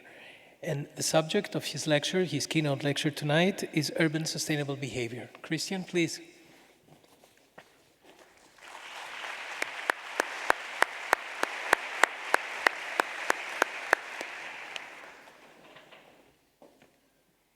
Thank you. And thank you all for coming back from the break. I can't imagine how much that has taken of you. I'm grateful. My name is Christian. I'm a director at Gale in Copenhagen, and today I'd like to talk a little bit about how we create urban sustainable behavior. And I think we had a lot of good topics today, and I would maybe just scale up a little bit and talk about how our cities work and how we can influence as architects, as decision makers, as politicians, as developers, how our cities perform from a sustainable point of view. I'm part of the Gale office in Copenhagen, and we're an office that really work with making cities for people. Or actually, I scratched out people and said, maybe we have to start making cities for life. Because in the future, we know that it isn't just about people, it's about biodiversity and it's about sustainability overall. So we need to work on that. We still do something all over the world. And that is, I wrote up here that we worked in more than 300 cities in more than 50 countries. And when I wrote that up on the screen, it wasn't because it sounded good. It's because everywhere we work, we do this. We sit down and we look at how people are using cities. And earlier today, we heard form follow function. And form follow function is fantastic when you're designing a chair. But what you realize when you study cities is, in cities, functions follow form. So every time we change the design of our cities, we change how people live their life. And that means all of us in here has something to do with how we shape cities. And we have a huge responsibility in actually making the physical framework on everybody else's life. The challenge, of course, we are all well aware, 40% of global CO2 comes from the building industry. We have a huge responsibility to actually behave and be aware of what we do. On the other hand, I think it's really important that we don't focus solely on the CO2 emission, that we have a more holistic approach to how we look at sustainability. Sorry for that. This is a little bit fun, the PowerPoint, but that will have to do. One thing that I think is really interesting is that everything we've done since the 1990s in improving the energy consumption of our buildings has been eaten up by the space we use as individual persons. Our sustainable behavior, our choices in how we live, eats up all the new technologies that we put into buildings to make them more sustainable, simply because we consume more square meters of building, we consume more square meters of cities. What does that mean? It means that probably we heard mentioned earlier today the 1.5 degree from the Paris Agreement. There's a Danish study that shows probably to reach the 1.5 degree, we should all live at 20 square meters. Now, you're actually far better here in Greece than we are in Denmark. In Greece, you have about 45 square meters per person. In Denmark, we have about 65 square meters per person. But what's interesting is when we look at Copenhagen, my hometown, we're at 42 square meters per person. Why is that relevant? Well, because in a study, we see that when we look at the personal CO2 footprint of Danes, the average CO2 person per Dane is about 12 tons per year. But when you look at people living in cities, they save about 1/3. Simply living in cities change our sustainable footprint as individuals. Why is that? Because we share things. We share walls. We share energy consumption. We share public transport. We share public infrastructure. We share public facilities. So living in cities is part of actually living a sustainable life. We look a lot at a more holistic approach. You probably all know the donut model, but we try to build it around the way we think we should plan our cities. We should first consider the life we want to live in cities. Then we should consider what kind of spaces we need. And then we should consider what buildings can support that.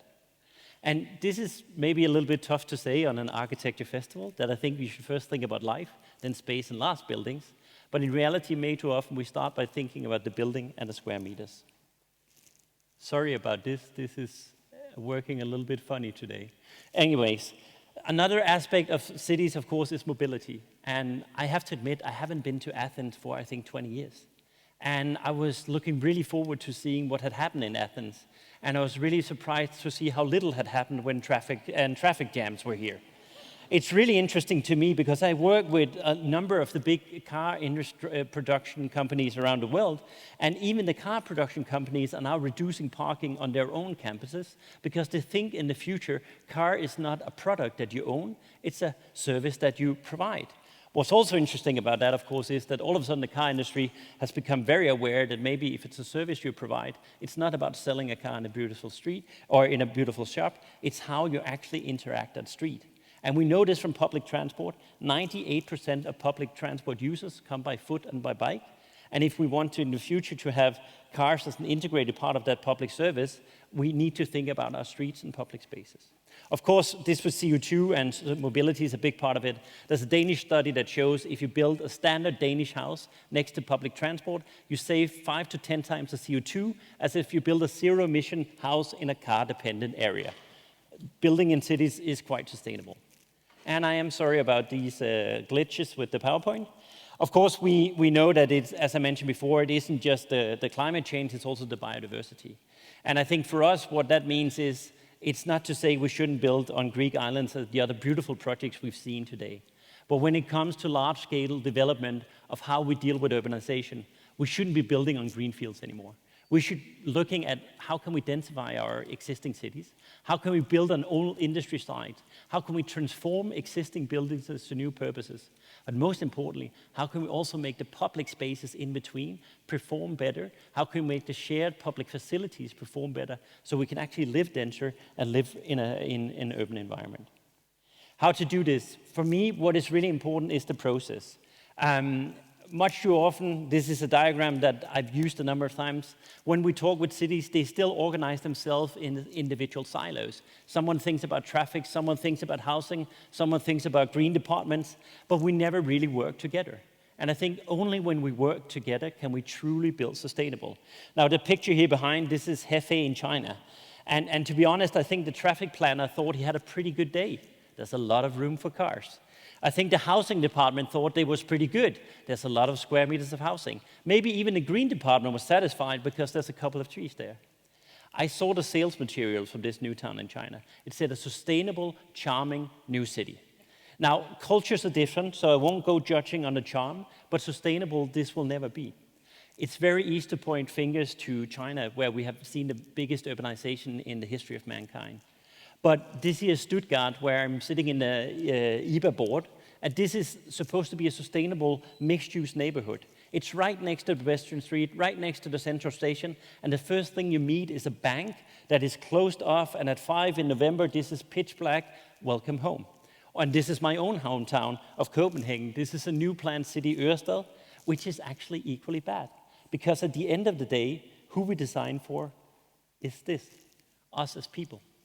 If we don't understand that we make our decisions every day on our immediate world around us, we don't understand how to build cities. So whatever the parameter is, whatever scale we're working is, we need to understand the human scale because that's where we can change sustainable behavior. That's why often our projects start like this. This is a master plan we did on the harbor front in Aarhus, and we did it together with our good friends at BIG, and BIG were doing a really nice house down here, and it sold for enormous sums, I'm sure. But meanwhile, we did this to test what kind of shops could actually survive on the waterfront. Now, what's interesting, in an Instagram culture like ours, I have to admit, this is what was found on Instagram that summer, because this is what people could relate to. This is what had a human scale, and where people felt welcome and wanted to interact. So we need to change the process. We need to think differently with this life first and then space and last buildings. So often our processes start like this. This is a project we did with the Meatpacking District in Stockholm. Here, a private developer invited us in to do a master plan. And we said there was a document from the city, but actually we said we need to invite the city in. We need to invite other stakeholders. We need to invite neighbors and artists into a process. And we brought them all together, and we did a series of workshops, and we discussed what is it that we want to have here? What kind of life do we want to see here? And what was interesting is, from the city department, from the traffic department, from the local artists, from the developer, they actually all pretty much wanted the same kind of life. And then we looked at the material, we looked at the proposal, and we said, how can we actually design for that? We often look outside first. So this is our side, one side here, but we start looking at the exterior. We actually engage with people. We're discussing a little bit this with engagement. This is another master plan we did. There was a public engagement. The public engagement, which is the official one that you need to have, 35 people turned up. Out of the 35, 17 of them were actually consultants. Meanwhile, we did a temporary pop-up bench down by the water where we wanted to create a public space in the future. And we've got 260 in-depth interviews with people just standing there discussing what kind of life would you like to have in this neighborhood in the future. What we often do when we design is we design the ground floors of buildings together with the public space, because this is actually the fabric that makes up for daily life. We make sure there's eyes on the streets at all time, that you can actually move in a safe environment to public transport. And I am sorry about this, which is interesting. We also we are not architects as in building architects. So when we do a vision for a master plan, we invite architects in, but we invite them in an open process where the city is sitting, the developer is sitting, even the construction workers is sitting, and we discuss how the vision can actually be implemented into final design. And the architects come together, not as egos, we heard a little bit about high-rises earlier, but as collaborators, and they make something that actually works inside. So I think it is important that we change the process so we can create new neighborhoods that are really nice. Part of this is, sorry about this, this is a little bit, I promise not to be upset about this. I had a discussion with the technical guys. But anyways, we try to, of course, when we work at these kind of things, also to do upcycling. So this is a project where actually we transform an office building, but also reuse the materials on site. The important is for us to collect the data. And we still do this from on-street observation, as I started on the bench, to creating big data. But what is important for us is to make it relevant. So, of course, when COVID came, we went out and looked in the cities we had previous data. We connected local citizen groups, and we went out and collected new data. And we learned that commercial inner cities weren't actually performing very well. So shopping streets around Europe, activity dropped with 80–90% at a time where we were lacking public space because we needed to keep a distance. At the same time, we could see the neighborhoods that had good public spaces, good parks. We had much higher mental health during the lockdowns. We keep trying to learn from our cities. This is a study we did together with Google in Copenhagen. Google the streetcar measured air pollution in every street in the city, a big set of big data. The problem was it wasn't relevant for anyone. So we went out and we found out where were kids spending time in Copenhagen, and there was a scary overlap between the most polluted places and where kids were spending time.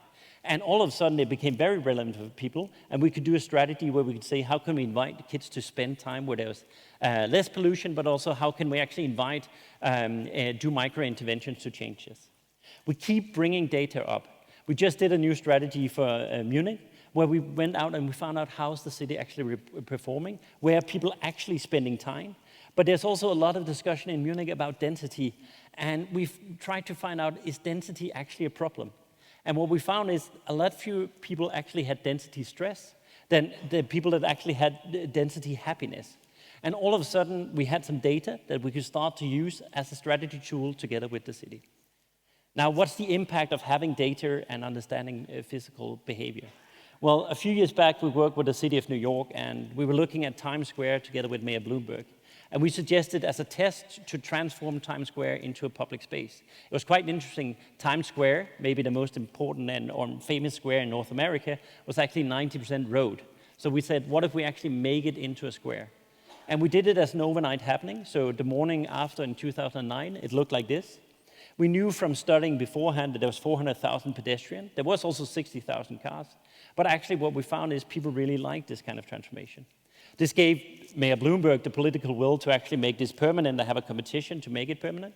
But more importantly, it created also a lot of data, and the program was spread out in greater New York. And everywhere these tiny interventions were done, you saw an increase in retail sales, you saw fewer vacancy at the ground floor, and you saw local communities that were thriving just by giving them space. What was also really interesting is we took space from cars. We gave it to pedestrians and bicycles. But actually, the overall travel time in car improved, and the CO2 emission dropped because the traffic had less conflicts. Sorry. The last project I kind of want to talk about here before is a project we did in Shanghai. So we've been working for years in a collaboration with an NGO in China. And the NGO is funded by big international funds that works with sustainability. And some of these funds led to a dialogue with the city of Shanghai. And they had to develop the waterfront of Shanghai, a lot of industry along the water. And we had to do a strategy that stressed over 7 districts, so 7 different political bodies, but also 120 kilometers of waterfront. And we just went back and did a study on the follow-up. And we said, well, if something is super complex, maybe the answer has to be relatively easy. So we said, what is important for developing 120 kilometers waterfront?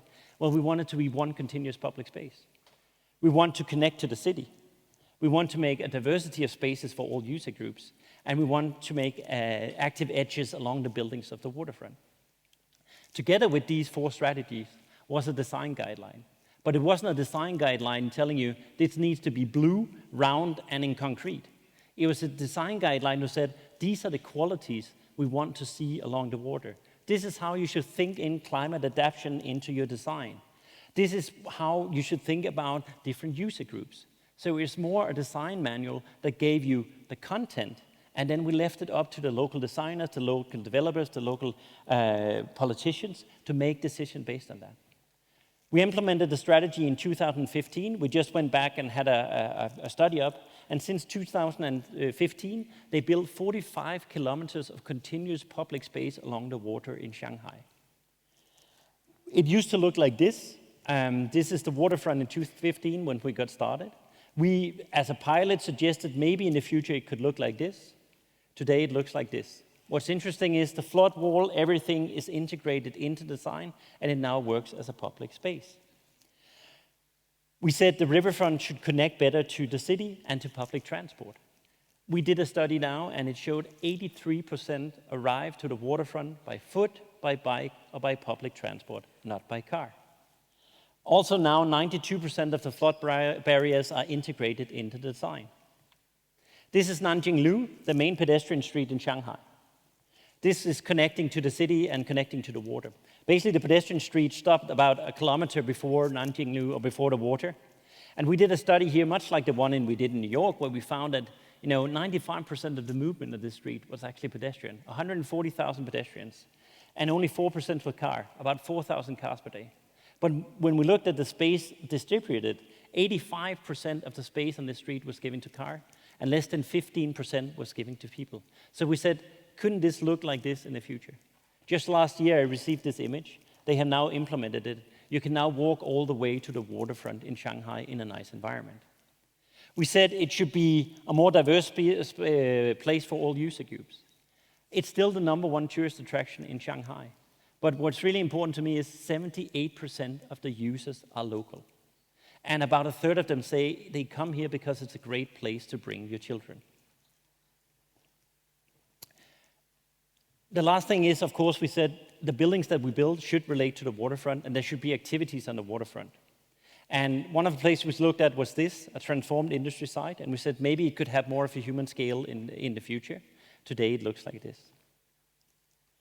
So what I took away from this was, of course, it was quite amazing that when you have a strategy and a tool, you can actually enable change. You can get developers, architects, politicians to tap into a strategy and actually do proper change. What was also quite interesting to me was that we did a study, and these 45 kilometers of public space, within a 15-minute walk, we talk a lot about the 15-minute city, within a 15-minute walk, we could actually connect to 4.8 million people living there. And knowing that 78% of the users were local, this is incredibly important to me. Athens, Thessaloniki, other cities here in Greece are also tourist destinations, but they are certainly also servicing the local people.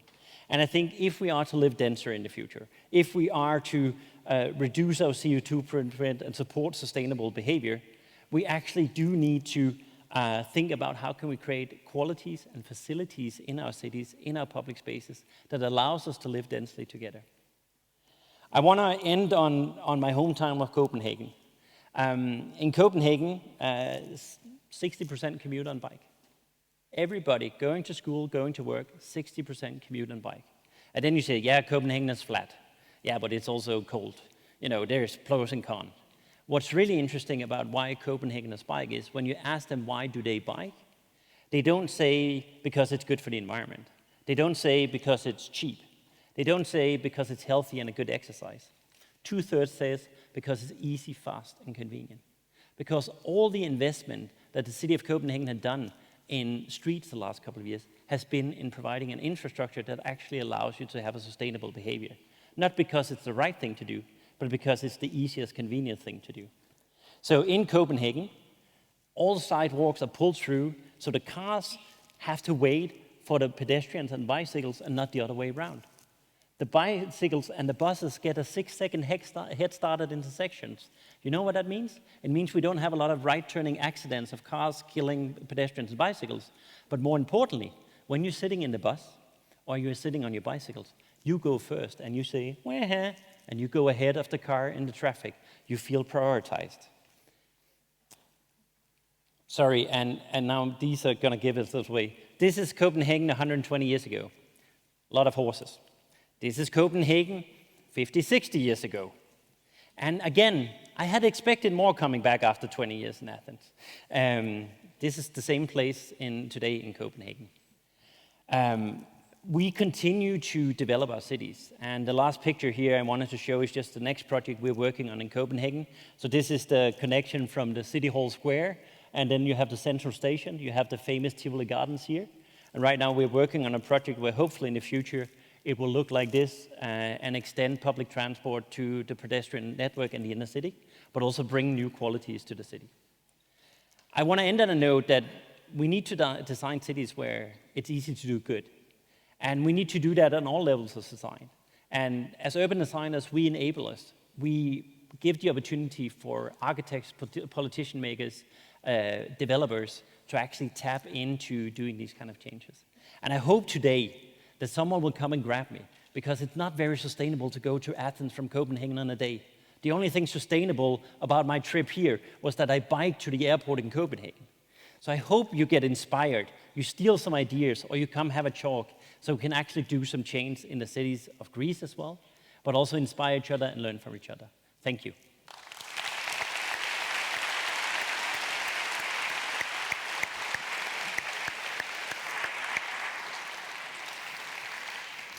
Thank you, Christian. It was really fascinating.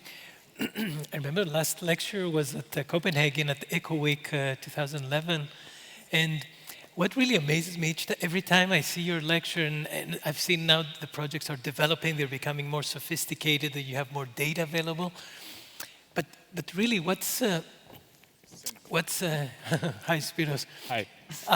Spiros Pegas is with us. I will introduce him in just a second. But I think what's really brilliant is the vision of Ian Gell, that who was so far ahead of in his time, and he was studying people when others are counting cars at the junctions, and how this vision about 30 or 40 years ago now is becoming common sense and common practice for all modern cities, and that's so amazing. It took some time, but it's happening. Spiros, join us. Spiros, thank you for joining. Spiros Pegas is here. Spiros. Thank you. Yes. Thank you for inviting me. Spiros Pegas is a businessman and a founder of Wise Ram. He's the former deputy mayor of Thessaloniki for culture, tourism, governance, and international relations. Spiros was recently also voted member of the international jury for contemporary architecture Mies van der Rohe Awards. And Spiros recently announced his candidacy as mayor of Thessaloniki. And we wish you lots of luck. Wish me luck. Now, I would like to start a question for Christian, and because, I mean, the word people is coming back and again, and I think it's very important. And I think it's interesting to speak a little bit about people engagement in urban planning. And because people have a big impact in how what their choices are and how they influence the process. So I would like to ask you how the Gell teams actually guides those processes, and how do you work with people, and how you engage them in different, because you work in different cultures, cities, countries. How does that work? Well, of course, every content needs its own approach, you can say. There's a lot of things that we share as people, and I think the minute we sit down together, actually a lot of other things go away, so the dialogue is an important part of it. We work in a number of different ways, from very direct engagement, where we sit together. We did a project that we actually done across the world, more or less, that talked about healthy food and sustainable food with teenagers. We found what we call the Bermuda Triangle of bad food, which is basically if you have on a university or a school, then you have a bus stop, and then you have a McDonald's.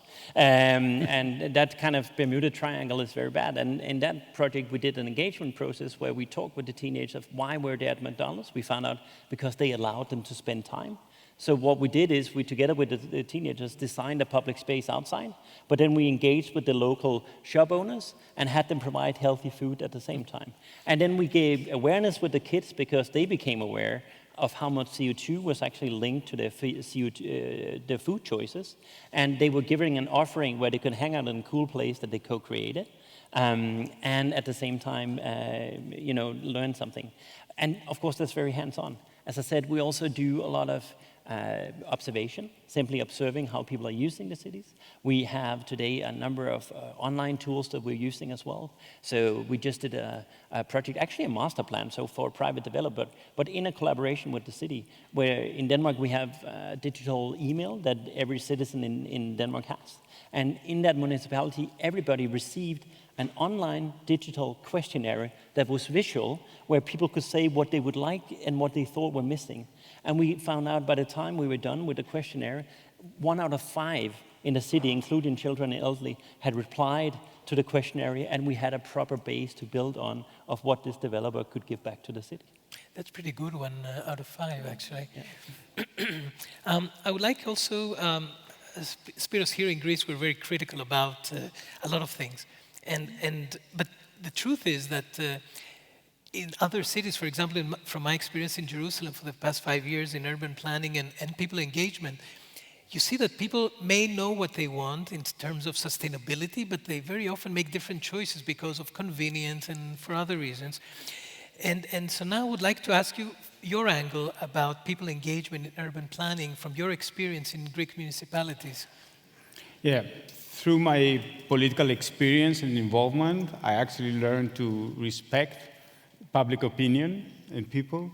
And it's very interesting and really thrills me right now while I'm going around in Thessaloniki, walking around actually, and going deep into the neighborhoods and the parks and the playgrounds and so on, and meeting people and talking to people.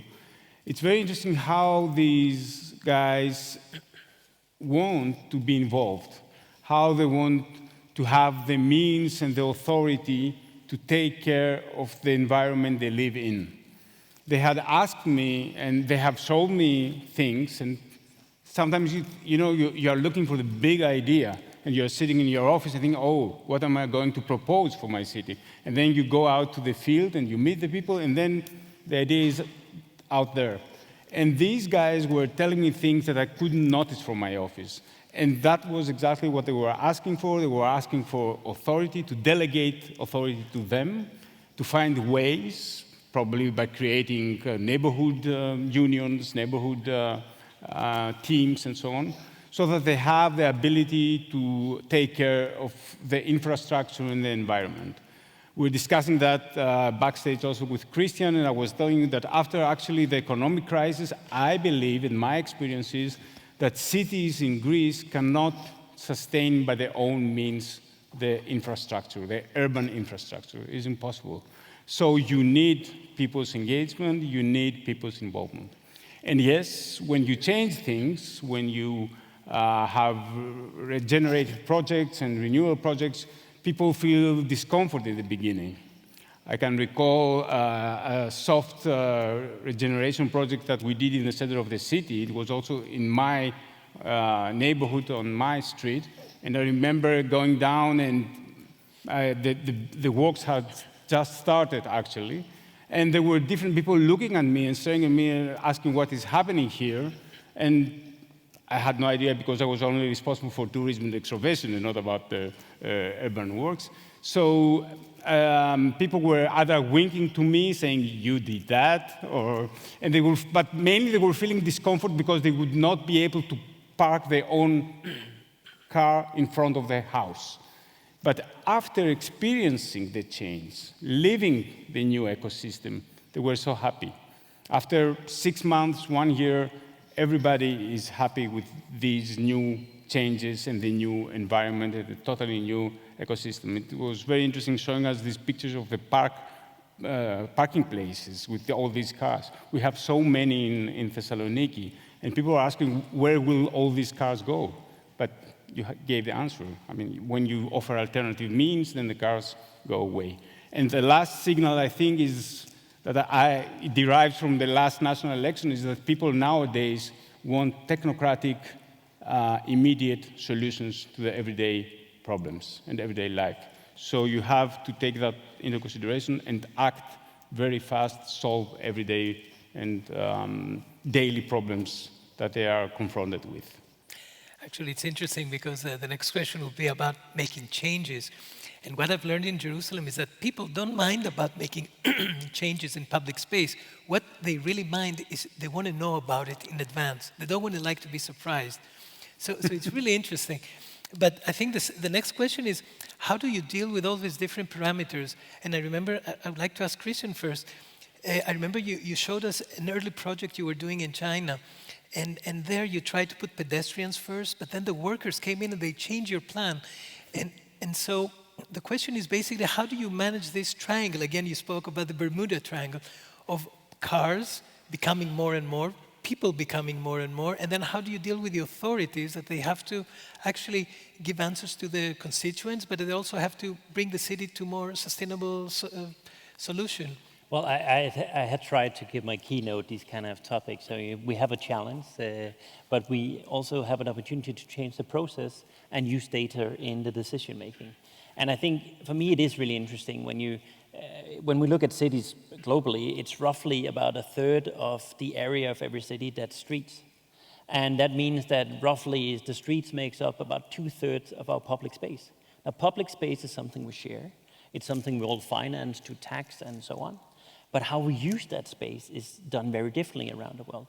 And I think part of that is having that dialogue about it. As I said, I was a little surprised to see here in Athens how much of your wonderful streets are used as storage for these conservers on 4 wheels. We did a small study in Berlin at one time, and one of the main sort of theories going into Prenzlauenberg, we did a study and we found 83% of the parked cars were long-term parking. We use so much of our shared space on storing mobility for individuals. And I think there is something about bringing the discussion up, and sometimes it can be a happening where you remove, like we did in New York. But what was interesting, in New York, we did it on Times Square, but the Plaza program was bottom up. So their Department of Transportation said, here's a bundle of money, your local community, if you want a public space, you can apply and we will help you do the transformation and take away some parking, take away a traffic island and give back public space. So I think we need to work both bottom up and top down on making change to how we think cities. And in China, it was different departments, simply. As simple as that, not code. Silos, planning in silos. Right. Spiros, I would like to ask you the same more or less question, but I want to look at where the planners and the architects are in the picture. Because we do have some nice examples like the Niarchos Center, some nice public projects that bring public space in high quality. But very often, and I think Christian also mentioned it, public space is handled by other engineers or by contractors. And so I would like to ask you, where do you think architects are in this process, or where they should be, when we need to juggle between cars, pedestrians, and making cities more livable and more sustainable? Yeah, actually, okay, you mentioned a few new buildings in Athens, which we don't have actually in Thessaloniki. I remember a few branded or buildings made by famous architects like the Archaeological Museum in Thessaloniki by Karadinos in the 60s, or the Byzantine Museum by Krokos in the 70s, designed by in the 70s. And since then, we either don't have branded buildings, public works, and that was also the feeling that I got when I was member of the jury of the Mies van der Rohe Awards, and works from Greece came in order to judge on them, and we didn't have any public works. We mostly had private houses, private works, and so on. So this is very interesting that we don't have this tradition, let's say, in Greece. And in Thessaloniki, it's true that the developers have the upper hand, actually. And in public works, even if we have, like the City Hall, which is done by the Viris brother, you don't have the names of the architects. People don't know. I see every day when I was in the City Hall, I was watching this great sign, big sign of the mayor who inaugurated the building and all the members of the City Hall, but not mentioning the architect. The same at the YMCA complex, which is across the City Hall. There is a huge sign saying inaugurated by the politician Venizelos and by the president of the YMCA, Mr. Papadimas, but there is no mentioning of the architect. And this is actually a problem that we have with public works and public buildings and public space in general. On the other hand, we have some, and in order to go back to the previous discussion, we have some private projects. We have a very recent example like Modiano Agora in Thessaloniki, which is a very architecturally masterly done work, but is empty. Why? Because the developer, the owner, did not care to consult with the neighborhood. They just didn't ask the locals, the people who used the market, how they wished that to develop and how they had dreamed of the next generation, let's say, of that market. And it's a beautiful work, a beautiful building, but unfortunately empty. Right. And then maybe that brings us to the question of green public space, because that also endangered in some way in the way cities densify and they build up. And I would like to ask you, Christian, about, from your experience working around the world, what is happening now with green public spaces and when they have to deal with increase of population and cars and also they have to deal with climate change as well? Well, I started by saying now the first 20 years of my career, I've been saying we should make cities for people, and now I think we might have to make cities for life, because it's also about biodiversity. We think it into all our projects, and I think there is actually opportunity, because unfortunately we are in a situation where we have to climate adapt our cities, and that means we need to deal with cloudbursts, we need to deal with floodings and so on, and that's an investment we have to do. The good news is it's also an investment that can actually improve life quality. So we can look at redesigning our streets, our public spaces, so they can take the cloudburst, that they can help us with flooding, and at the same time invite green mobility, invite walking and biking in cities, and maybe reducing car traffic. So I think there is an opportunity to do so. My last image from Copenhagen was also not extending the pedestrian street as a hard surface commercial street, but actually extending it as a park with green qualities. And it's something we have to do regulative, but it's also something we all have to think in. In Copenhagen, there's a new rule, has been in place for, I think, 5-8 years now already, that all new public spaces need to be 60% permeable. So a lot of opportunity to actually think green into the city, and it's good for health, it's good for a number of things. Right. And Spiros, I will ask you the same question from your experience in Greece. How do we deal with green public spaces? We have a problem in Greece with greenery. We don't have green cities. I want to just remind you that Thessaloniki, for each citizen, we have 2.8 square meter greenery. Although the United Nations Health Organization suggests that you have to, in order to live in a viable environment, you have to have 8 to 10% square meter of greenery. The only hope is the new generation, since there are environmental issues coming up to the teachings and the classes, and I've just met a few new organizations and new activists, let's say, who are fighting for greenery and for green cities.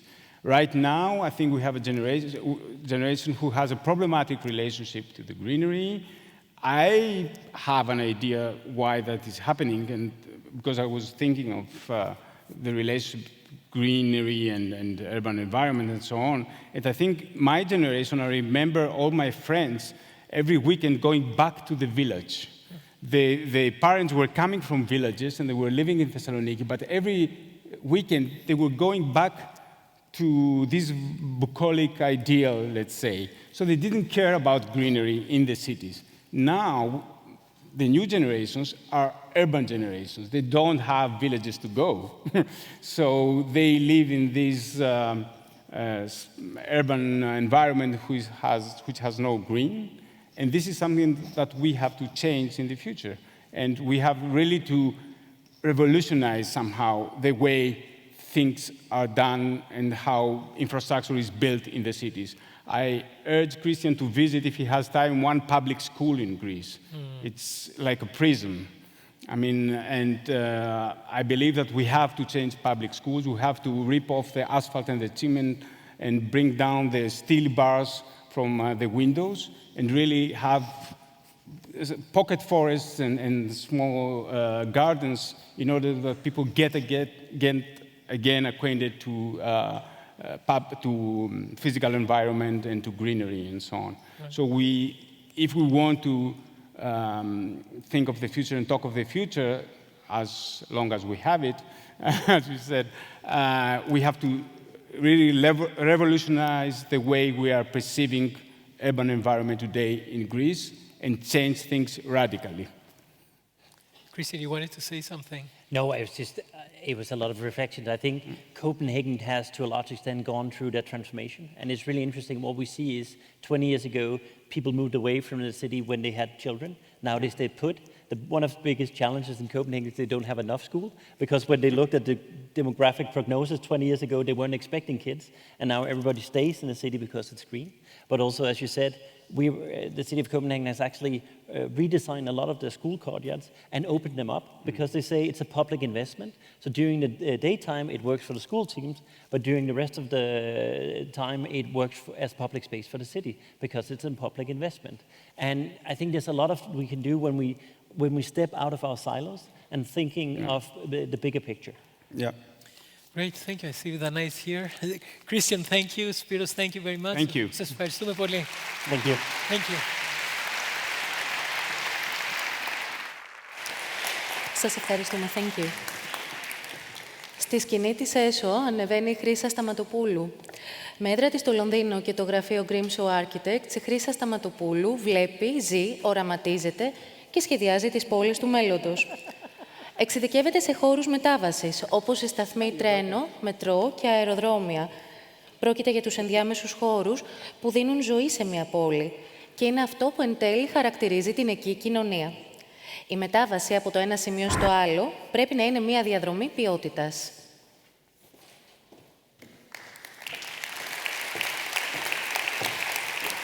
Καλώς όρισες, Χρύσα. Καλησπέρα.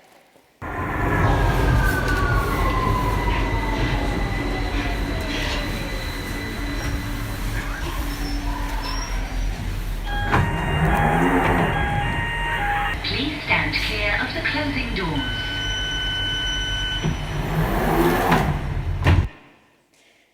Έργα μεταφορών και υποδομών. Ένα κομμάτι του σχεδιασμού, το οποίο όχι απλά έχει μακρά ιστορία, αλλά έχει παίξει πολύ σημαντικό ρόλο στο πότε, πού και με ποιο τρόπο δημιουργήθηκαν τα αστικά κέντρα σε όλο τον πλανήτη. Από τις αρχές πόλεις, λιμάνια της Μεσογείου, στα αστικά κέντρα, κατά μήκος του Δούναβη και του Ρήνου, είναι μόνο μερικά από τα ευρωπαϊκά παραδείγματα.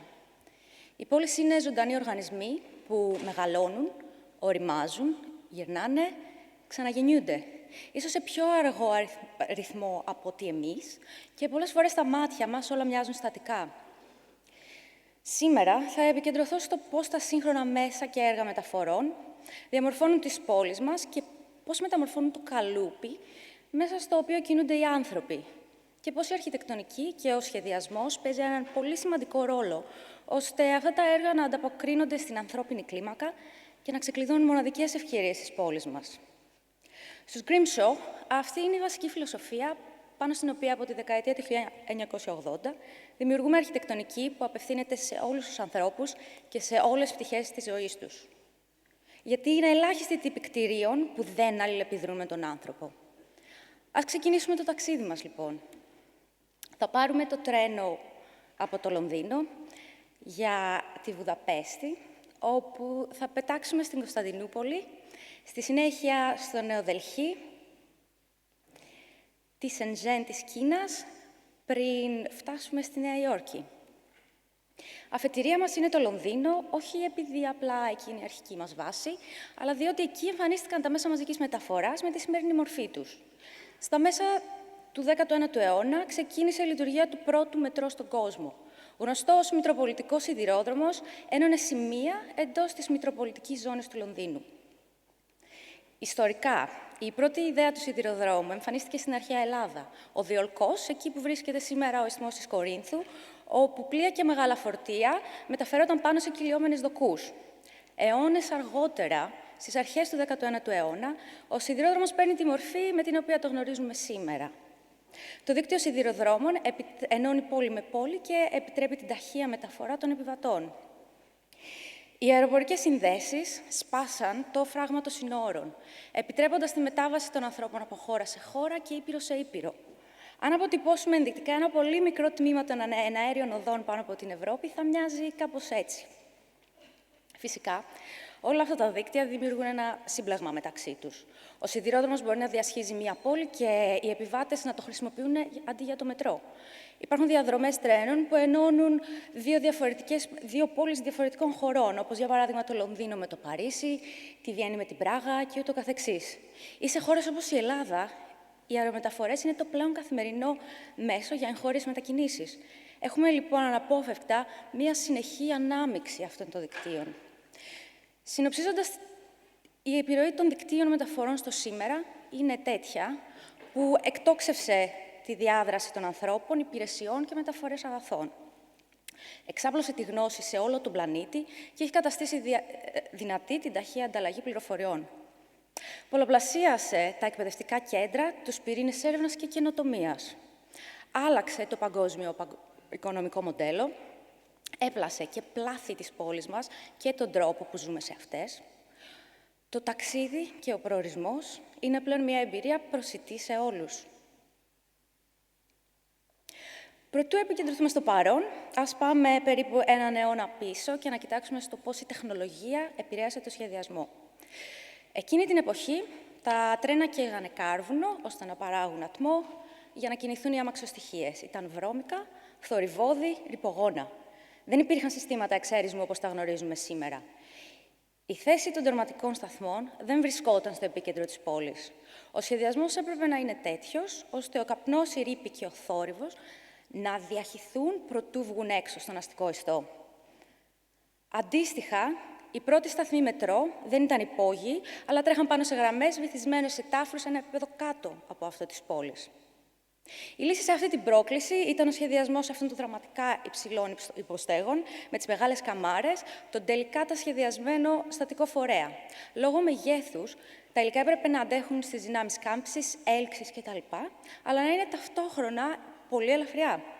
Βλέπουμε λοιπόν πώς η σύμπραξη της αρχιτεκτονικής, της στατικής και των μεθόδων αερισμού γεννήσαν αυτή την τυπολογία που συναντάμε σε όλους τους σταθμούς εκείνης της εποχής, στο Ηνωμένο Βασίλειο, την Κεντρική Ευρώπη, την Ινδία κτλ. Το μετρό εισήχθη στις πόλεις για να συνδέσει κεντρικά σημεία του τότε κέντρου, κυρίως να μεταφέρει μαζικά ανθρώπους από τους τερματικούς σιδηροδρομικούς σταθμούς στην εμπορική και επιχειρηματική ζώνη. Στα χρόνια που ακολουθούν, η δόμηση γύρω από αυτούς τους σταθμούς αρχίζει να πυκνώνει και να αυξάνεται σε ύψος. Νέες επιχειρήσεις αρχίζουν να στεγάζονται εκεί και δημιουργούνται γειτονιές όπως το City του Λονδίνου, που φιλοξενούν συγκεκριμένες ειδικότητες όπως αυτές των τραπεζών, των ασφαλιστικών κτλ.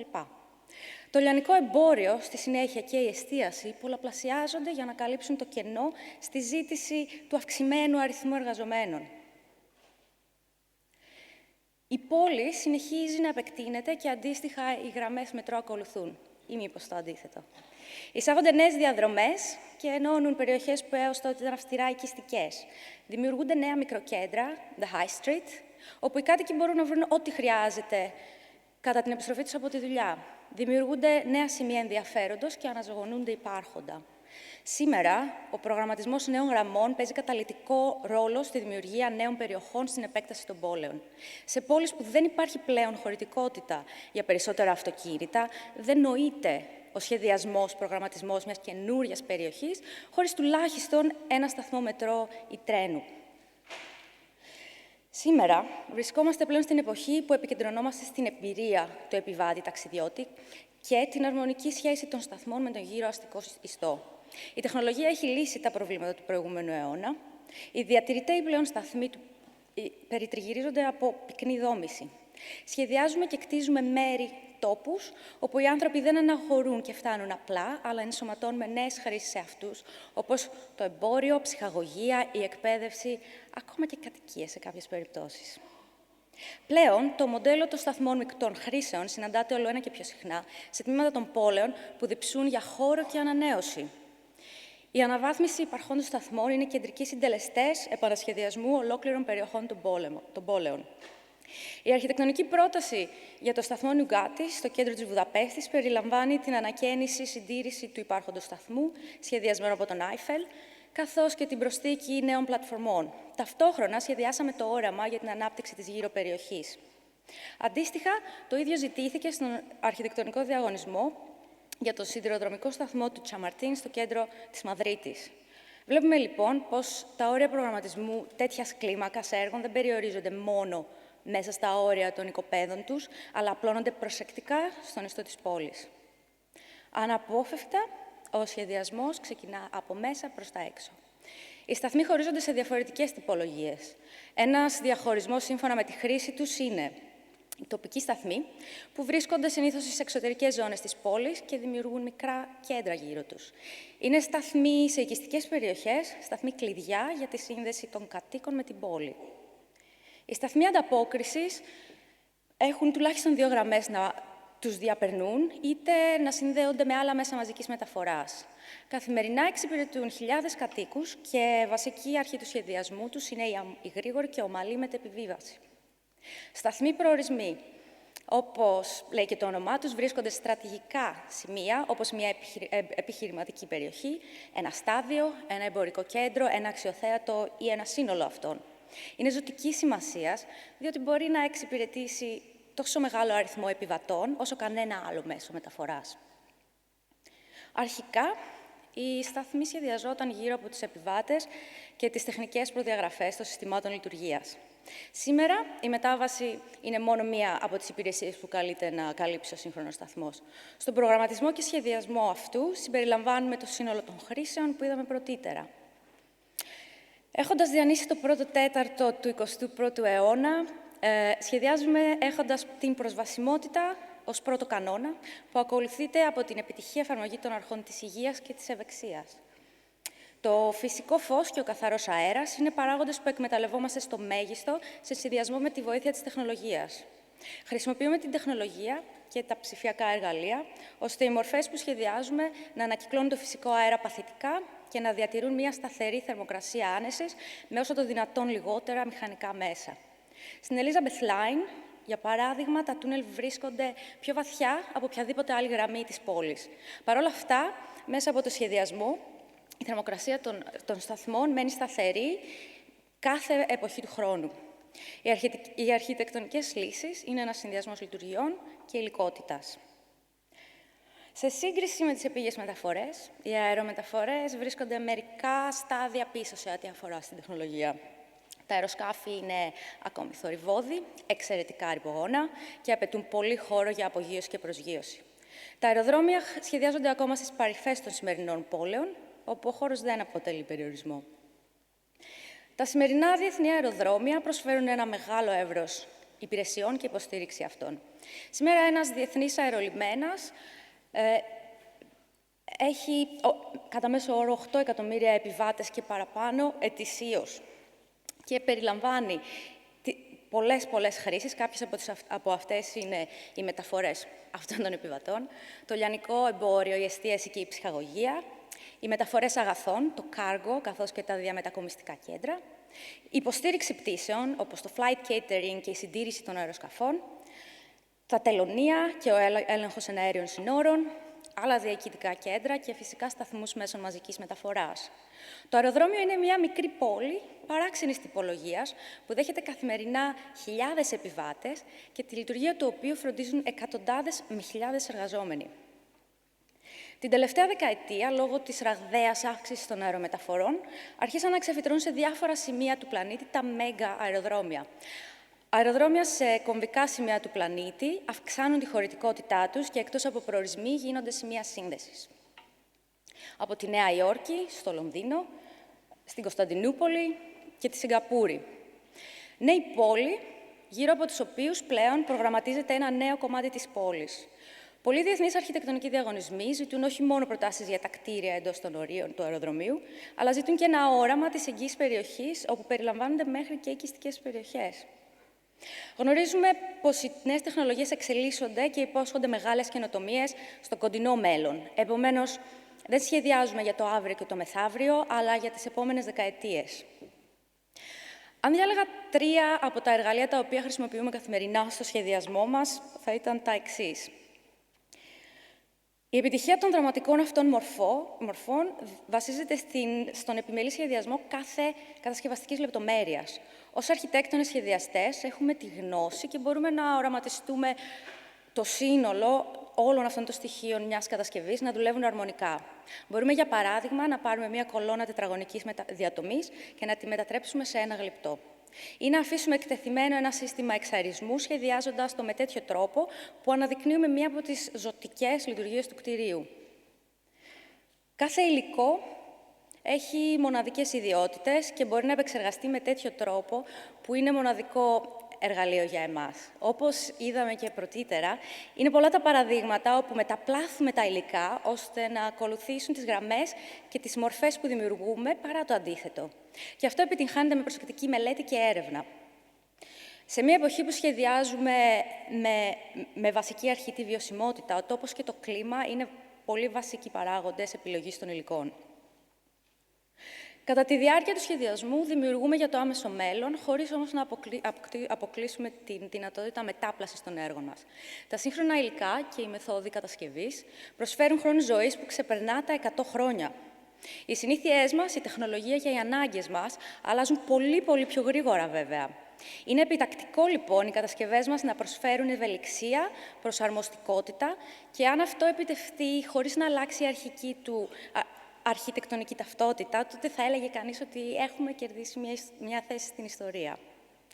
Όλα τα παραπάνω, όμως, επιτυγχάνονται μόνο με τη συνεργασία μεταξύ αρχιτεκτόνων και μελετητών μηχανικών, με τους κατασκευαστές και τους προμηθευτές. Γυρνάμε πίσω, λοιπόν, στην ανθρώπινη κλίμακα, στη συνεργασία και την επικοινωνία, στην ομάδα. Όπως αναπτύσσονται τα δίκτυα μεταφορών, μία παρόμοια τροχιά ακολουθούν και οι Grimshaw Architects. Στις αρχές της δεκαετίας του 2000, έχοντας κερδίσει 2 διαγωνισμούς, έναν στη Νέα Υόρκη και έναν στη Μελβούρνη, οι συνεργάτες του γραφείου, με επικεφαλής τον Νικ, πήραν την απόφαση να στήσουν 2 νέες έδρες σε αυτές τις πόλεις με τις οικογένειές τους, να γίνουν ένα με αυτές, να νιώσουν τον παλμό τους.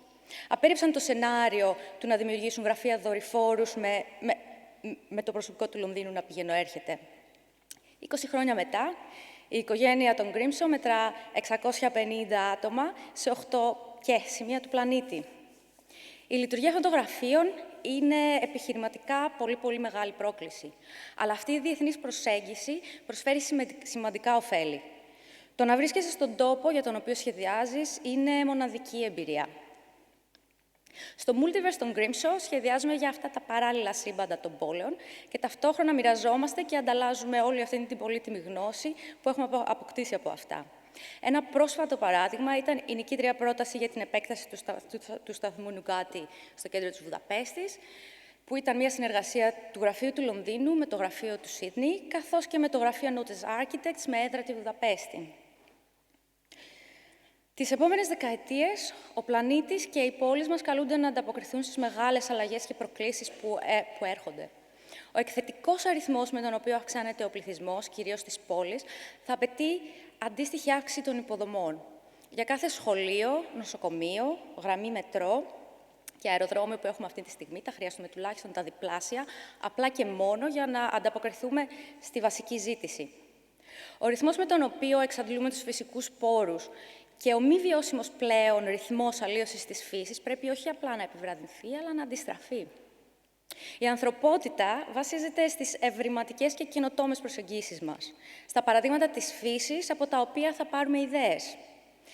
Η προσωπική πορεία του Nick Grimshaw συνεχίζει και είναι η φιλοσοφία των Grimshaw Architects, βασισμένη στην έρευνα και την ανάλυση παρά την εφαρμογή της στυλιζαρισμένης αρχιτεκτονικής.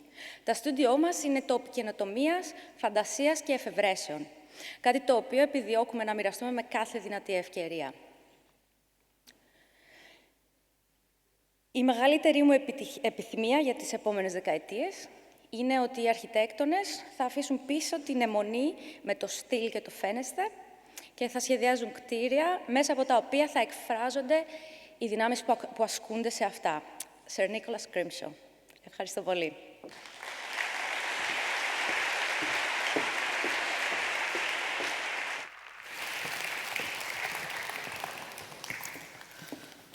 Επομένως, η μοντέρνη σταθμή μετρό δεν είναι απλά μια διαδρομή με τελικό προορισμό την πλατφόρμα, αλλά μια ευκαιρία για τη δημιουργία ενός νέου κέντρου που παρέχει περισσότερες υπηρεσίες. Ενός νέου πυρήνα, θα μπορούσαμε να πούμε. Γύρω από αυτό το πυρήνα, οι προοπτικές ανάπτυξης της γειτονιάς είναι πραγματικά μεγάλες. Υπάρχουν πολλοί λόγοι για να θαυμάσει κανείς τους ατελιέ Bow Wow. Είχα σκοπό να παριθμίσω ορισμένους, αλλά για οικονομία χρόνου δεν θα το κάνω. Αμέσως έρχεται στη σκηνή ο Γιοσιχάρου Τσουκαμότο και μόλις ολοκληρώσει την ομιλία του θα ακολουθήσει ένα σύντομο Q&A με το Στάθη Καλύβα.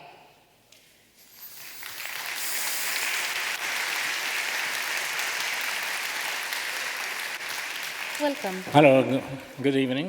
So I try to speak shorter than I prepared, yeah, since you are tired. So, but please wait for few minutes. Okay. I like to talk about back to basics, nearly equal architecture wizard architect's question, and architecture behaviorology, creating better accessibility to the local resources. So I skip, okay. And then, so this is the house we designed in Antiparos, and starting from, the project started in 2007, and then finally it's built in 2020, completed in 2020, so it was a really long process. And the house is penetrated by 70 meters long pool, and basically, it's to appreciate the life of Greek food and the sun and staying outside, etc. So we try. It doesn't look like a vernacular architecture, but we try to incorporate or learn as much as possible from what is built already in the island and also Kikradik area region.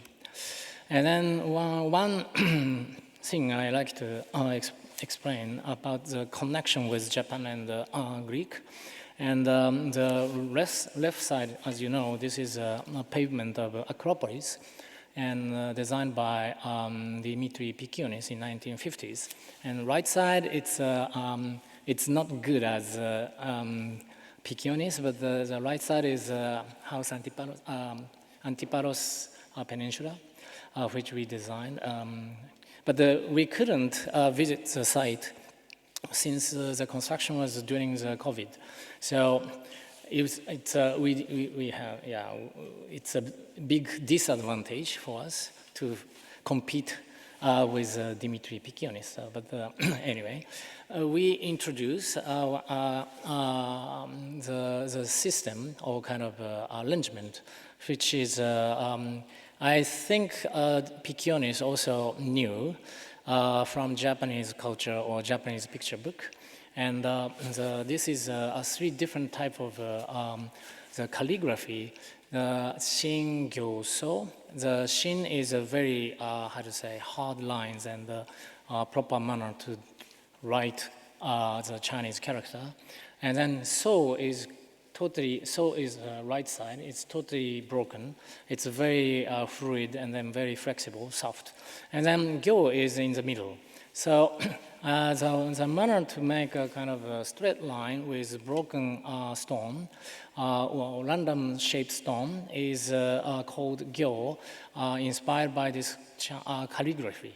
And then it's applied also for the garden. So these three examples are from the garden of Katsura Palace in Kyoto.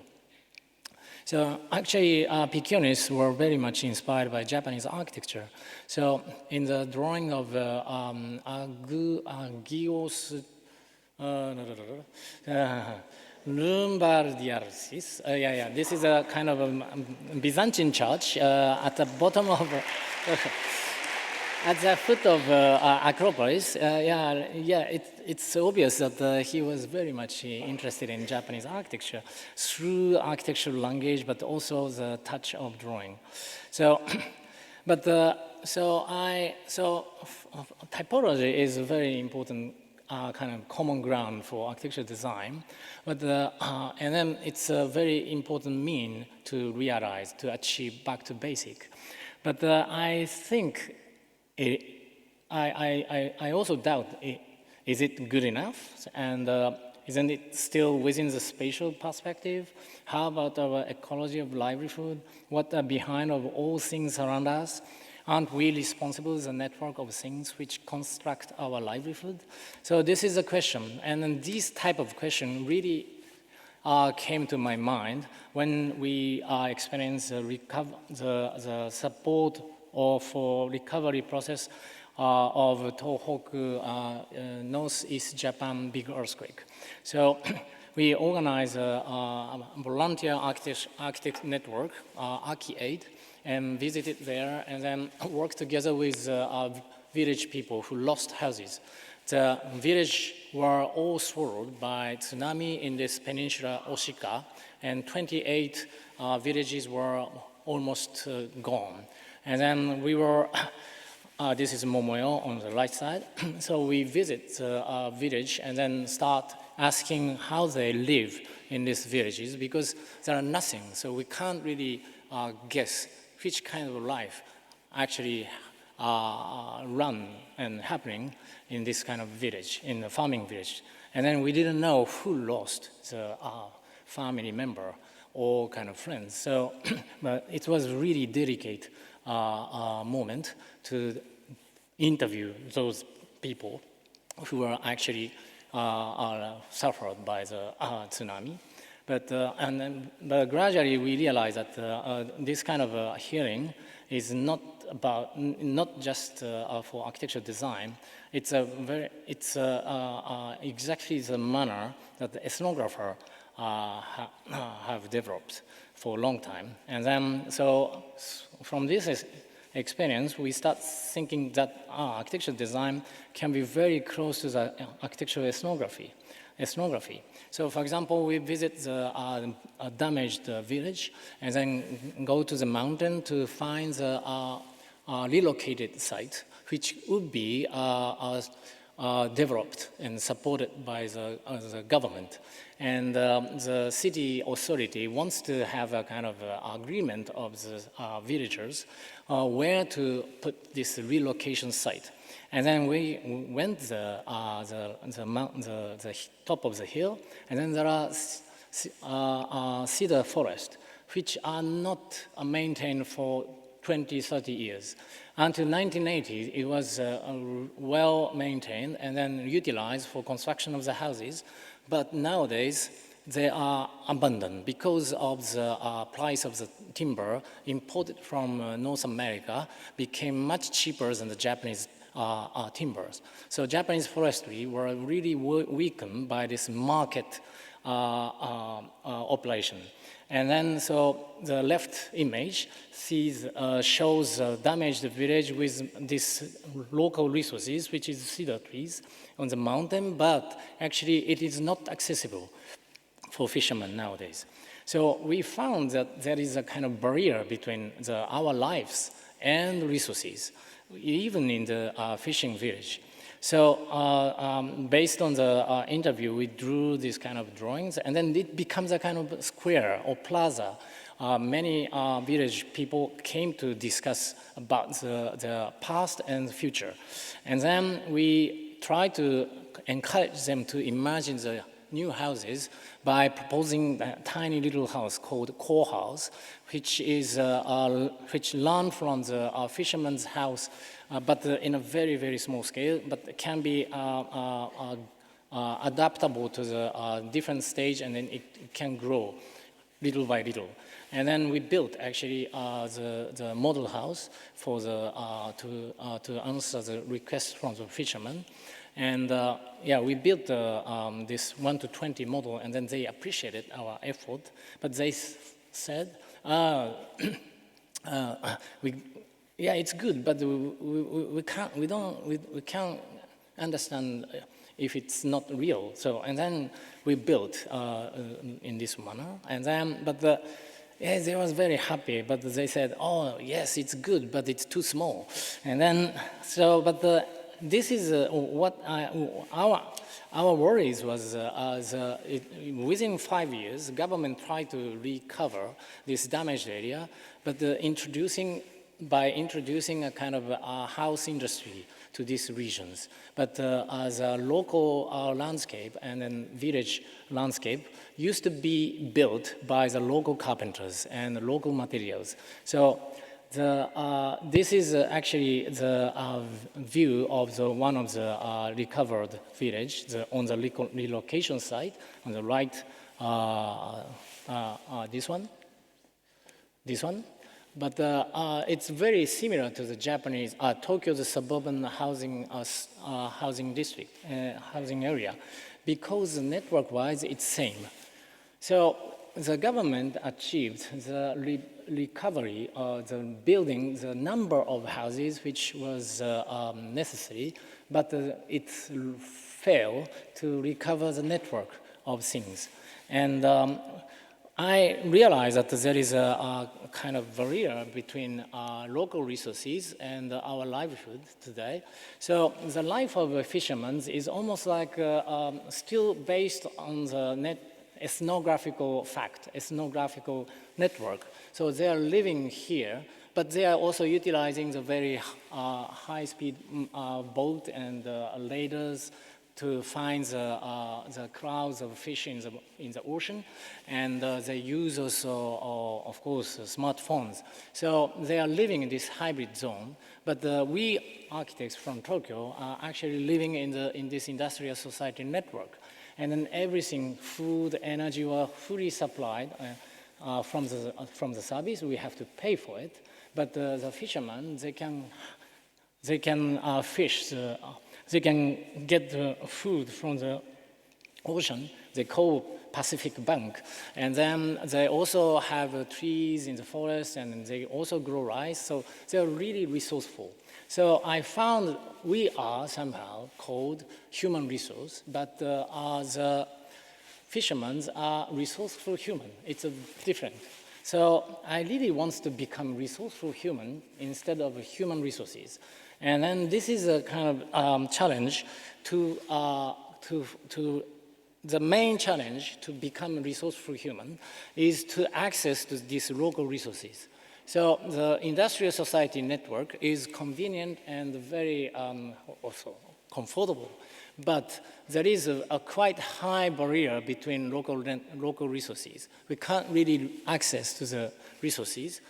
But the ethnographical network, the old villagers, they know how to access to these resources, and they have skills and tools. So based on this, after this experience in from 2011 to 2015, we had a chance to work in the depopulating farming village. And then this kind of mountainous farming village is called Satoyama. It's a very important word, which is a kind of a Japanese version of commons.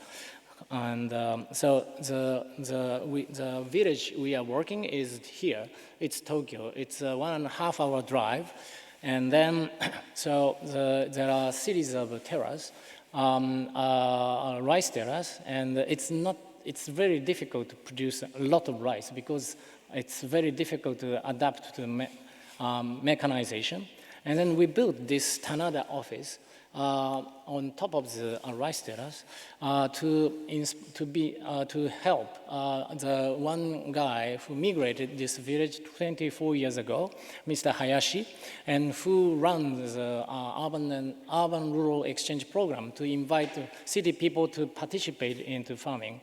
And then Muji, it's a kind of the Japanese company who helped him to work together. And then they asked me, Bow Wow, to build this kind of the folly for the rest and for gathering, and then I became also one of the owner of rice terrace, and then for the cropping festival, as our friend who is a Japanese drummer gathered to perform, and then this is the house of Mr. Hayashi. It's a 200 years old farmhouse, and he ran various workshops, like making a kind of New Year ornament by a rice straw, and producing soy sauce by ourselves, and making charcoal with old kiln. But the house was damaged in 2019 by the extremely huge typhoon, and then the metal sheet which covers such roof peeled out, and then the old such roof appeared like this. And then, but I and Hayashi found this is extremely beautiful, and then decided to renew this such by a traditional manner. And then this is a map in 1976 on left side, 1975 on left side, and 2020 on right side. So how the cultivated area is decreasing now, and it's because of depopulation and super aging. So in order to renew the such roof, we have to produce also miscanthus grass. So like the grass to cover for the roof. So then we start reopening the abandoned farm, and we also repair the rice terrace. And then at the beginning, we didn't work not so much about architecture. We just work to maintain this terrace rice terrace landscape. And then we found so many invisible small work, which is not,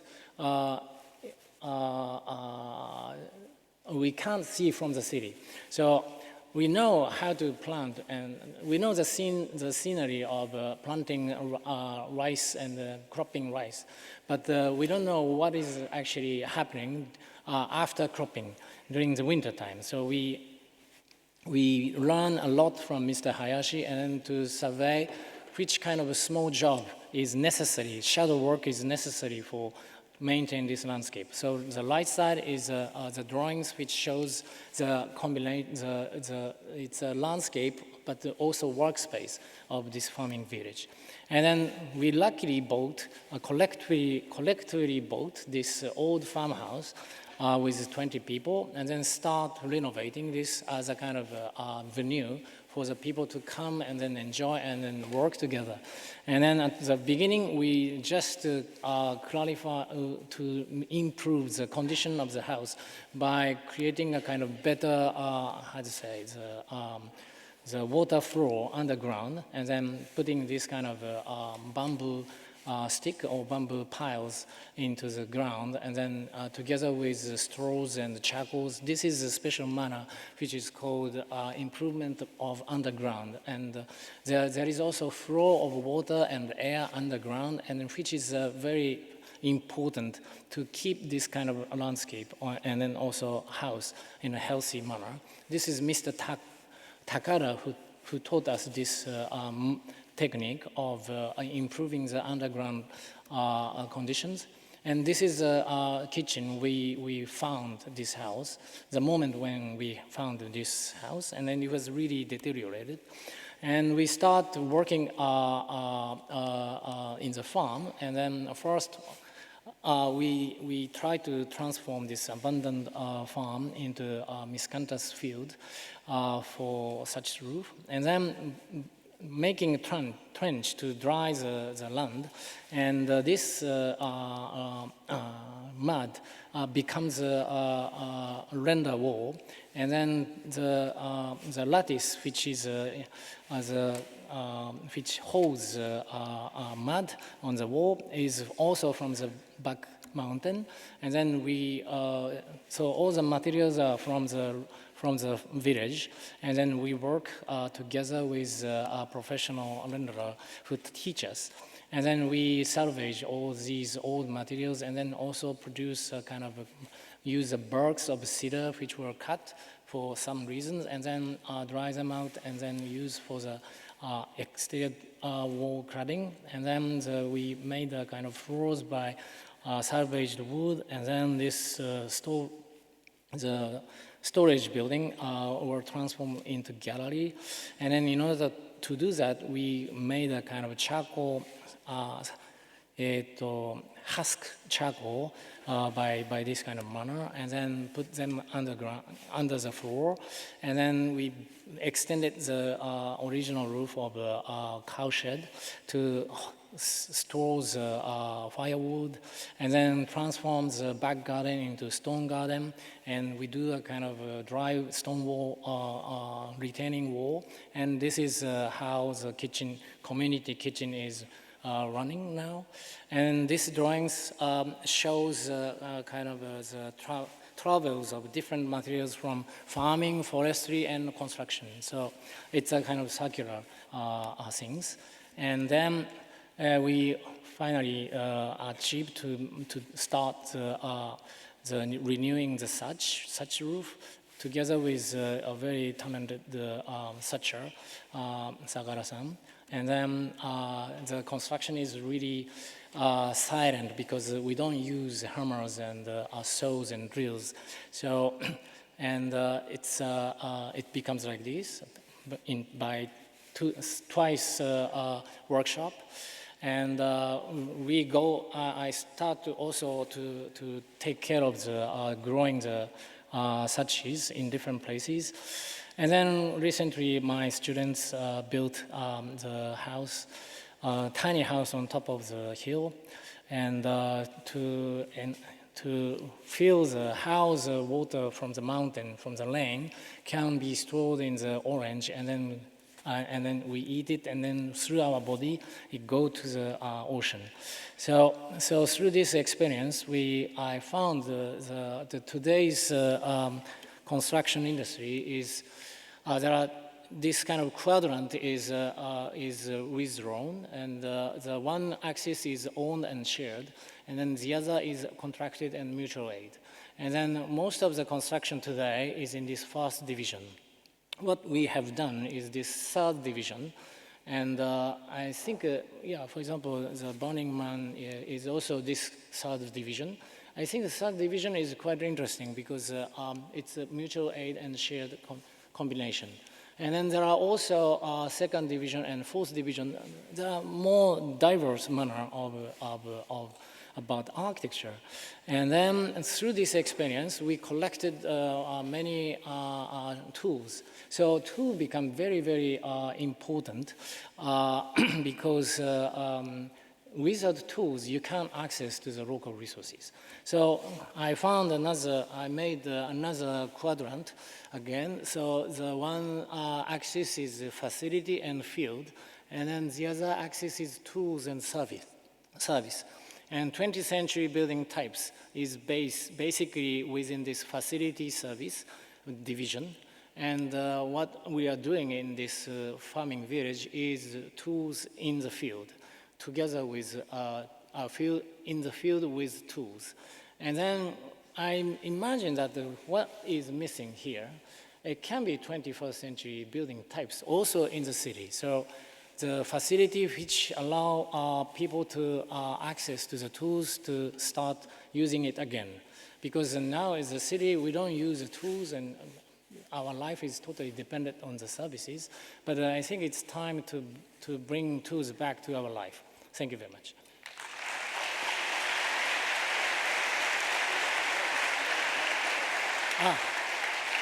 Okay. Okay. So thank you very much. We understand that we're the main obstacle between you and your dinner, so we're going to keep that short and hopefully sweet. If I were to summarize or to try to get at the substance of what you said, it's the idea, and connect it with two of the previous talks, actually. It's the idea that progress and development has been based on division of labor, which has increased the distance between humans and the objects that surround us. What you're pointing out, which is not new, but is very important and tends to be forgotten, is the idea that the connection with the environment that surrounds us, and especially the connection through our skills and what you describe as resourcefulness, is also extremely important, and it's something that we have paid a very high cost for losing. Yeah. in the name of a lot of the advantages we've gained otherwise. So my question to you is, perhaps we are at a turning point, because up until today, the idea of going back into the past was always seen as Luddite. We cannot sustain a mass society on the basis of techniques that are very artisanal. But now we are at the cusp of a very, very big change, which is the advent of artificial intelligence, which is likely to create a situation in which most people are going to have, number one, a lot of time on their hands, and number two, no meaning in their lives. So a lot of what you're describing is going to become, perhaps, very necessary for us to find a balance. The airports that we saw described in the previous lecture are going to be built up by artificial intelligence, by robots, by machines. So perhaps what you're describing here is a way to repurpose our lives in a way that today we cannot possibly perceive as possible. Would that be a correct interpretation of your thinking? Yeah, yes, it's correct, because I don't think this kind of lifestyle. I actually visit this farming village every weekend with my students and my friends. And then there are also friends of Mr. Hayashi who often visit this village to help us, to work together with us. So there is the first conversation about back to basic. They talked about the second zone, second target, who is not living there, but who has a strong connection with the place. I think we are trying to work to grow this population. And then from this population, some people decide to migrate this village, actually. And then we are now planning to make a new housing to receive those people. And I think this is wouldn't be a kind of majority of our Japanese population, but I think it can be kind of whole of one single ant, which penetrate the kind of barrier or kind of wall, and then other ants follow, and then the whole becomes larger and larger and larger. And then I think next few years, I think the other side of the wall will have more population, more people who enjoy this kind of lifestyle. And I believe that it's going to happen, because even in this kind of a farming village, we still have internet, we have computers. I actually work a lot in this farming village. And we can also we are preparing, making a platform to find a small job which people can help through internet. So, like menu in the program of the cinema. So Saturday afternoon we do this, and then people can access to this kind of event. So, and I really like to develop this kind of platform also. So maybe that can infuse the idea of back to basics in the Greek islands with a different meaning. Instead of people buying their houses, they should actually build them themselves, especially using traditional techniques. Yes. I think understanding how this landscape, how the original landscapes have been made, is extremely necessary. Just borrowing the styles, borrowing the kind of atmosphere, it would be criticized as a cultural exploitation in the future. So now we have to really think about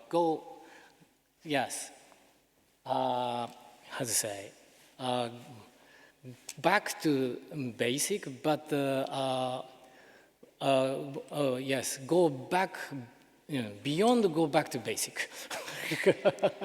I think to conclude this very quick exchange, as I said before, it's extremely difficult. I think it's impossible to even imagine how life is going to change in the next 20 years, because the changes in the technology right now are just impossible to even fathom. But I think precisely because of that, and I think your metaphor of the ant makes a lot of sense, trying to think how pre-industrial analog techniques can be repurposed for a post-digital life may be something that's worth exploring much more systematically than we do. There was, in fact, in the discussion with the mayoral candidate from Thessaloniki, there was a reference to how people in the cities in Greece didn't care very much about green spaces in the city because they went back to their villages. And the point was that now the new generation doesn't have villages, but that's not completely true because there is much more of a connection with ancestral villages in Greece, even among very young people today. And there is a lot of demand for it. Imagining ways in which young people can become perhaps more active in a variety of projects that take into account these kinds of local techniques in their villages is both good for them, for the cities, and for the villages themselves. I think our goal is to resolve the war between city and farm, city and village. So I'll close by just pointing out that perhaps architecture is a field in which imagination is needed more than ever. So instead of following the script, we have to open new ways. Well, thank you very much. Thank you very much. Thank you.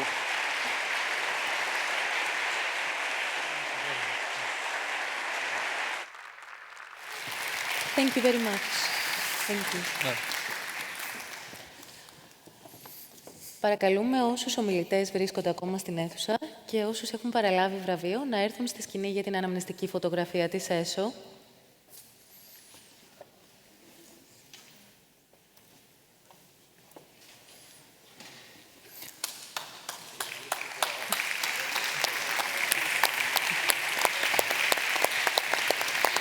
Κυρίες και κύριοι, 11η ΕΣΟ μόλις ολοκληρώθηκε. Το επόμενο διάστημα θα τροφοδοτείτε το archisearch.gr και τα social media της Design Ambassador και του Archisearch με υλικό από τη σημερινή ημέρα. Σας ευχαριστούμε θερμά για την παρουσία σας και ανανεώνουμε το ραντεβού μας για του χρόνου. Τι κάνετε?